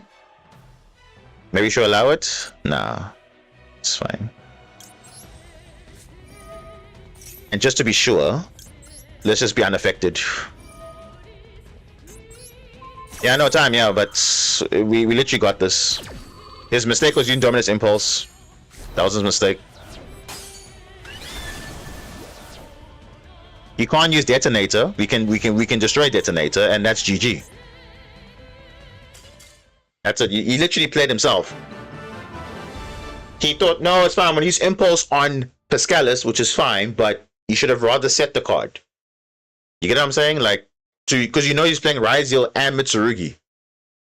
Like, I know pure Mitsurugi can play Impulse, but Ryziel Mitsurugi does not play Impulse. So he kind of messed up there, I think.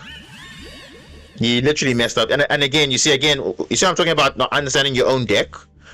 You know Impulse clashes with half of your deck, so Ryziel is like your majority portion, so you don't want to be playing a card like Impulse. They should have literally said Impulse, because look at that. Obviously he's trying to play a Ryziel board, but how are you playing Ryziel if you can't even use all your light monsters? Light. Eclipse Twins is light, Detonator is light. Even this card is light as well. Almost half your deck is light, so you can't even, you're running one Impulse, ironically. I feel like you should have set Impulse. Oh my goodness. So you see, again, it's just those small details matter. Like, obviously, yes, you want to play Impulse. The goal is to set it. Remember when I was playing Sharks, I was playing Dominus Purge in my deck, but I knew if I hold Purge in my hand, I'm losing half my deck. So, or not even half, I'm using all my deck. So I have to set it when I get it. I don't know. It's interesting. And that was his rank up too. You should have played better, I think. But hey, we managed to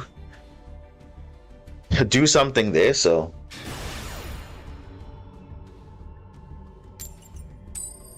And to be fair though, yes, he was under full loss. He still made a full, he still went all in. It probably would have been different if he didn't have was under full loss, but still. A win's a win. We take those. Oh, come on. Now you're giving me a going first hand? Seriously? But we do have Light State, which is going second, so I'm not complaining. But it depends what we're matching up against. If it's Draco Tail, that also is really nice, because it negates Flame at least.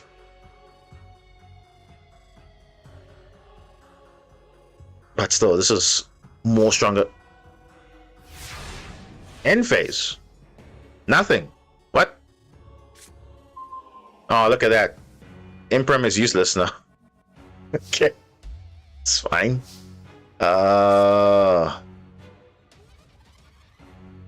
Okay. Let's just go with Neptibus.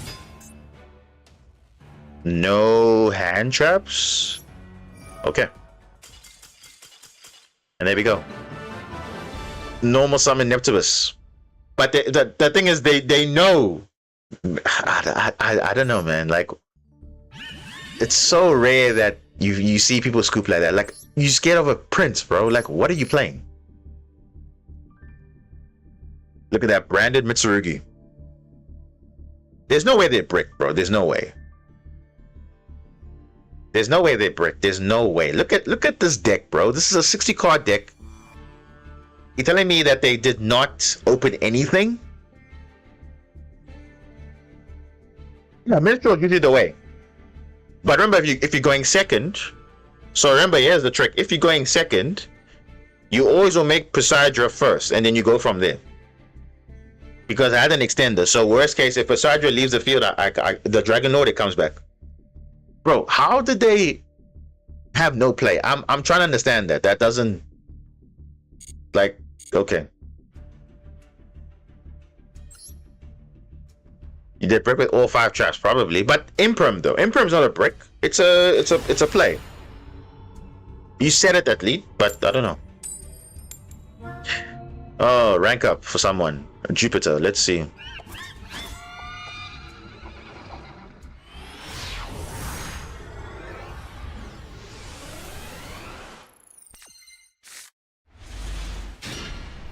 Okay. Now again, I have a clash with Bell and Impulse, so I have to use Bell first. No, but the thing is, even if it's Mermails, why would you? I don't know why they would scoop, because they think I don't have a combo. I probably didn't have a combo, to be fair. Ah, what?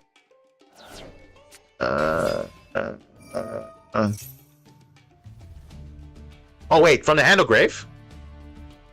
Oh, no way. Oh, from the Hand Deck or Grave. Okay, cool. I'm using Bell first, because I don't want Impulse to clash with me later.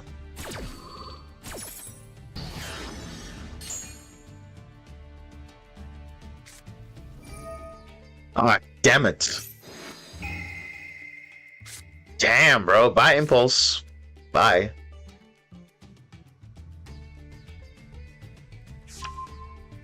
Okay.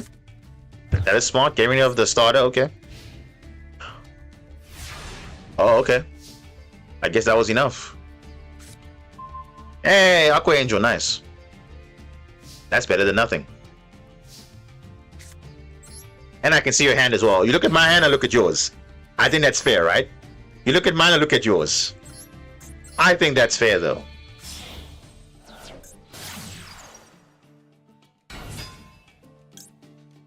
Yeah, and now look at your hand, and you can see what's cooking there.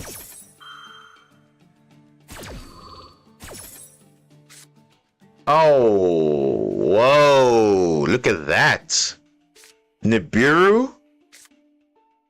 Oh wait, he didn't have. Oh, and draw. Okay, so he has draw. He has draw. So he's not completely out of it. He has draw. So that's a saving grace in this matchup. As for Nibiru, we can impulse Nibiru. That's not a problem. But yeah, that's fine.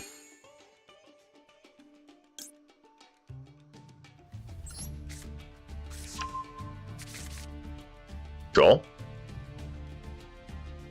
You have to draw there. If you don't draw there, you're kind of making a mistake now.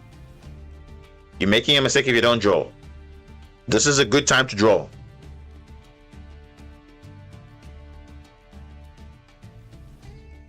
If you're holding on draw, do not... No, he's holding on to draw. Why? Oh my goodness, he's just... because he's thinking, oh, I got nib, so it's fine. But bro, you literally saw my hand. I got impulse for that. Dude, why are you holding on to draw? Oh my goodness.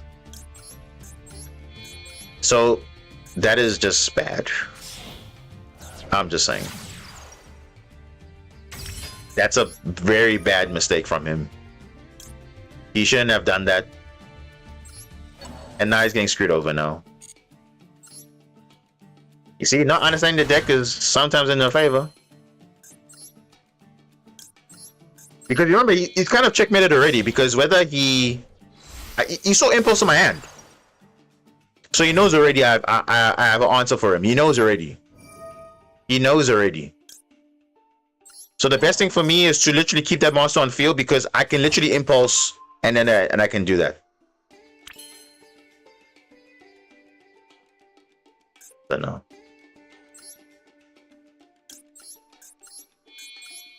I don't know why he's holding on to draw, but not really smart on his end, but okay. Because if you're worried about I don't know, Nibiru, clear the impulse, but I don't know. You decided not to. Let me get rid of this card that's a brick in my hand anyway. Bro.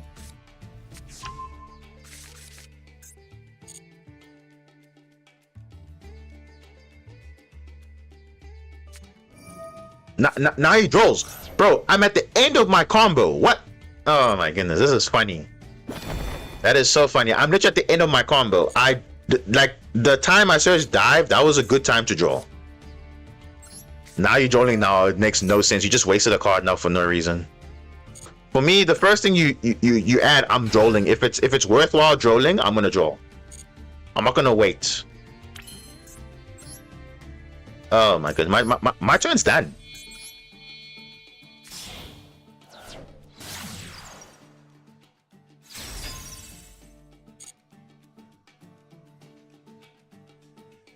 Dude,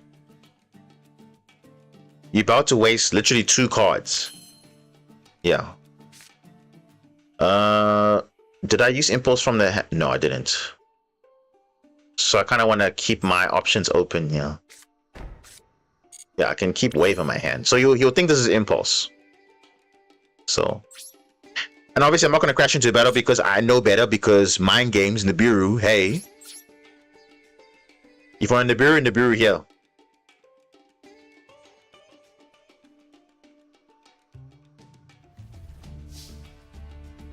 I even said impulse and he's still not Nibiruing. Mind games, bro. Literally mind games. That literally, that's so funny. I literally said impulse for him to just try and Nibiru, but he even decided not to. Because he thinks it's in my hand still. He literally thinks it's in my hand the whole time. That's really funny. Let's see. Ah, speaking of minstrel, there it is. So next turn I'm gonna slap that thing out of his hand one time. Yeah, so we good.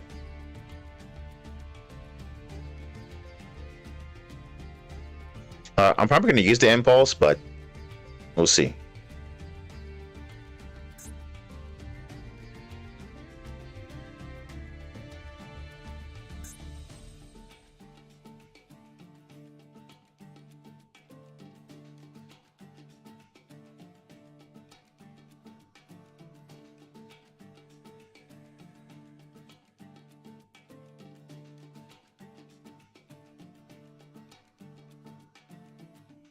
Okay, opponent, what are you thinking about? Let's go.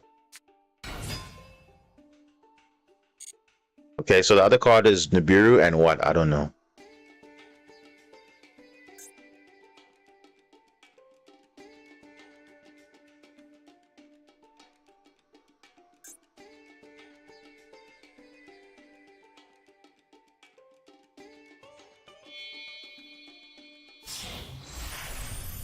Bigger girl.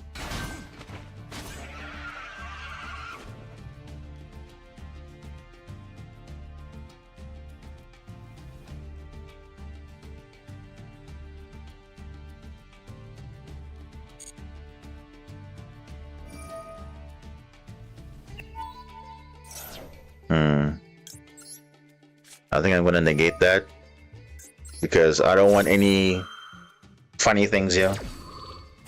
MK, welcome. Been a while. Yep.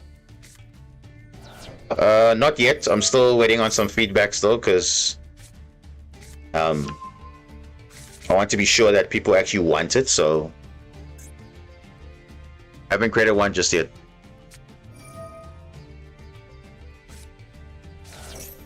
Oh, Onomato Kagi. Ooh, okay. Because I see only like 10 votes, but I feel like I need to get a bit more than that. Yeah, you're gonna do way too much, so I have to negate you. This card is so broken, it's like 70 points in Genesis.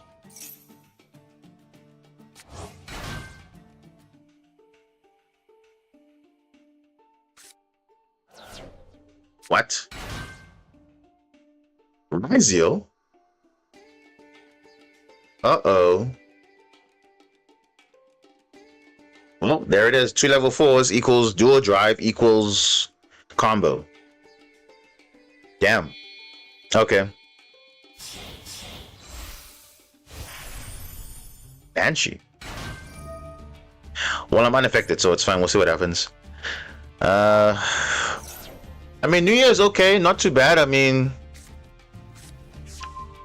obviously we're facing the Justice Hunters meta still, so we're waiting for the last one, which is K9, of course. So excited for that. But otherwise, no real support yet for Marincess. But for now, I mean, the deck's still playable. I mean, you can see I'm playing it now. I mean, it's doing pretty good so far, and it always will be doing good because this is the best version to play it. So, yeah, not bad at all.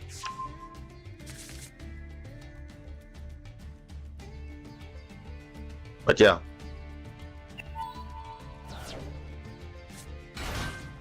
Thorizio.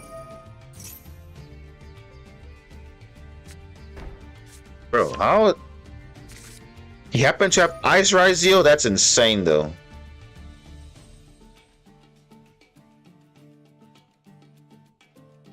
Now, my question is, why did he normal summon Ice, though?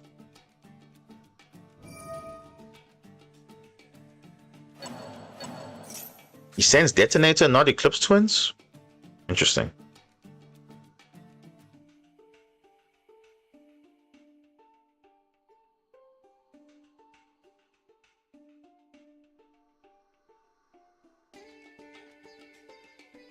Nah, they don't play Link 5.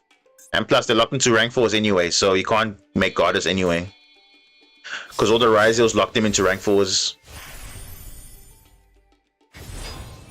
Duel Drive.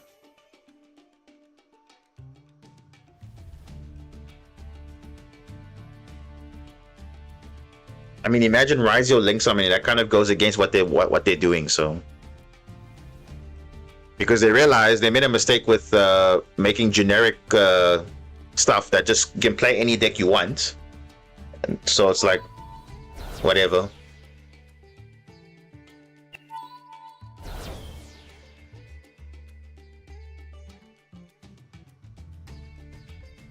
So it's good that they put these restrictions, but even then, the restrictions are still kind of low, given that you can expand rank 4s, as you can see here. I mean, the Rizzo engine is kind of low, but honor matches are not really hit, so... Plasma Hole? Oh.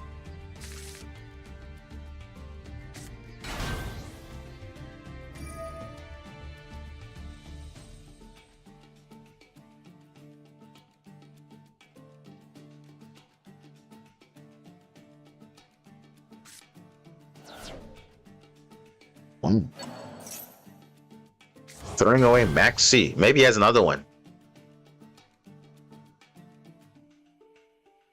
Why don't you give up the Banshee on field? Why give up Maxi for... I don't even know.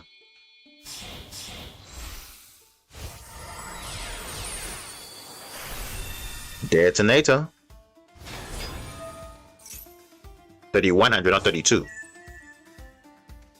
Not big enough.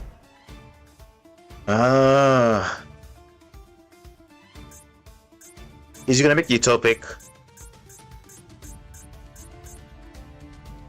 You can make Utopic though. Damn it. Eclipse Twins. Oh. Okay.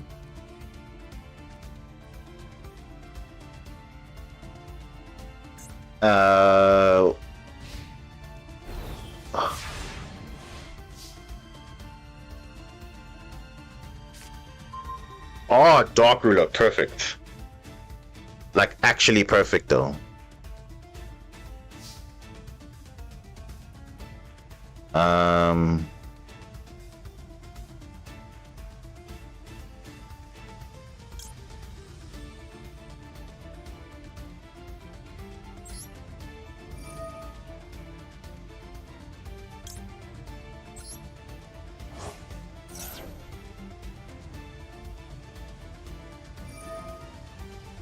Junior. That's fine.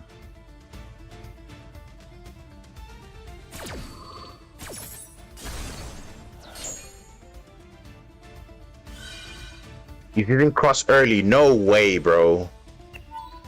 Okay, now you just lost. Now you just lost now.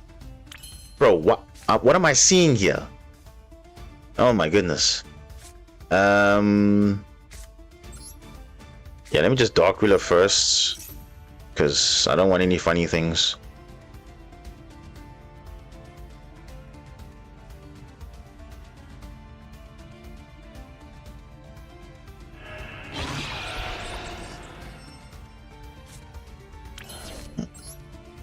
I'm in Plasma Hole because he can target 2 cards. Let me just get rid of it. Yeah, I'm breaking his field now.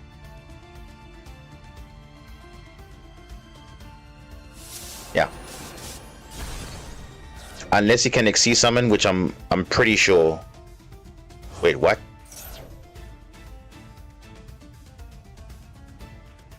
What is he Xyzing into? What is that?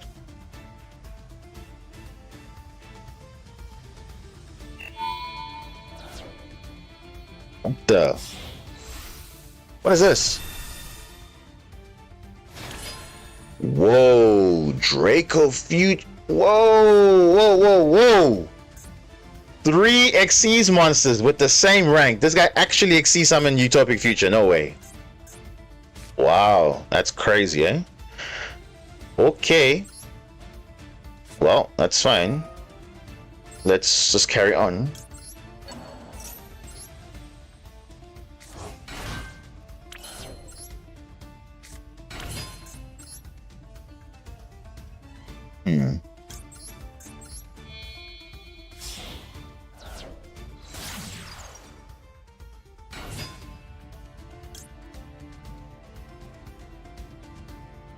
Actually, why did I summon this?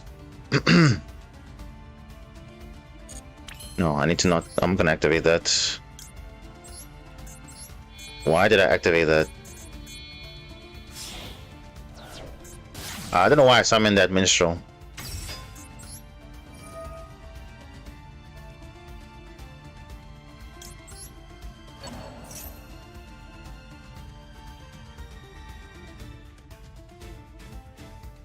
You're not gonna negate that? Yeah, that's what I thought. That's what I thought. You're gonna negate that. Of course you are.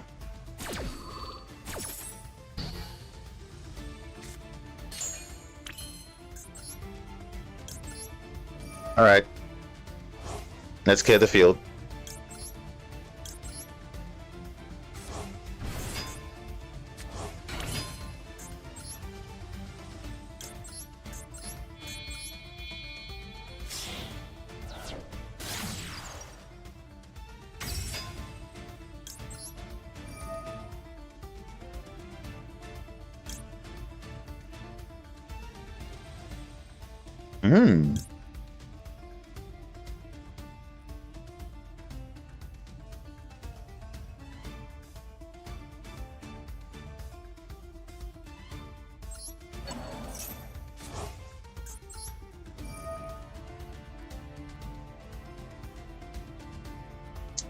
Now, Lightning Storm, not so much.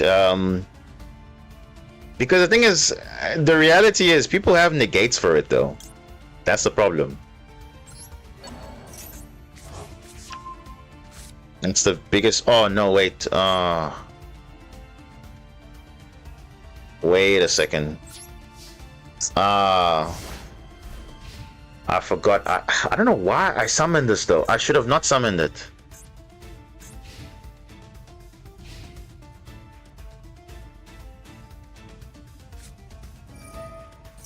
Bro, what?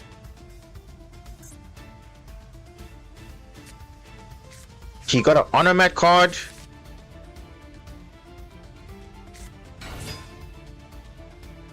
Dude, wow, what a top deck. Oh my goodness.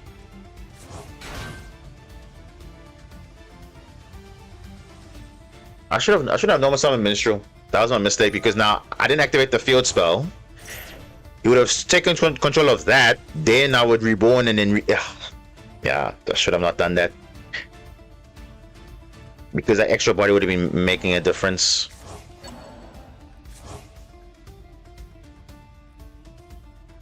Damn.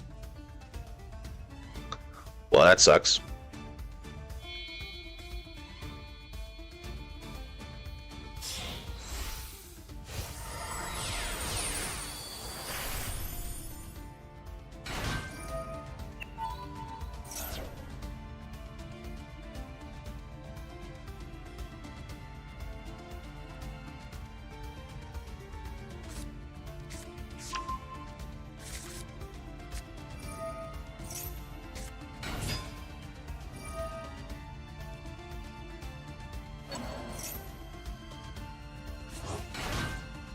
Perfect card, eh?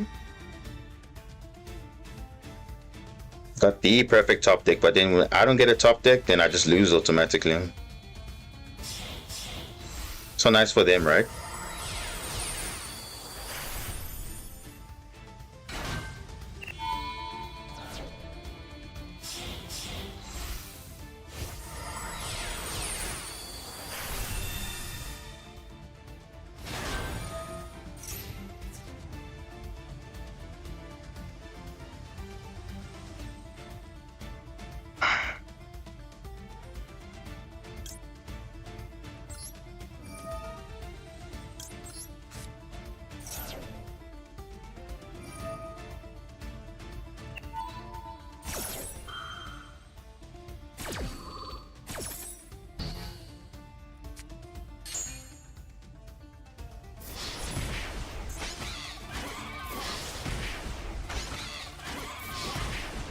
Oh my goodness, you just got the perfect top deck, dude, of course.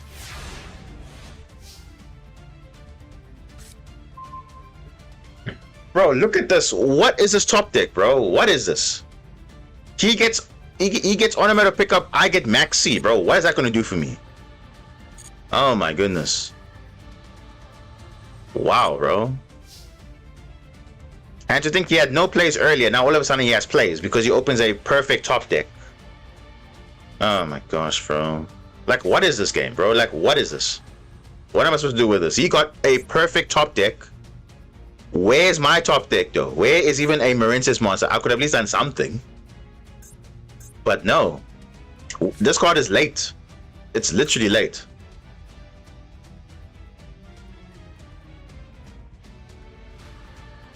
Of course, bro. This game is weird sometimes. It really is.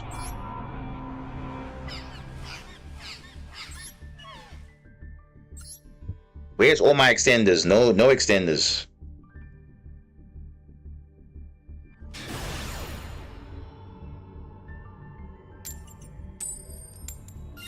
It's so messed up.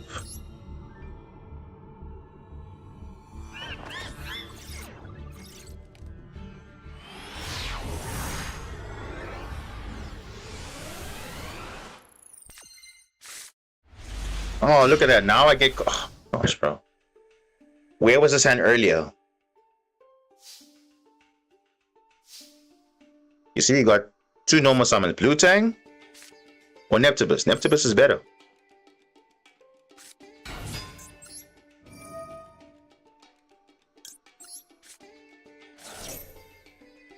Yep.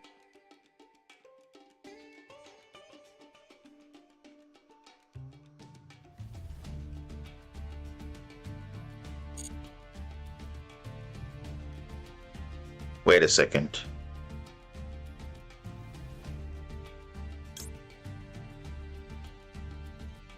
Yeah, I'm gonna get Shrine here. I feel like he's just saving Ash for something. Oh, he's not. Okay. We'll find out.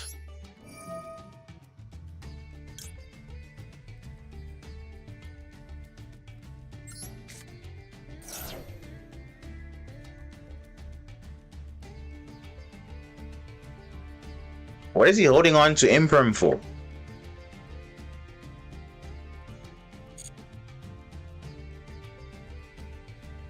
Huh? Oh, bro, I don't know what he's on. But I have to figure it out anyway.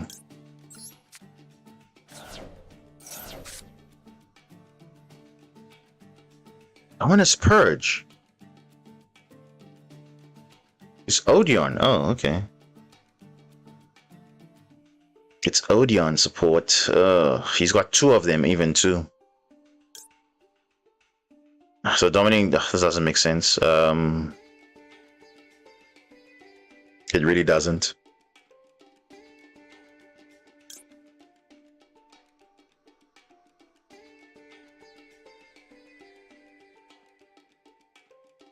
He's already got the Apophis trap already. Like, what kind of luck is that, bro? You just have everything you need already.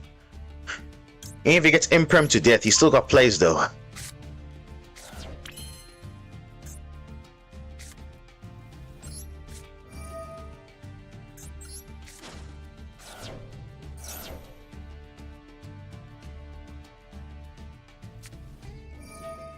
Oh, now he purges. Okay. That was fine. You took the bait. I still got plays made. It's all good. Because it adds to the hand or special summon, that's why. You think Konami will release numerous cards? I don't even know anymore at this point. They literally under support water like it's like it doesn't exist. So at this point, I'm not even sure anymore. Not even sure. Okay, gonna put Basil there because I know these guys are gonna destroy cards and stuff, so.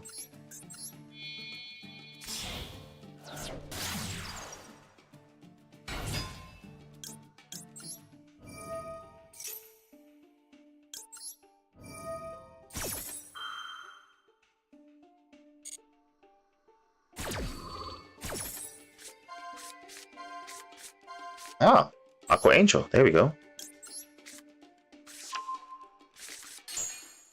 Yeah, I think we can add the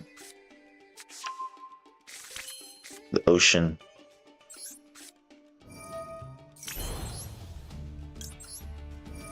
I think we're gonna make unaffected.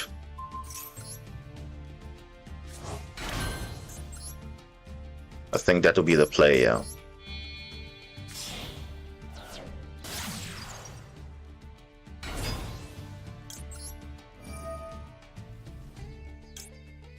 We can add back Basil, why not? Not Basil, we can add back Blue Time.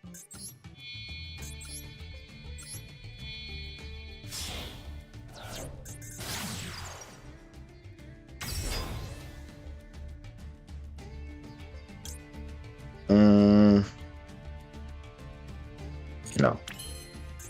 It's fine.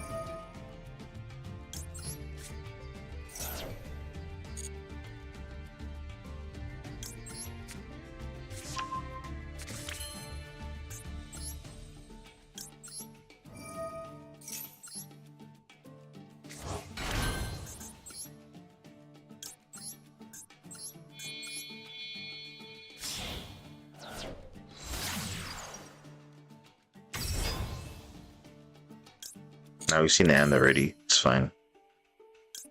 I can just go for Argo.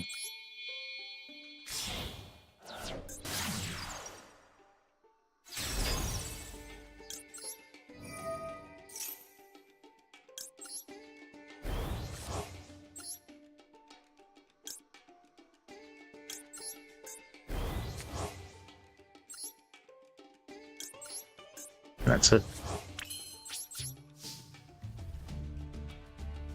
So what was that? That was what? Playing through what? Playing around Purge, basically? Yeah, Purge is kind of weak against Mermail because you search many times and you're triggering for cost. So, like, you can only activate one anyway. So, there's no real difficult choke point to Ash or to Purge there at that point. Bush Shrine. Set a Puffer's Trap.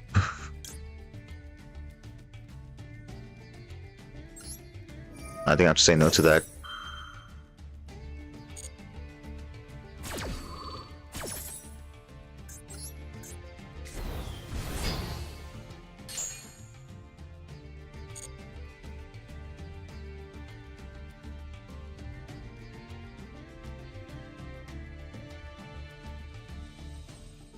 He already has one in the hand, and there's another one, so it depends on him what he wants to do with that. There's another at top of the Kings. No, it's up to Ash. Yeah, he's just gonna pop his trap, so you'll still be able to negate stuff, but we have to let him run his engine very low.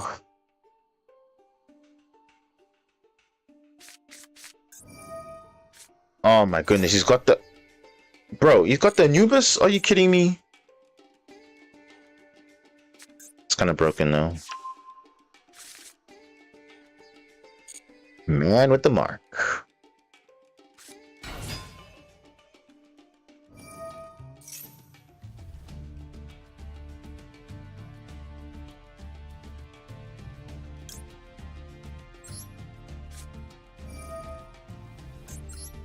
Unfortunately, I have to negate that, but he's got the scorpion though.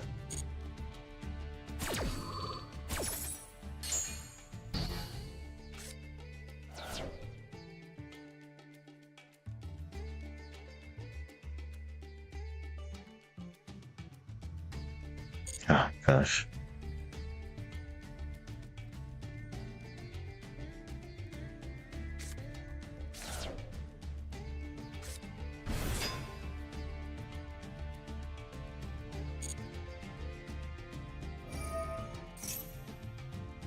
I mean, everybody searches. We don't even have ability to search our own monsters. How crazy is that? Even Salamangreat can search their own monsters. We can't even search our own monsters from hand. Only spells and traps, but not monsters. I think we're due for at least that. At least. Because this thing of being over-reliant on having a graveyard setup is so old school. And I'll say it 1,000 times over and over and over. It's not good enough.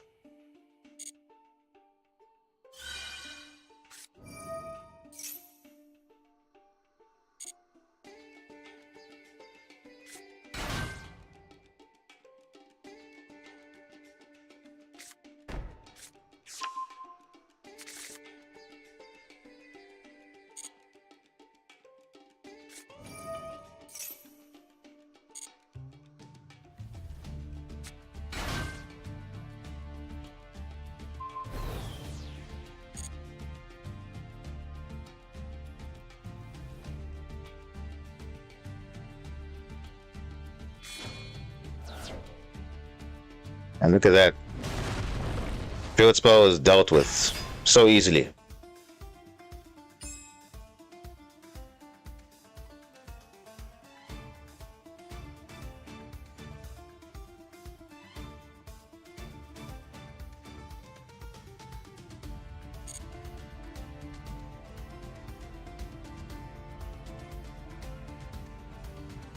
So that's why I prefer. That's why I like Super Quan better, because you see, they won't be able to target anything.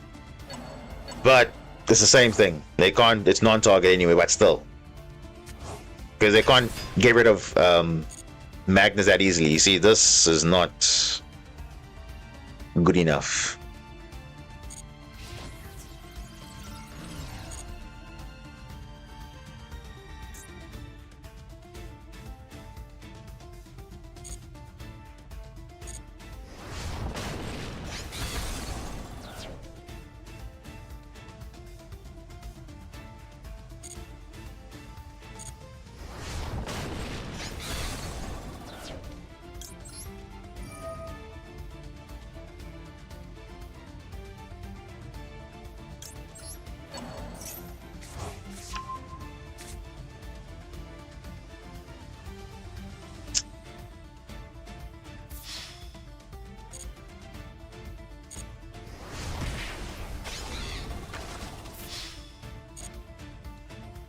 It's not over yet. We can still make plays, but obviously the Apophis Serpent. Where is it? Wait, where did it? Huh? Oh.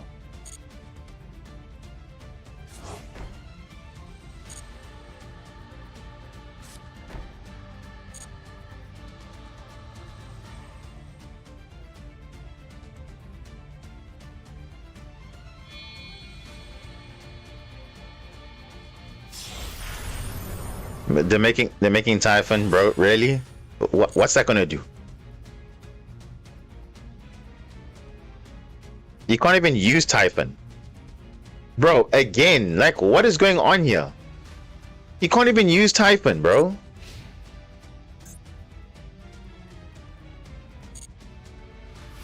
Okay, it's fine. Oh, what a channeler. Hmm.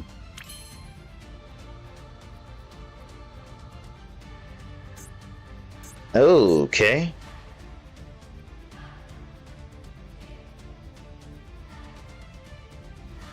Like, am I correct in saying this card is not really used right now? But okay. The effects are negated, literally. but it's fine. I guess you can still kind of play it, but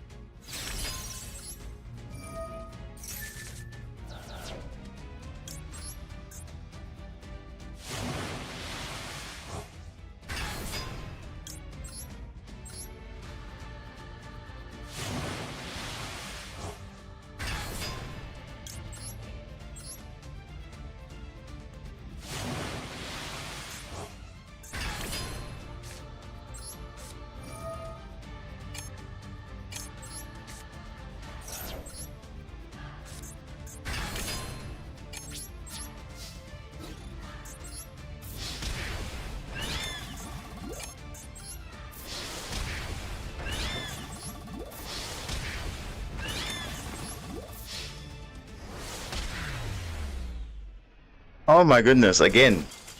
Another close matchup. But all because of time, bro. But that's literally it. Oh my gosh. Time sometimes is just really annoying, but we get it done. We get it done. That's it. Atlanta's still broken in 2026, bro. Still is crazy board breaker.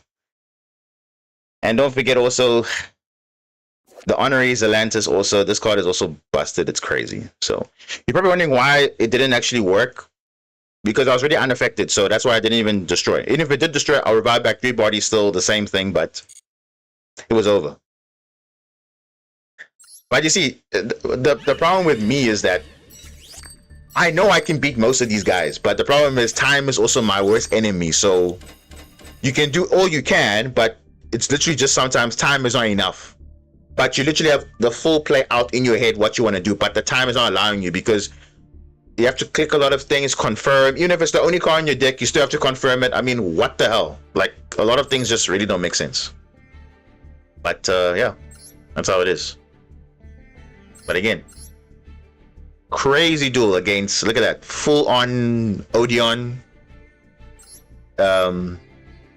This one, where's the other duel? The one we had, which was the... This one here, the same. And then obviously the... Okay, this Blue Eyes player was weird, but where's that 6-turn duel? Yeah, this one you want the Fiendsmith. This one, yeah. Another crazy game. Like, grind game. You would have thought, no, this deck doesn't really have grind. That's why I told you. This is the best version to play Marensis. I don't care what anyone thinks. You can say, oh, hand traps are better, but when it comes to breaking boards and stuff, yeah, your pure deck, I want to see that happen because it doesn't. You saw in that last game how we struggled there to break the board with just Marensis cards only. Mermail just adds an edge of extension that, you know. Oh, I was going to say, what the hell is this hand, bro? Wow. But we're going first. If we're going second, I would have been happy. Like, what is this hand? 2 Full Loss, 1 Maxi, and a Kaiju. I would have been happy. And we have a starter. Isn't this like the dream hand going second? You got 3 hand traps, 1 board breaker, and 1 starter. That's perfect. Isn't that the perfect hand? That is. For going second, though, not for going first. Because now I have 2 dead cards.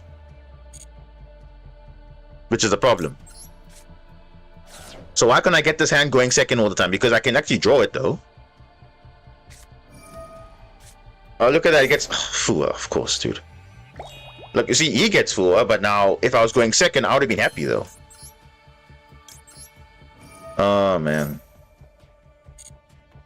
Yeah, this doesn't get a draw of Full Loss, but...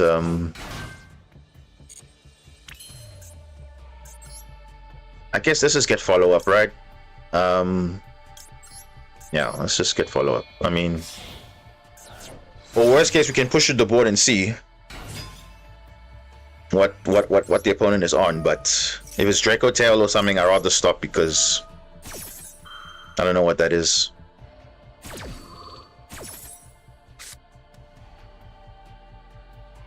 Oh, look at that. And he's playing Yummy, bro. Of course. Of course he's playing Yummy, dude. Ah, damn. Look at that. Yummy with Imperm.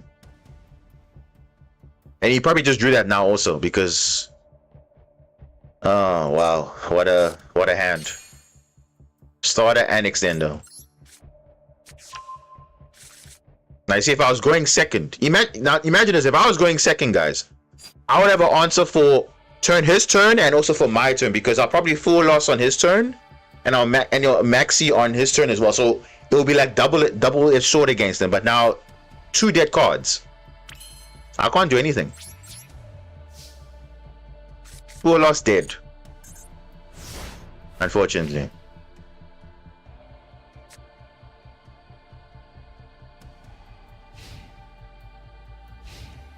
Oh, damn it.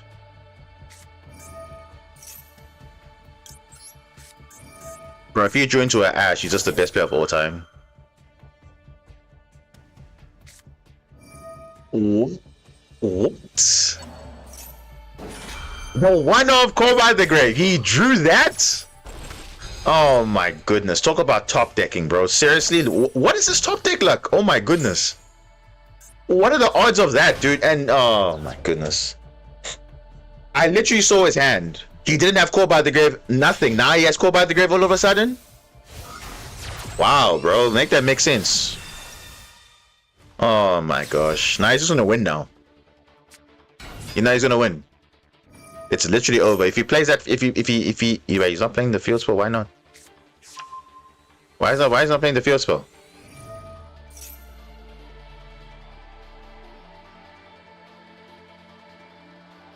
Wait, am I missing something here? Why is he not playing the field spell, the one that boosts attack? What the?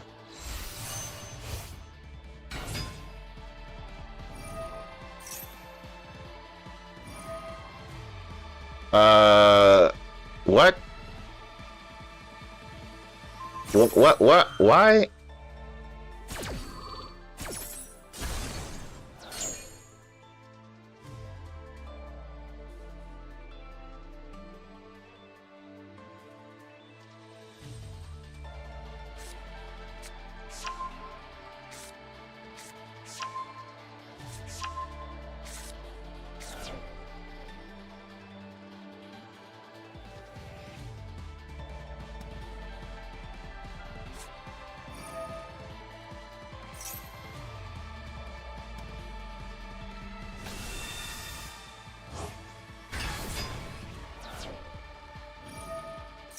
What's happening there, Time Chew? What's happening? What's going on there? Bro, Call by the Grave. What are the odds of that, bro? Ah, it's a one-off, by the way. One-off. And the one time I drew 2 full loss, I'm going first. It's crazy, though.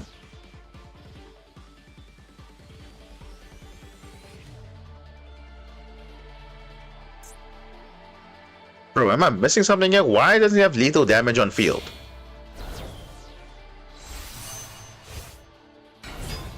Oh, now he does.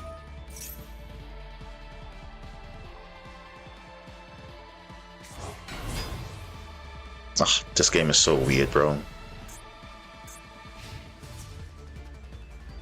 Look at that. His full loss now wants to be in my hand all of a sudden when I'm going first, and it doesn't do anything. Damn, bro. Now, how do I go from a game from the previous game to this game? It just doesn't make sense. It's not consistent enough, though, because it just doesn't make sense. In a difficult matchup, I'm playing better than the simplified matchup. That doesn't make sense, guys, because you're supposed to be kind of relatively doing okay in the simpler matchup, but the difficult matchup, you're supposed to be okay. But I don't know. I don't know.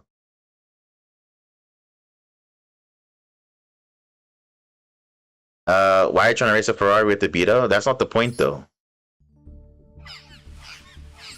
I know my deck is not super high tier, I understand that, but the thing is, if you just watch the previous games, I have more I was able to play play better there than this one. And here only because he had a full loss and I had 2 full losses which were dead going first. So make that make sense for me. Because where was I seeing that in the previous duels? I wasn't seeing that at all. So either I'm crazy or the shuffler's messed up. So you tell me.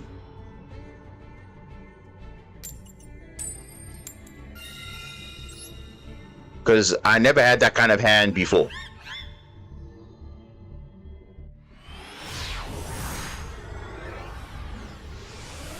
But hey, you tell me, right?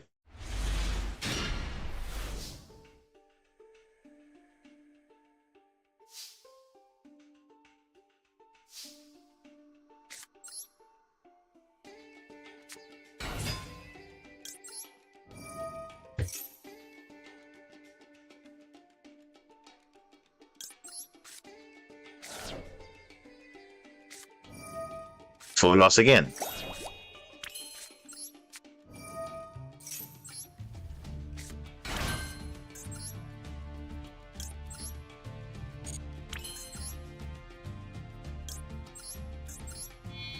Let's see what they're playing.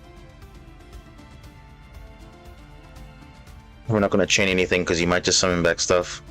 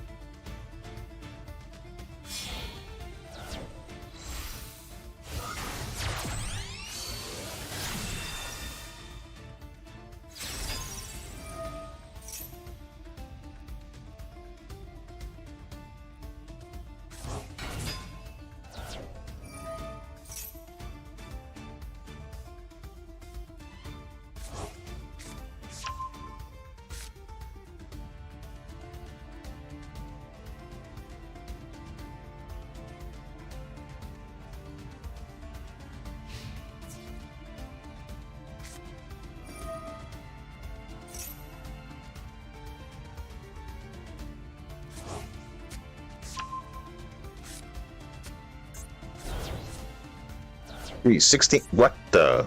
Whoa.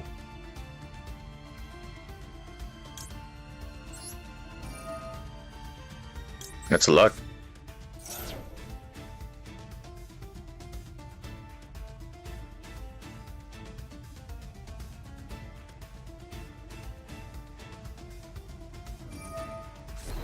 Yeah, it's still lethal anyway because you can bring back additional bodies, so it's still enough. So get to like 4,000.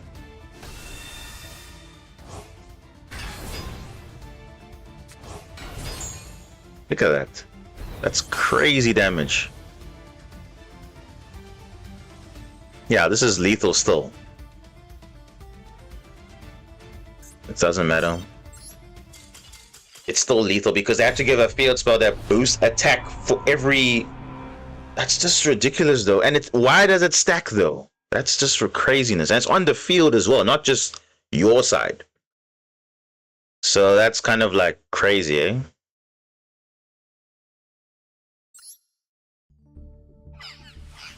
You have any suggestions for a better deck? Because the deck's fine, actually. If you're wondering, no, the deck is just fine. Obviously, my deck is not a modern deck, so.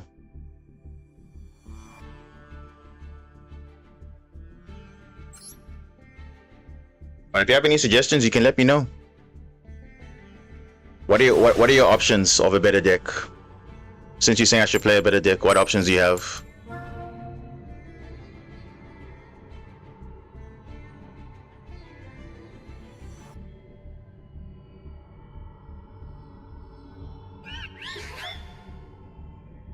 I mean Yami's okay, but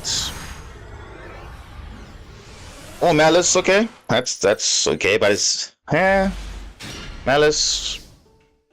It's up in the air, given that it's gonna power crept a little bit because I mean obviously they have to play like other engines just to compensate it, but yeah, it is still playable. But I think Yami's a bit better than Malice, I think.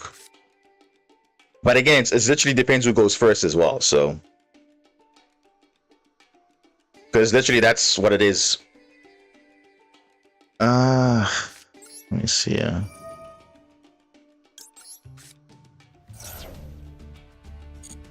Third time opening full loss and nothing happens. There's a dead card in my hand.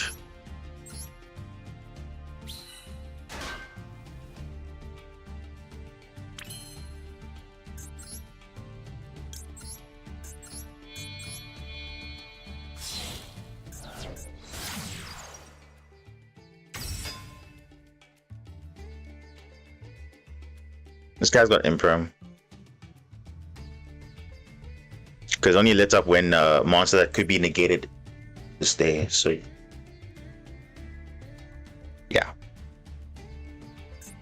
Let's see what happens.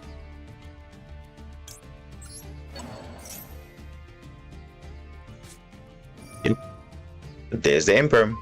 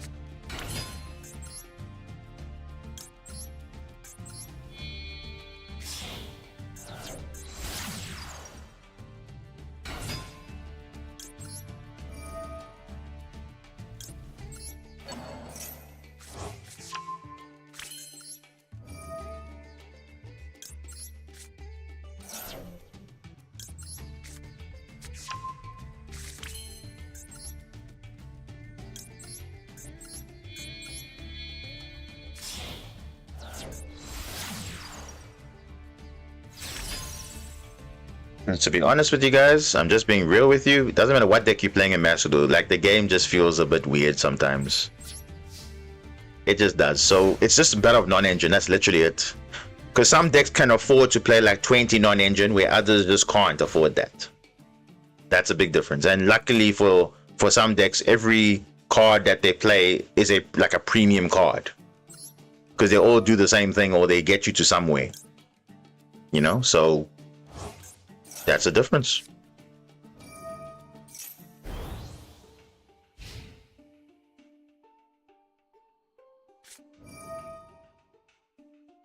Oh, speaking of,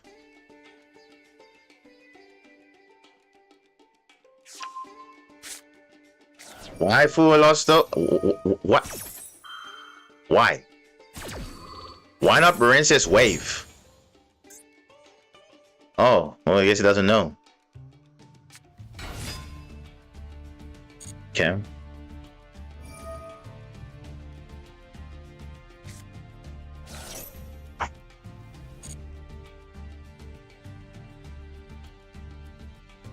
Moonmail going second. Let's see.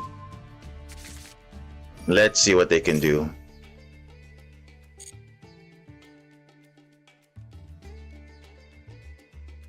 I'm surprised they didn't go for Wave. That's like an easy no-brainer there, but I guess they don't know.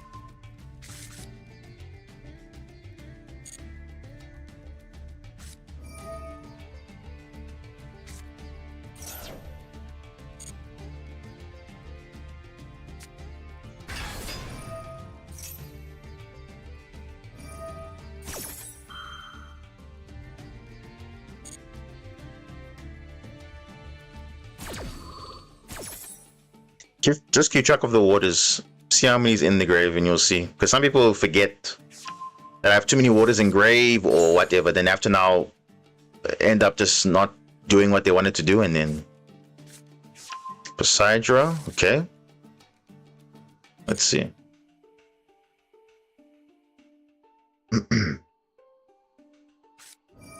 Right now, there's 5 in grave. There's going to be 6 by the time. Ooh. Okay. Why didn't you discard? Oh. Bit weird, but okay. Yeah, I kind of have to use this. It's kind of a waste, but I kind of have to do this. It's kind of a waste. He didn't activate Poseidra because he's going to get rid of infantry, so that's fine. If I had Basilima, I would have done that. But it's okay. It's fine. Kaiju's fine. Oh, Divers, it's alright, whatever. I think if they had negated Wave, there would have been lethal damage on field. maybe it is. Let's see. 3,400, 38. Not big enough.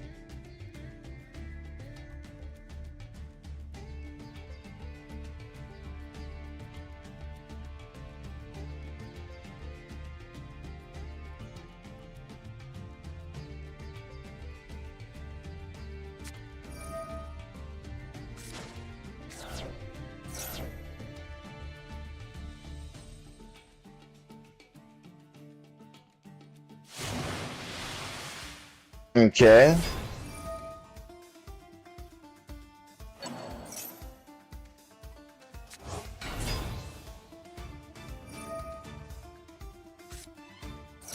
Ash Blossom, okay.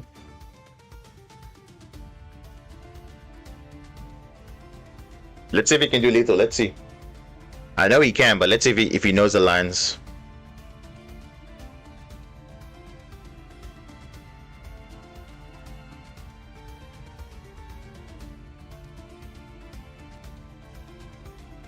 Make a Biscayos. He can make so many plays here, but I don't know.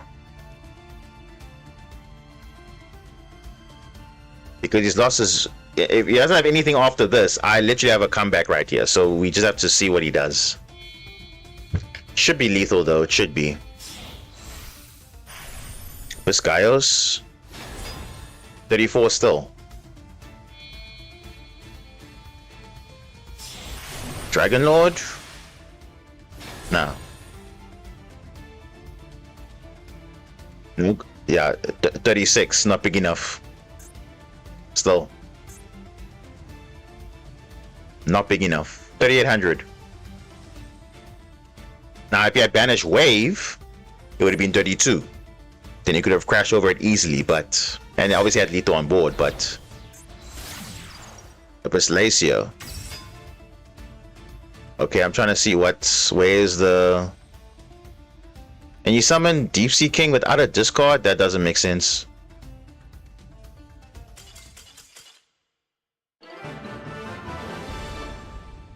How many times have I told you guys, like, if the Mermail players, some of them, they don't know what to do when there's an unaffected monster in front of them. Like, look at this. This is a very simple scenario of clear the thing that's going to make you big. It's going to be the... It's literally, if you just negated, not even negate, if you just discarded Wave, you would have won the game instantly. But they thought Wave wasn't activatable because I didn't set it. That was their mistake. That was literally a mistake. So that's it. I don't know how, but you'll be surprised. This deck actually makes people not understand how this deck actually works because people make a lot of misplays. Like for example, you are playing the, how would I say? You play Coelacanth, but now obviously you need a discard to activate. But now you don't even have a card to discard, so it's like you're throwing all your ash for making a level at rank 7, and you realize, wait, it's not big enough. So you could obviously, your first point of call would have been make this thing enough, because it's obviously gains 300 attack for each material attached to discard, so not just 2. If you made it with 3 or 4, would have been enough, I think. But no, it didn't. Because if you made it with 4 materials, this would have been 4,000. Because it's 300 times 4 materials. 4,000. Big enough. Didn't think about it. But yeah. That's it.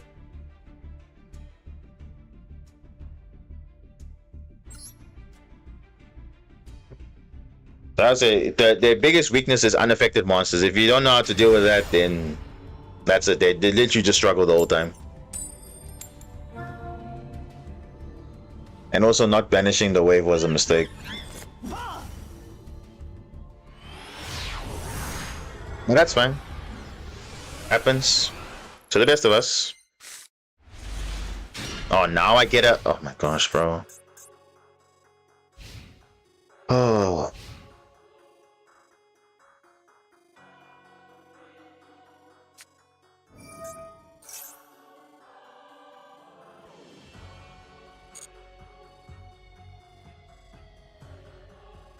Draco Tail, so My hand is bad. Literally bad.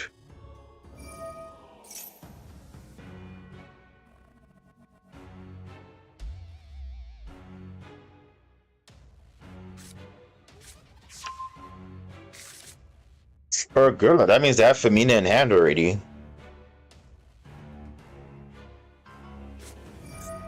Yeah. Yeah, I'm probably gonna max C now, and then on his turn I'll impulse. Because at this point I don't really have a play, so we will see how it goes.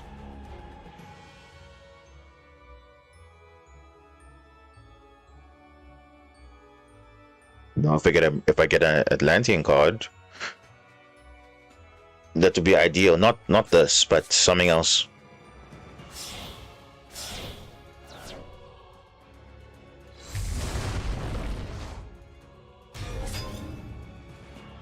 Seahorse is okay, but it will just be spun back by the horn, so we don't want that.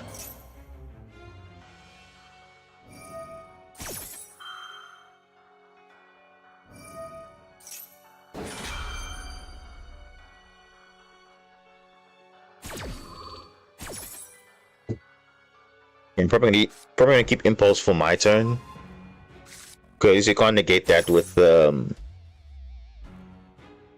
flame.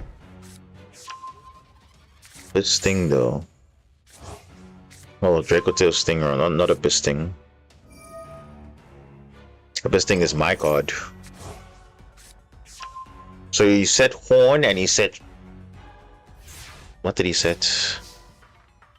Sting, yeah. Okay, Horn and Sting.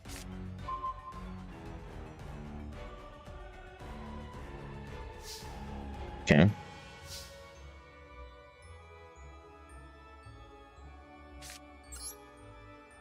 Yeah, unfortunately you'll just spin it back, so it's like what even is the point though? Ah, man. Sucks. This is why normal summoning sucks, because look at this, you'll just horn, spin it back, done. No other play, no extension, nothing. You see? Simple as that.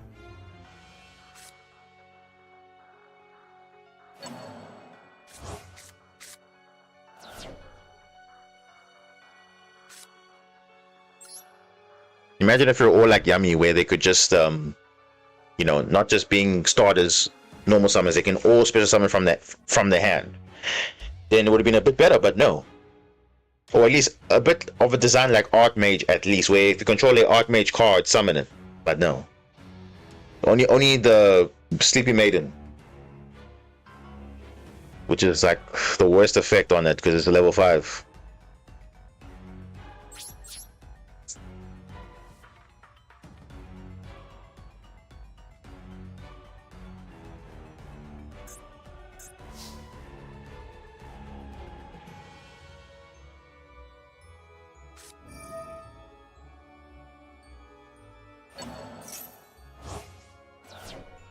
Using Sting early, why?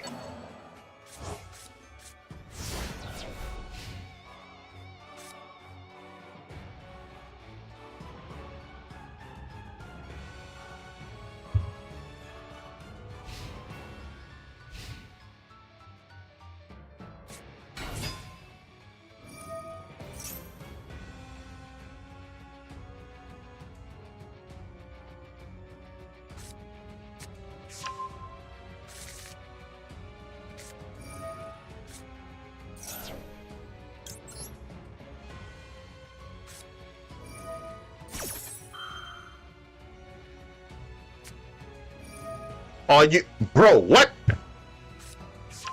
Prime my Dracotail. Oh, you kidding me? Oh my goodness. These guys just have the answers to everything, eh? Clearly. This is what I'm saying, bro. If you're playing against a good deck, they're always gonna advertise it to make sure that, wow, these guys are so strong. They have all the perfect cards and it feels so broken, but actually they are beatable. That's the difference. They are beatable, but they look like they're unstoppable.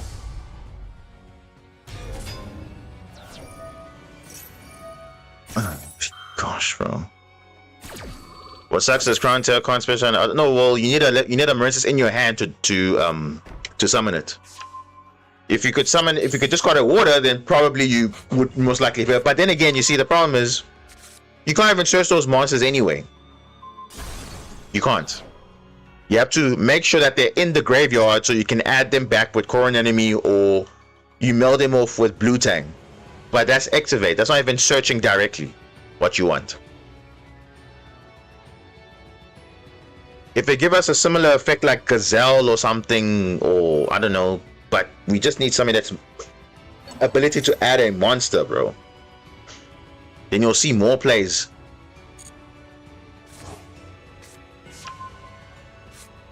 But no, they won't give us anything. Because this deck literally has potential, but it's just that it's just power crept by the fact that it loses to the normal summon. You saw now. And normal summon COs is not enough for 2026. It really isn't. And it's over. Just like that.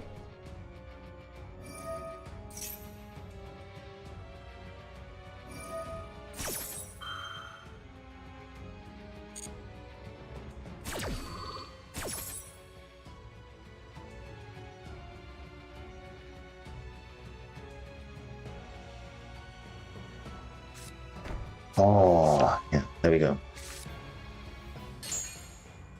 Old versus new, basically.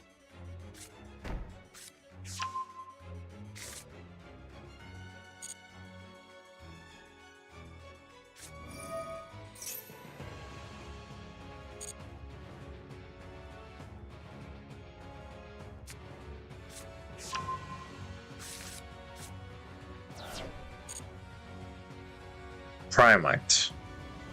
What a player, eh? Primite.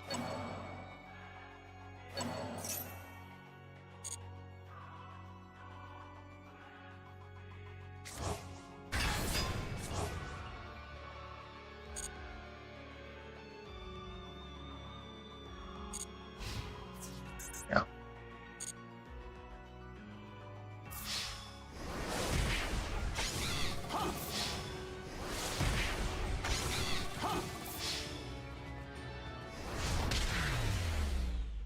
It's GG. So yeah, anyone wants to know why there's a problem with our deck? There's exactly the reason why. I'm playing Mermo cards because I don't want to lose to just that. So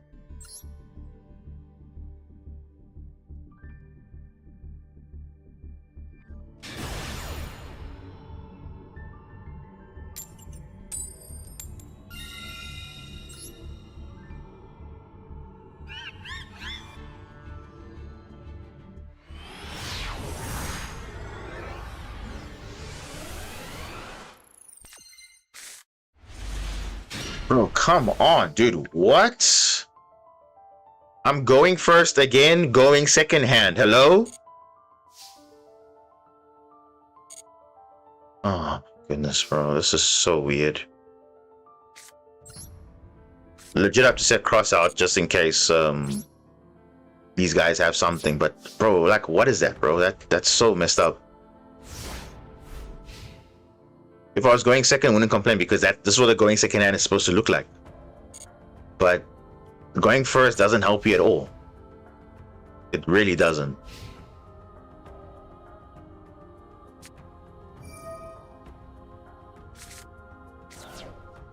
And you're playing a deck that doesn't even probably use the extra deck. Ugh, wow.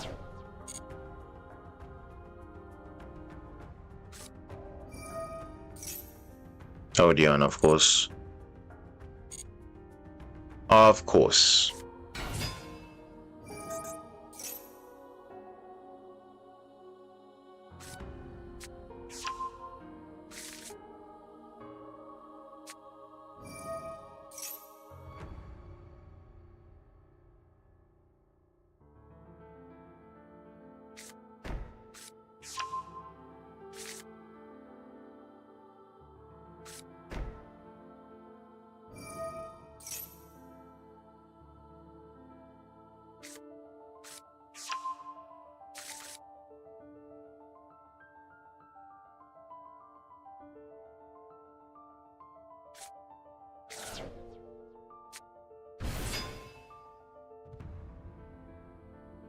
James the Catboy, welcome.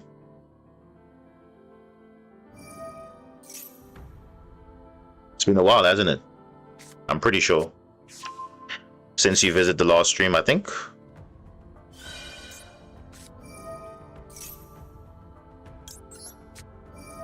Welcome back.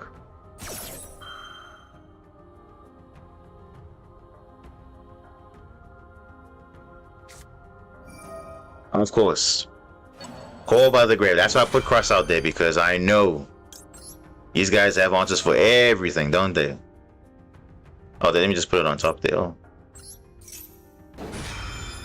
And that's perfectly fine, because a lot of people have stepped away from the game a little bit because it's not a playable environment right now.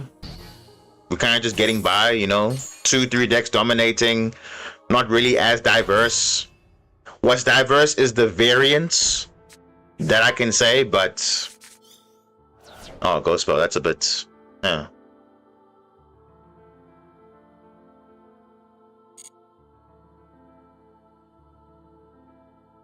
Yeah, I think the OCG ban list would be couldn't come sooner to masterduel because we need it right now. Especially Ash Blossom. Ash Blossom is becoming a big issue.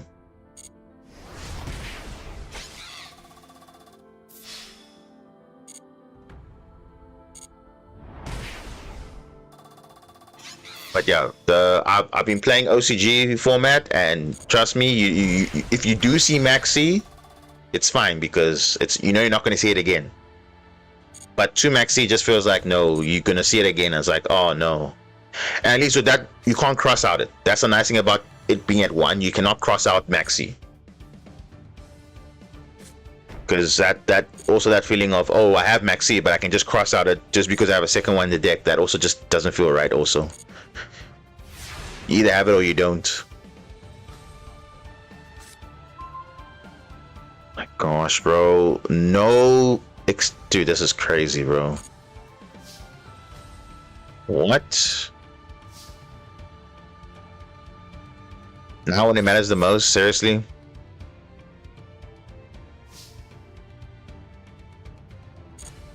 And now you're probably going to say, oh, but it's a 60 card deck, it's supposed to brick. Well, even a 40 card deck can brick as well, so the argument kind of doesn't make sense, you know? Because the idea of playing 60, you're supposed to see less of your one-offs, right? But you see them more often. You try to diversify, seeing the multiple bricks, and there we go. Any deck can brick. Even a 40 card competitive version can brick, literally. Literally can brick. So whether you play 40, 50, 60, doesn't really matter.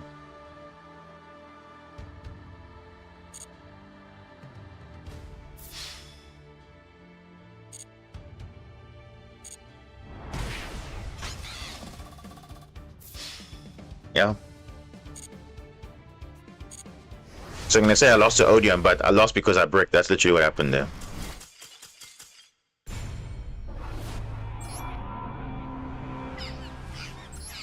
Come on, bro. That's such a weird loss.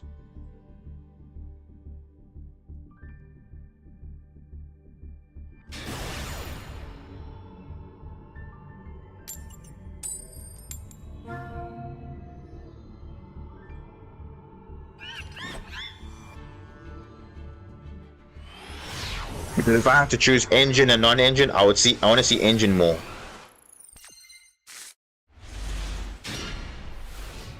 Okay. Only one hand trap. Dominus. We've seen not really that useful.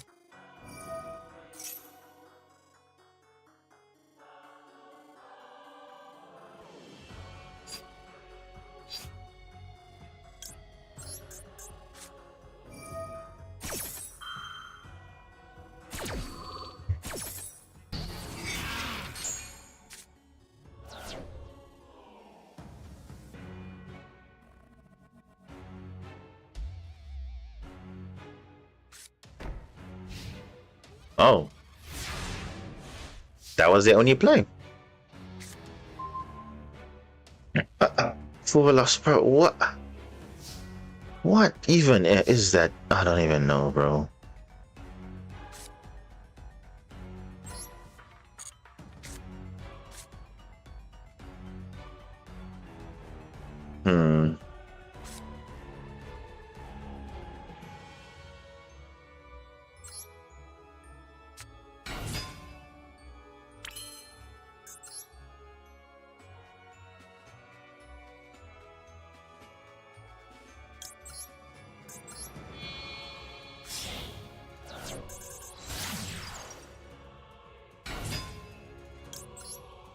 It's an improv.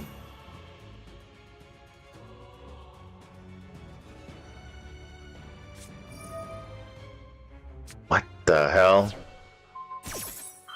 Except for spoils of betrayal. What? Oh my goodness, bro. Gotta be kidding me. Alright, well.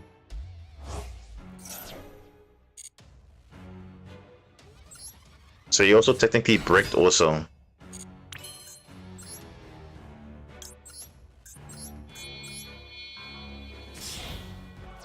Come on, give us a Maurice's card, yeah. Let's go.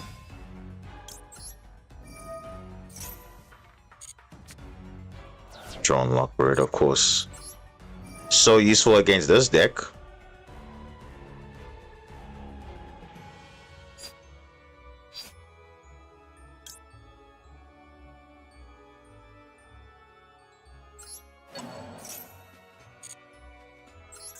And the worst part is I've already used the effect of Spring Girl to revive, so... Oh, no shot, this guy's got Nibiru, bro. Oh my gosh, he's got Nibiru. Jesus Christ. What the hell? Yeah, he definitely bricked because if he's sitting on these cards, bro, then that means he didn't open well. It's fine, we got called by.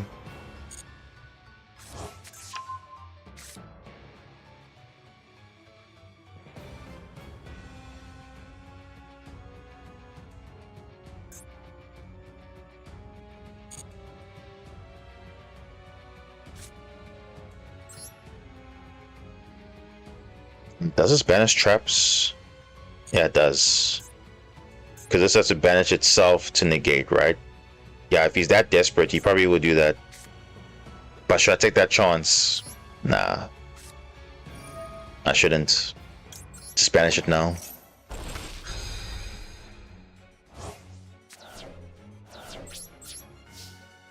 Because I'm like, I could have waited, but I'm like, this guy might have something, and I'm like, nah, it's fine. Rather not. Exactly. That was the play. What is this, bro? Another what card is that though? Give me a Mermail card, please. Okay, that works. That's an Atlantean. It will work. Definitely work. Oh yes, this will work. Bro, if you have like some... Yeah, I'm gonna politely destroy that Nibiru. And I'm going to spin back. Yeah, I think we're back in it now. I'm gonna give back. I'm gonna give him back into rear. Hell no. That's Imperm, it's cool. Oh, okay, even better. That's fine.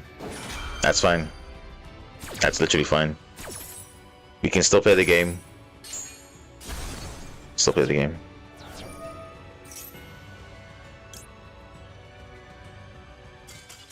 Yeah. Can still play the game. He basically bricked also. And let's look how many cards he was playing. He was playing I think 40 cards, right? Let's have a look. 43 cards, but look what he's playing. He's playing Mitsurugi. Mitsurugi White Forest, and he still bricked. What is this? You telling me this is like not consistent? This is fairly consistent, right? You're only playing 1, 2, 3, 4, 5, 6, 7, 8 hand traps. And then what? How many starters? 1, 2, 3, 4, 5, 6, 7, 8. I don't know, 9, 10, 11. Like so many starters, but yet you're telling me this guy bricked? I don't believe that. There's no way, bro. 3 Abakiri, 2 pre-prep, 3 prayers. Even this is a starter at least. And you're telling me this guy had no players? I don't believe that. Because the game sucks. That's why the game literally sucks. Literally sucks.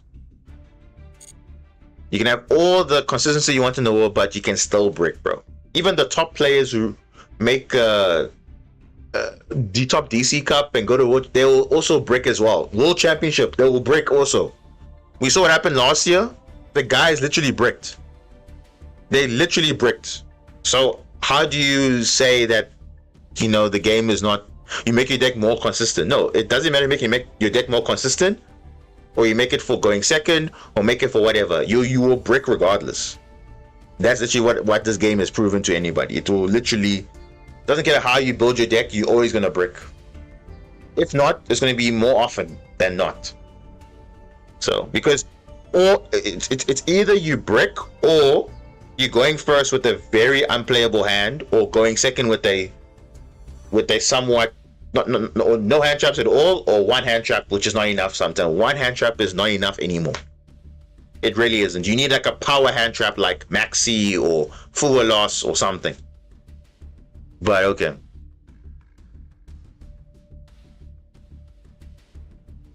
In some cases, you're just lucky. If you don't experience that case, because when I say bricked, sometimes it's not even about you having a like the worst possible hand.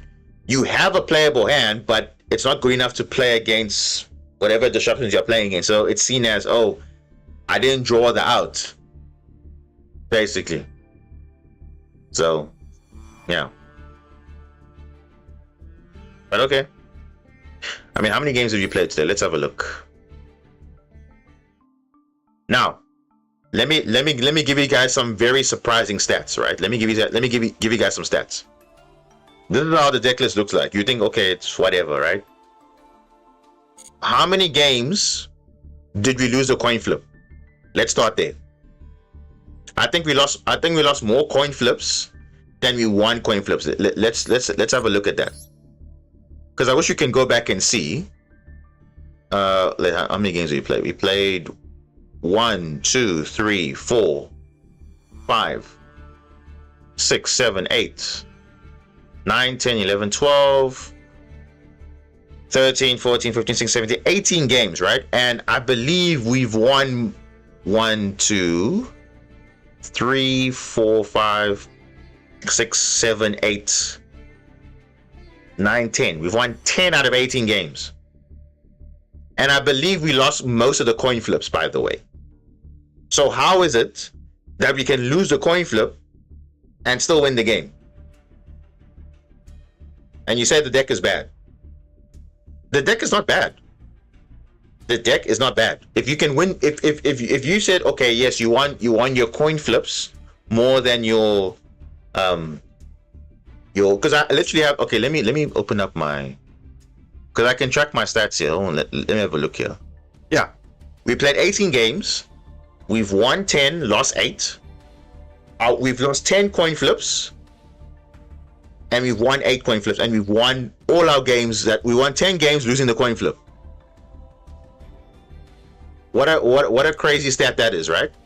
You would think, oh, the person that loses a coin flip has a lower chance winning the game, but yet you end up winning, because that's what the deck does. If in the opportunity and in the right card draws and everything, the deck will perform. So I mean, yeah, it's not meta relevant like I said, but I mean the stats don't lie. Statistically, I'm supposed to be losing my games if I've lost a coin flip, but yet I've won more games when I've lost a coin flip than when I've won the coin flip. Kind of ironic, isn't it? Because the games that I won the coin flip, what happened? I got forward or maxied. Interesting, right? That's a crazy stat. So, yeah, it just shows you how bad Master Duel is, because clearly that's not supposed to be happening, but it's happening. Because all those games where I went first, I literally either got maxied or full loss. That's it. And then because of that, I had to make the not even a half board. I barely made anything because I got OTK twice with Yami. Draco Tail lost to the. Okay, that was going second, but going first against Yami, I literally got maxied or forward, so I couldn't do anything. And if I continued, they would have had a crazy hand. And actually, let me have a look and see those duels where if I gave them more draws, what would have happened. Okay, this was Odeon. Okay, that's fine. Where is that Yami player? Okay, this is pure yummy. That's fine, respectable. What about this one? Also pure yummy again. So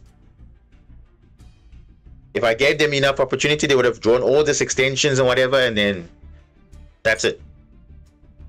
So not bad, right? This one was literally because he opened like the perfect top deck, and that was it. Can't do anything about that. This one was literally because of Ash, bro. If you didn't Ash my Coral Triangle searching for, oh no, you Ashed the Dragoons rather, because Dragoons would have searched for Presidra, I would have broken the board, and then that's it. He literally had the Ash in his hand. Cool, whatever. Again, non-engine. I didn't lose to the deck. I lost to non-engine.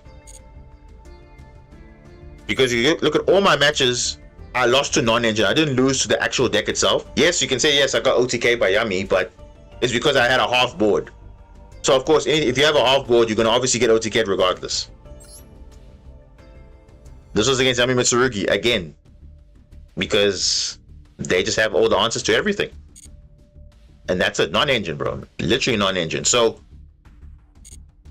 the stats for me is kind of surprising, because how is it that you can go, you can lose the coin flip, and you can win more games losing the coin flip than winning.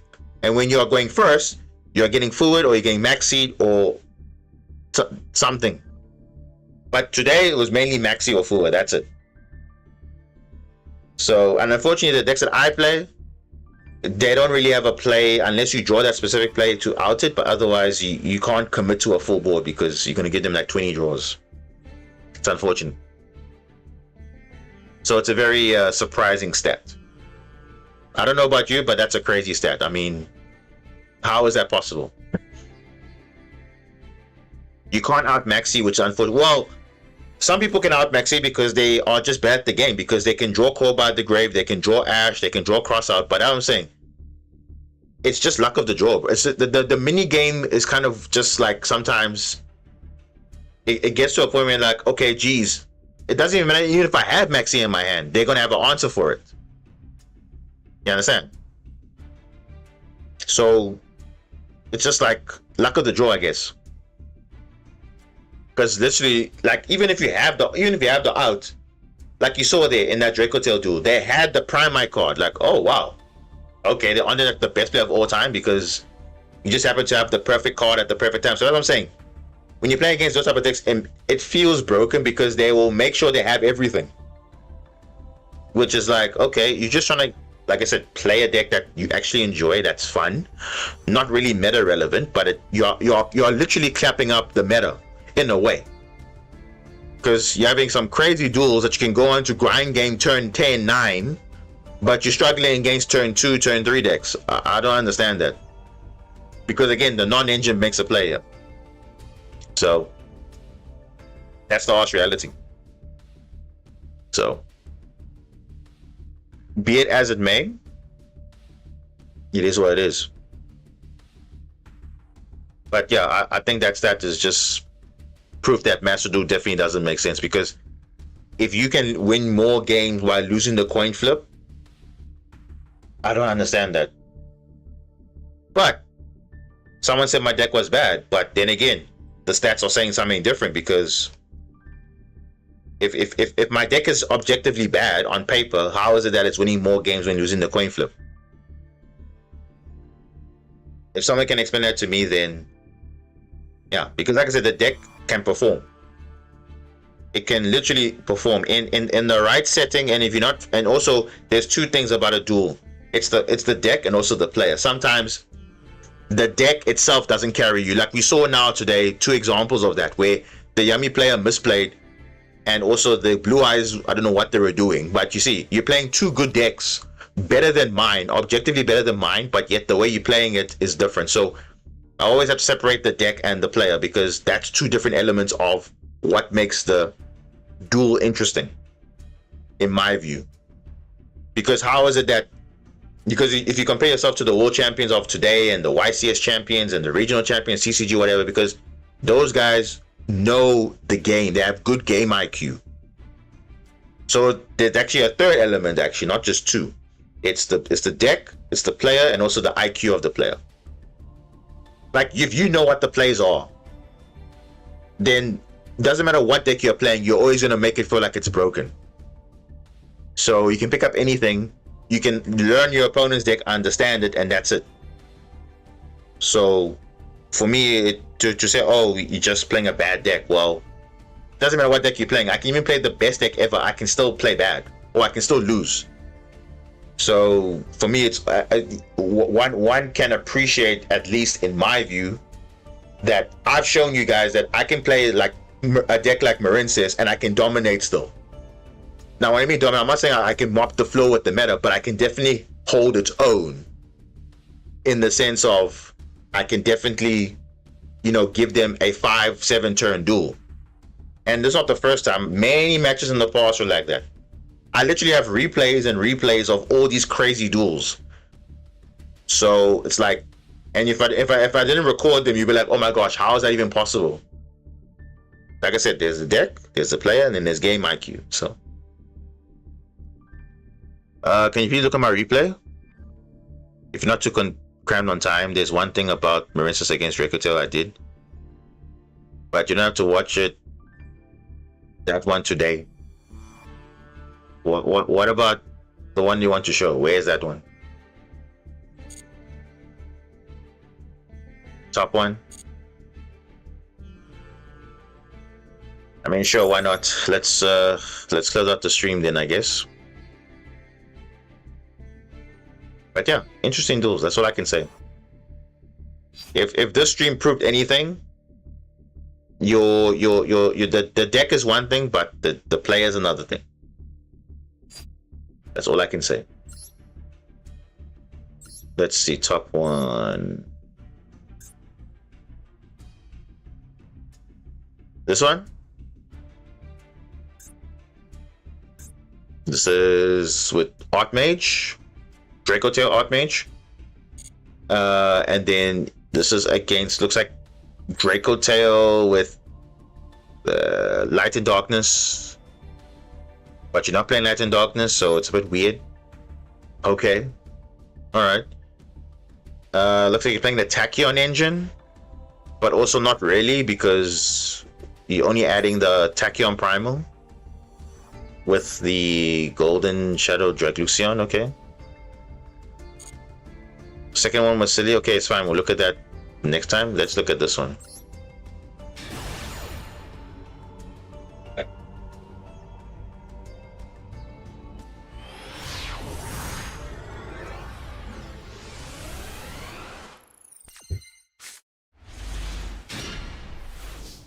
Ooh. I'm seeing some spice here. What is this? Arch Nemesis is Shatos. What is that?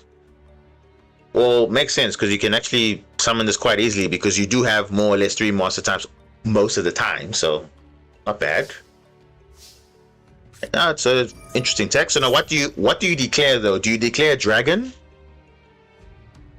Because obviously if you're going in blind, what do you declare?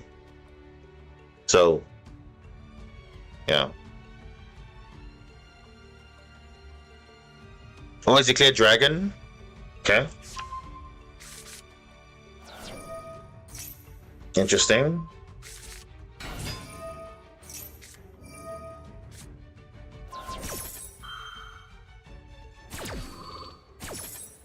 Medius to pure. Alright. Evalo.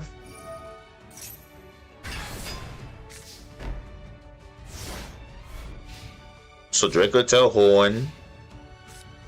Famina. Whoa.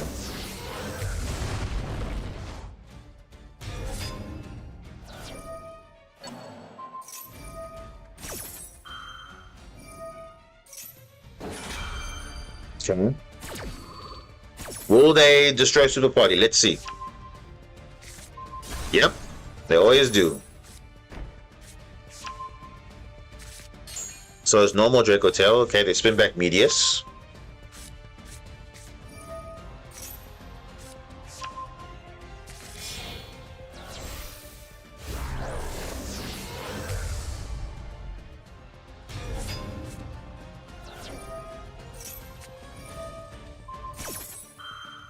Mhm. And you draw into talents. Okay.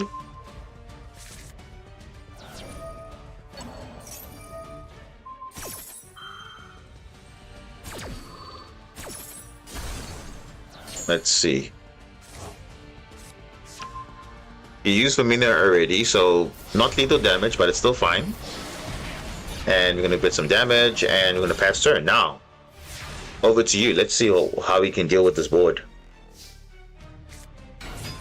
Meteors to Pure. That's fine. You can fuse from your hand field, but he's gonna use the... Do you need to... Does this need to be part of the fusion though? Let's have a look. If you summon an Archmage using this card. Oh, so using this card. So if you destroy this card, you can't fuse.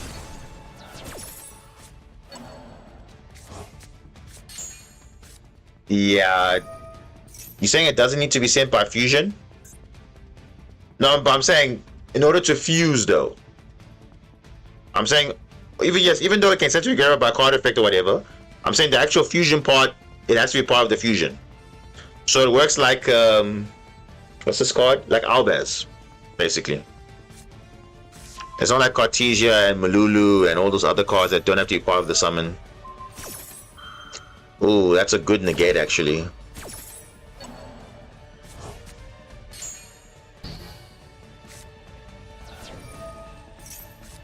Oh, Maxi. Classic.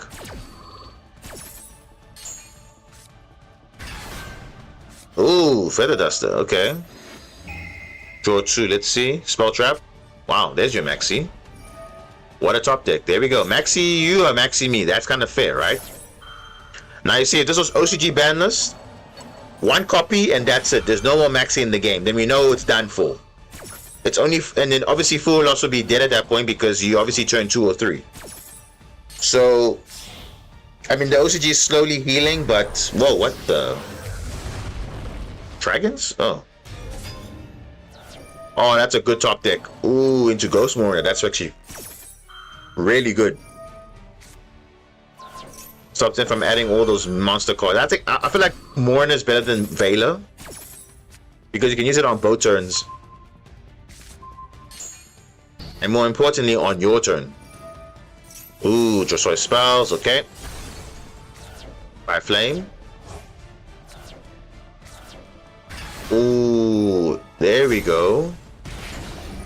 There we go.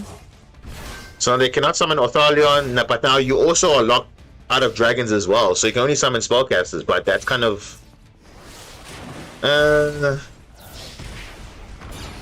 And you summon it in defense. Why summon in defense though? You could have summoned an attack position, but okay.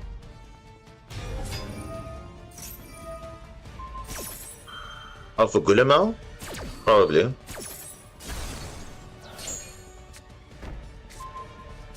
Oh, they also have Morna. Did you check that? Or did they add it back? I think they did not add it back? No, it's in the grave. No, but you had Duster, didn't you?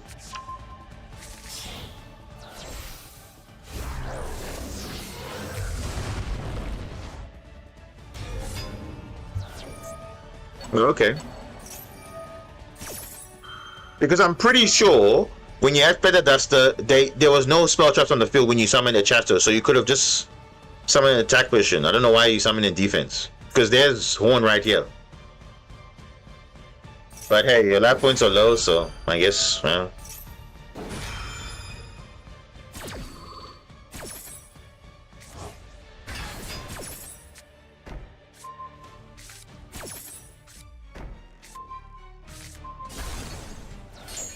I'm gonna let you summon it.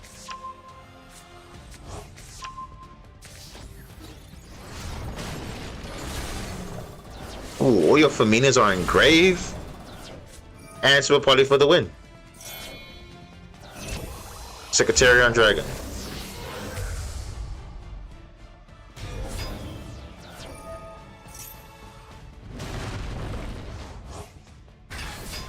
Crazy.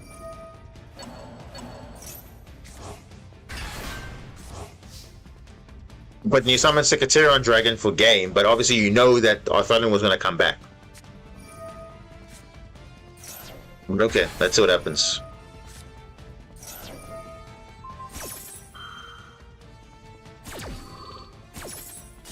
Yeah, you see? But it's okay because all these things are small details in the moment. Like, oops, okay, they come back. Oh, they come back. Like, obviously, you're not going to keep track. Like, see now again. They just keep coming back. But you can obviously sting and then you can be fine, so.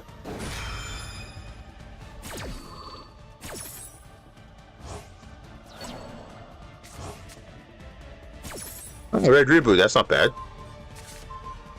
But can you still activate Red Reboot? I think it's paying half your life points, right?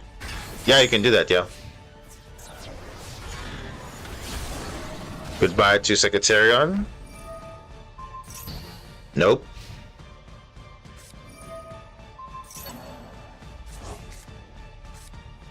Not bad, negating your own card so that you can get to Kitsu, that's fine.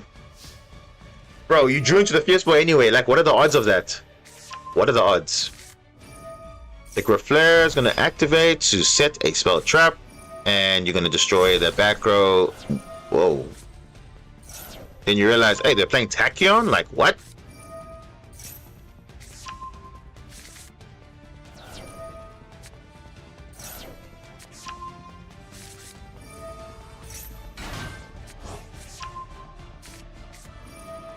Okay. I mean, that was game already without even doing anything else, but okay.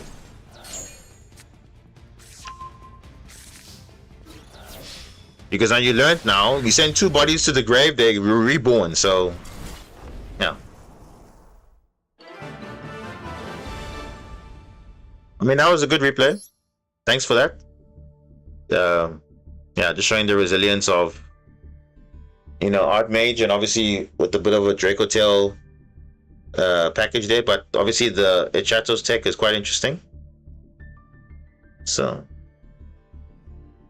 but okay, because you see, and that's why I know Marinces inside and out, so I know for a fact when I can say with distinct honesty, we are lacking support because yes, the Mermo cards are good, but we still need a way to play the deck out like inherently like naturally. We can't rely on other things, because the same thing with Vanquisher. Vanquisher doesn't really need K9 to play the game because Vanquisher was really broken before Justice Hunters came out, but their new support changed the way you play the deck. Why can't we get some sort of support for that? But the thing is, Archmage is part of a lore, so by default, it's getting support regardless. So, if Archmage was an anime deck, you think we'll be getting it? I don't know.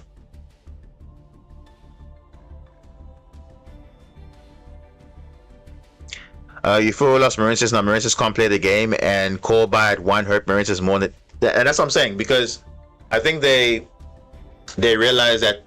Because I also was saying this also to someone also, like the problem is that as much as rogue decks and non-meta decks are having access to all these broken cards, like not only broken, but Call by the Grave, Drawn Lockbird, and whatever, the real problem comes when the meta decks are also using it.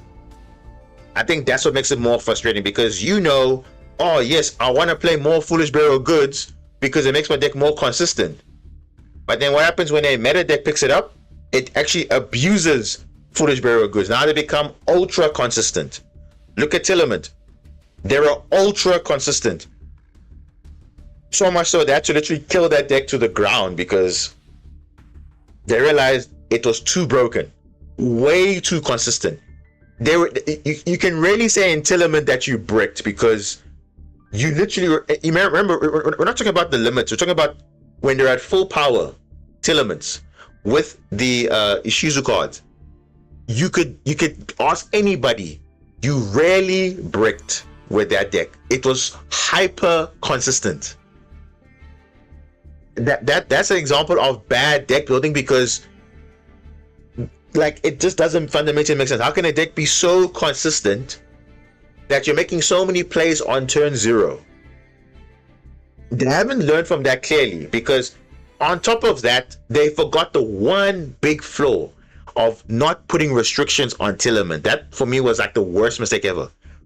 If they put restrictions on it, like they did Draco Tail and all these things, then no one would really be complaining because they can only fuse. But no, you can synchro, you can exceed, you can link, and you're obviously using all the broken stuff as well. Like, of course it's going to be tier 0. Of course it is. Like, who in your right mind is saying that a deck that can fuse on turn 0 and also can play all the broken cards even if you don't even fuse? Like, come on. That was what we call poor card design. And I think when they make these hand traps and whatever, yes, it's one thing for everyone to use it, but when the best decks also are abusing these cards, that's where it becomes a problem. And then what happens? Certain cards get collateral damage at the cost of the meta deck still being relevant. That for me is kind of unfair. That's why I think Genesis format would kind of make sense, because Genesis format doesn't say, hey, no one can play this card. No, you can play this card, but not everyone else can play it, if that makes sense. So yes, you want to play this card, but only certain decks can play it. Not every deck can just tech it in, because they know all the good, powerful cards should be worth higher points, and that's fair. But other decks should not be like that. But I think Genesis will probably come later on. We don't know, because remember, it's a TCG thing, not an OCG thing. If the OCG was implementing it, most likely it will be in Master Duel by now, because that literally should be the mode that will probably save the game. I believe so, because then it gives people an option. Okay, cool. This is interesting, because now I have to deck build in such a way that it's not going to be the most dominant thing with all max hand traps and everything. That's why I say I like Genesis in a way, because as much as people hate Genesis, because yes, the power level is still kind of there, but it's a very condensed card pooling concept. Like, oh my gosh, I'm playing Maxi, I'm playing Ash, I'm playing Droll, I'm playing Imperm. Like, all the decks look the same now. There's no more originality anymore, because obviously to be competitive you have to play all these cards, and even if you play all these cards, you might not even open them anyway, and yet people will still play them. I'm like, I can't. That's why I've never, since the game came out, I've never played 3 Ash, never. And I've been proving right, because you're playing those cards only because of other cards being played. Let's be honest, if Maxi didn't exist, would you be playing Ash? Yes. Would you be playing multiple Ash? Probably not. But only because Maxi exists and Full Losses exist, and Perilia and Meows and whatever, or Molcharmies rather. That's the only way that you say that mini game. That's it. But doesn't impact your combo or anything. No. Yes, you might say, oh, normal summon to make Barrage. Okay, cool, whatever. But still, that's literally all I'm asking for. It's just a way to make some decks playable, because the problem is you're banning these cards that don't even address the issues of, okay, but now what about other decks who are playing these cards? You don't care about them, because Foolish Bearer of Goods was a very good consistency card for like Umi Control or whatever, but now I can't even play Umi Control properly because you've killed the consistency card, because yes, you've given it support, but support is not good enough.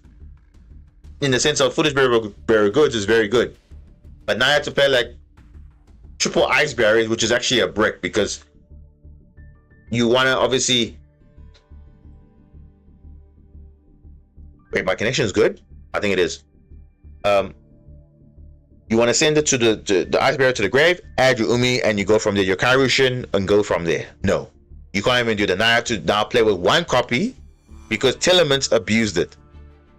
And you don't want to unban the card because you think, oh, Tillerman is going to come back. No. And obviously other decks will become more broken, because nowadays Foolish Bearer of Goods is a one card starter, but now you can see the way that Konami is designing these cards, it's very clear where the direction is going. And I'm just saying, please give support for water archetypes, because clearly, like we were saying, there's too many light and dark decks that are good. They are, okay, wind is slowly coming up, I mean, Fire had way too many cards. Let's be honest. Fire was nowhere. 10 years ago, who gave a damn about Fire monsters? No one. Only Salamangreat was the only Fire deck that was relevant. But look at that. They got crazy support though. In the last like 3 years, obviously Snake Eyes was the headline of it. But Rescuers was also there. You know, other fire support was good. Now, why can't water support be as good as that? No, it's not. It's not. I mean, yes, Mermo, good. Sharks, good. But it wasn't. It didn't make them to the point where now. Okay, yes, Mermo was good for a bit, but it does still have weaknesses though. It's not perfect. Snake Eyes barely had weaknesses. It was just super. It was like just broken. Now they're giving every deck a popular. They're giving every deck a circular. Oh, Matmec. Oh, let's not even go there because Matmec was just. I think that is also just another problem with Matmec because how can one card be a Link 5 without normal summoning? What is that? I mean, you saw in that duel there where we had against Malice, that one card gave you like 4 bodies. That's craziness though. And I'm like, okay, give me a lock? No locks. Just you can't attack with one monster for that turn. Who cares? That's not good enough. So I feel like water is very under-supported, and it needs to. And I feel like Konami needs to give some love to water because as much as yes, I want to play other decks because let's be honest, I like playing other decks, but water decks will always be it got me into the game because it felt like okay, this was a challenge. Play a deck that no one's really playing, optimizing it, making it good, and I think I've taken you on this journey. You know, from taking Marensis to literally nothing. It was not that it was nothing, but I think I fixed the deck's issues by playing decks that no one was really willing to play. So I showcased it to you, and I saw no, it was playing well. And this specifically is by far the best version I've ever built, and I'm happy about it because at least I know I can play going first, I can play going second, kind of. And I put the star there because obviously if you break, you break. But this deck can basically play even when you lose the coin flip. How crazy is that? Whereas before you be praying, oh my gosh, like that Draco Tail duel. If you only have a normal summon, that's all. Nothing else. That's too slow. Way too slow. Because modern decks, they have normal summon protection, okay? But they can also summon themselves from the hand. They can do all those things. They're now quick fusing in main phase. They're doing all these things because they want to give decks interactions. Give us interactions as well. We only have one real hard disruption, which, oh, well, I want to say hard, but we only have 2 major disruptions in the Marensis deck. It's literally just a Spell Trap, Negate, Argonaut, and a Wave. That's it. Nothing concrete. Everything else is always just backed up with hand traps. You know, but other decks, they got things going. They got some Negate on field, they got Spell Trap Negate, they got, or not Negate, but they got Pop, they got Monster Pop, they got this, they got that. It's really just crazy. And infantry can't be used under draw. What do you mean infantry can't be used under draw? What do you mean? The Atlantean. It can be used under draw because it's not searching anything. Remember, the only card that cannot work under draw is the Atlantean Prince if it hasn't searched yet. And also the Abyss Pike if it hasn't searched it. Only if you haven't searched it. But draws 1 card. What do you mean draws 1 card? Where? Where does it draw a card? On your, no, oh, wait. I know what you're talking about. So you are getting confused with Abyss Shrine. Abyss Shrine is the one that draws a card. So you're talking about this card, right? This card is the one that discards a water, or discards a card to draw a card, right? Yes, you can't use it if you're under draw, because obviously you legally can't draw a card, so you cannot discard a card. Even though it's semicolon, you have to actually meet the cost conditions, and because you can't draw. So it makes you -1 interruptions. No, but if you send this via Poseidra or whatever, it will trigger. But yeah, that's all. Or if you have a way to send it to the graveyard via discarding for, but not adding, like a Ron Adrian, Dragoons, or Abyssteus of Tidal. If you discard it from your hand, it's fine. That's not an issue. But yeah, you can use it under draw, but obviously you can't use this card under draw. You can use this card under draw. You can summon a level 7 Fishy Serpent or Aqua. That's the only thing you can do under draw. This card. The other effect you can't use. So it's still pretty decent. So yeah. Okay. I think that's enough. We're gonna go, obviously in a few hours time, we're going to go into the Meta Weekly very soon.